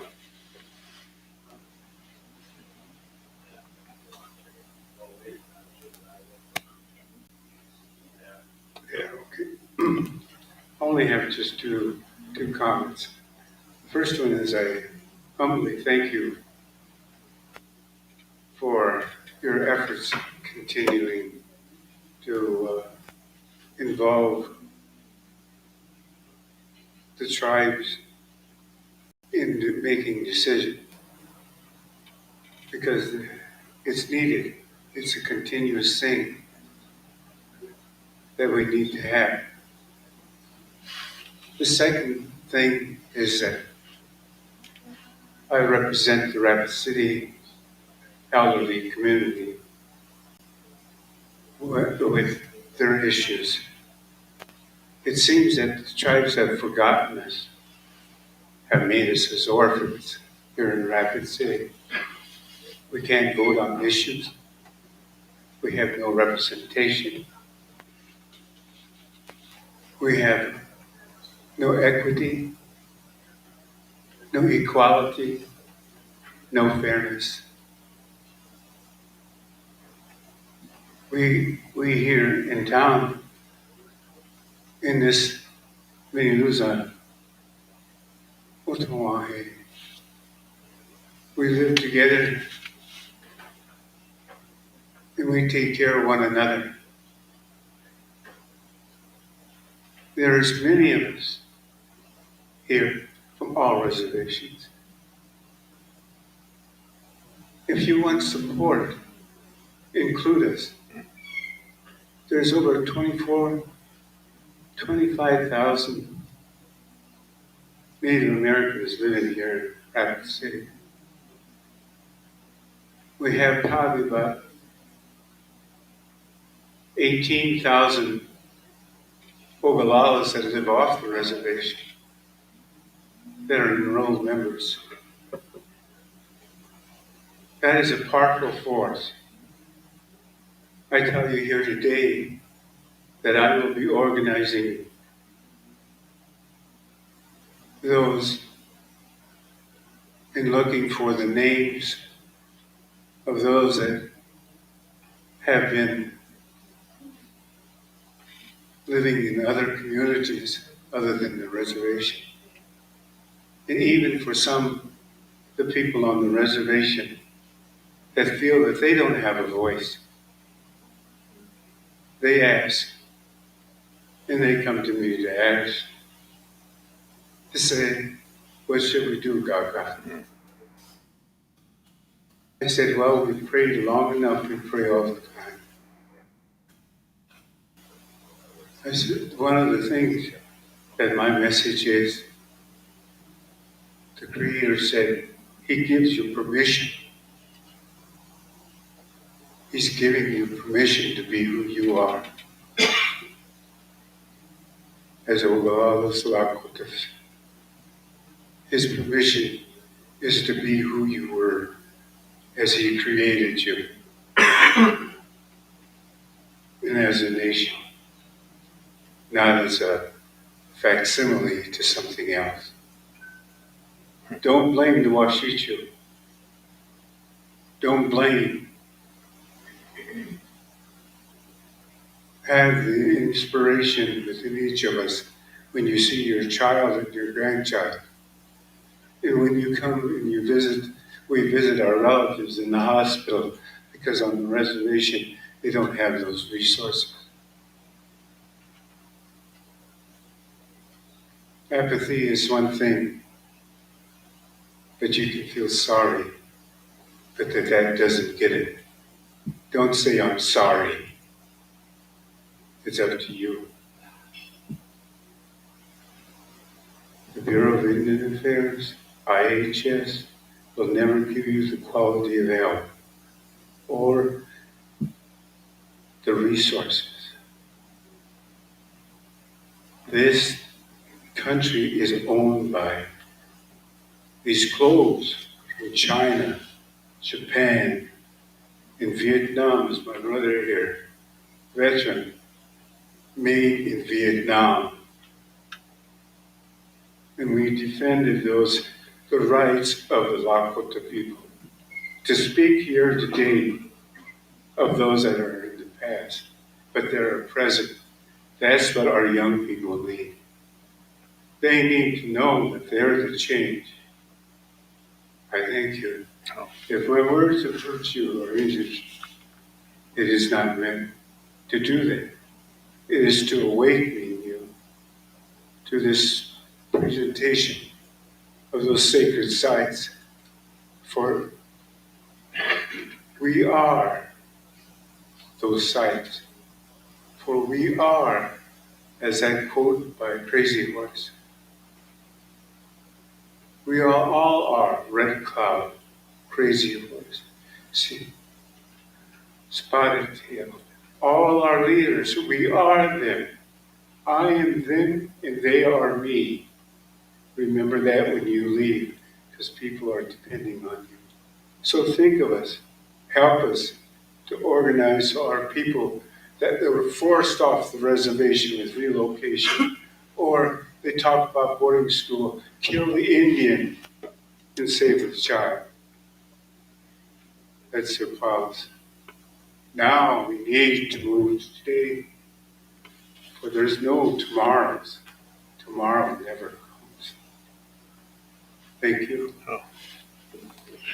Well, thank you, Art, for those heartfelt words. And as we close down here, before I ask Ivan to come up and close us with a prayer and also the drum to also help us with a prayer song, I just want to extend our gratitude and thanks for all the presenters. Wasn't that a great list of presenters? I thought it was tremendous. And our participants and you as part of the audience, if you will. But there was a lot of interaction here these last 3 days, and all our support staff. And I want to particularly thank also the media people. You know, it takes a lot of work and it takes a lot of effort to do this media. And so it was broadcasted on YouTube around the world, and people that wanted a chance to listen in, they heard you. And I do think that we're thankful for where we're at today in a way, as I see it, and that the work is ahead of us.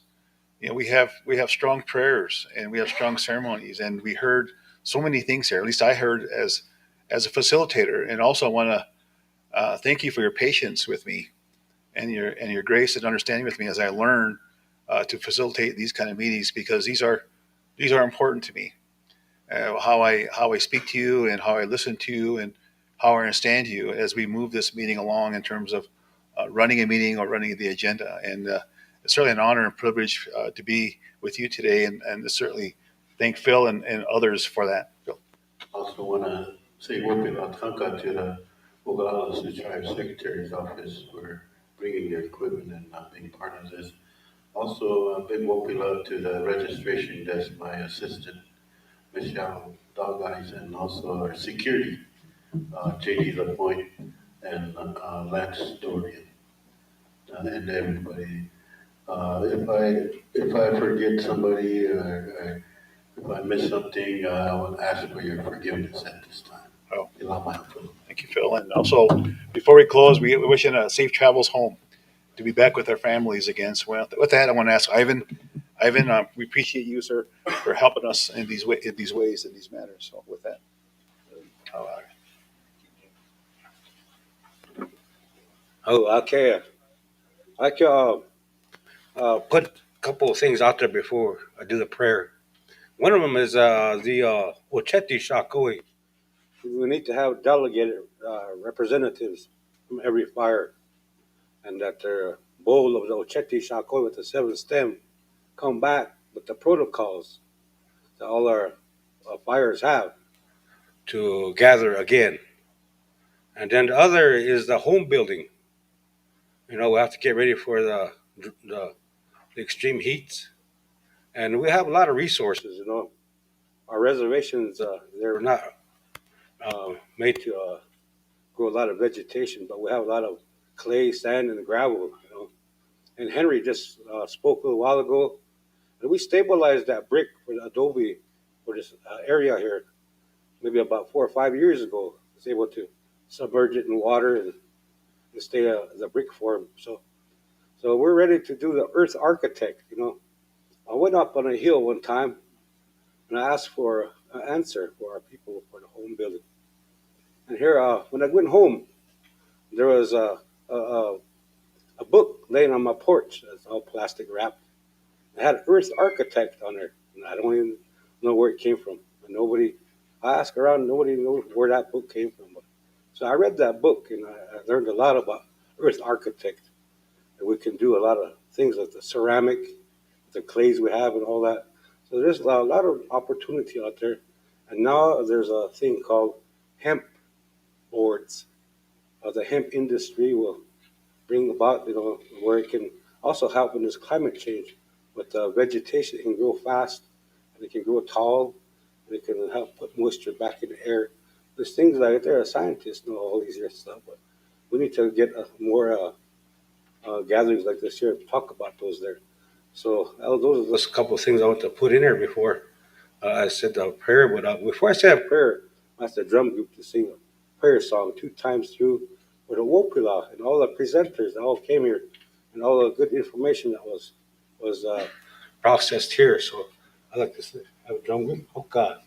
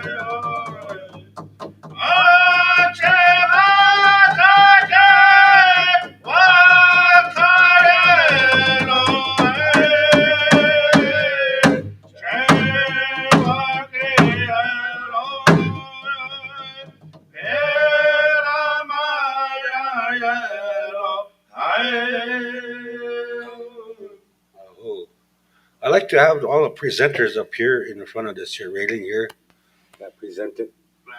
Planners also.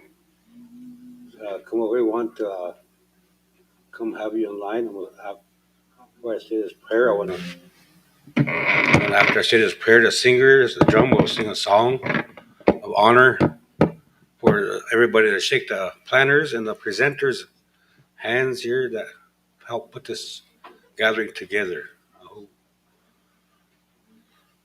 Well, when I watch it, wakakinte. Nisha, check ya po. Well, kokasha beto. I want omnicha. Wana inaji na. I wanna watike. I hear you wanna kiglok the ka. Nisha le beto watch it. Iho choke the ka. We chose the walk. Wonka. Wons pen wokachniga na. I chakach ba. Na ushwi chakila. Na takun shicha yap khawe na. Ikhabicho. Eches ake zaria. The kdet I hear ki hunikte. You khada beto eches uchima kha cheta iwoglaka. Eches bastek khate. Nice mani puzing ta hina cheta woche ki ukaga. Eches wakanja thokate ki wichoja uke na doktogra mani ta hina cheta. Wabas as woham ne akki na cheta ha usha thokate kimune woke na wichonk ta khapte. You khada beto ake osha ho akles bitak yapkina. It's a wakana wakanja ho chonk we chose on. I can't on a which one I used to, we chonk it, so to white hop, Ketuk tekte uglusha, I'm gonna walk it to Jonista. Now Petrusha ho, a ho mitako asi. Okay. All right, singers. We have a honor song for the presenter planners, and we'll come shake their hands. You can start on Paula's side over there and come this way. Okay, let's do it.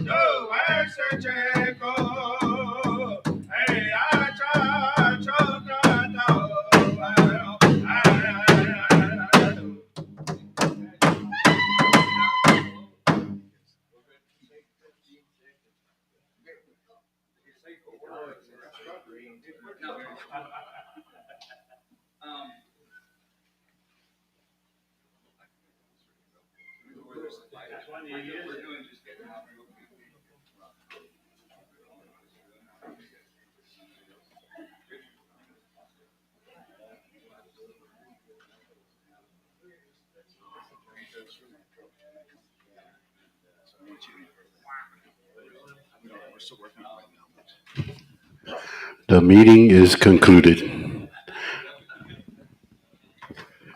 Taha umanina, taha galapo, mitakiepi.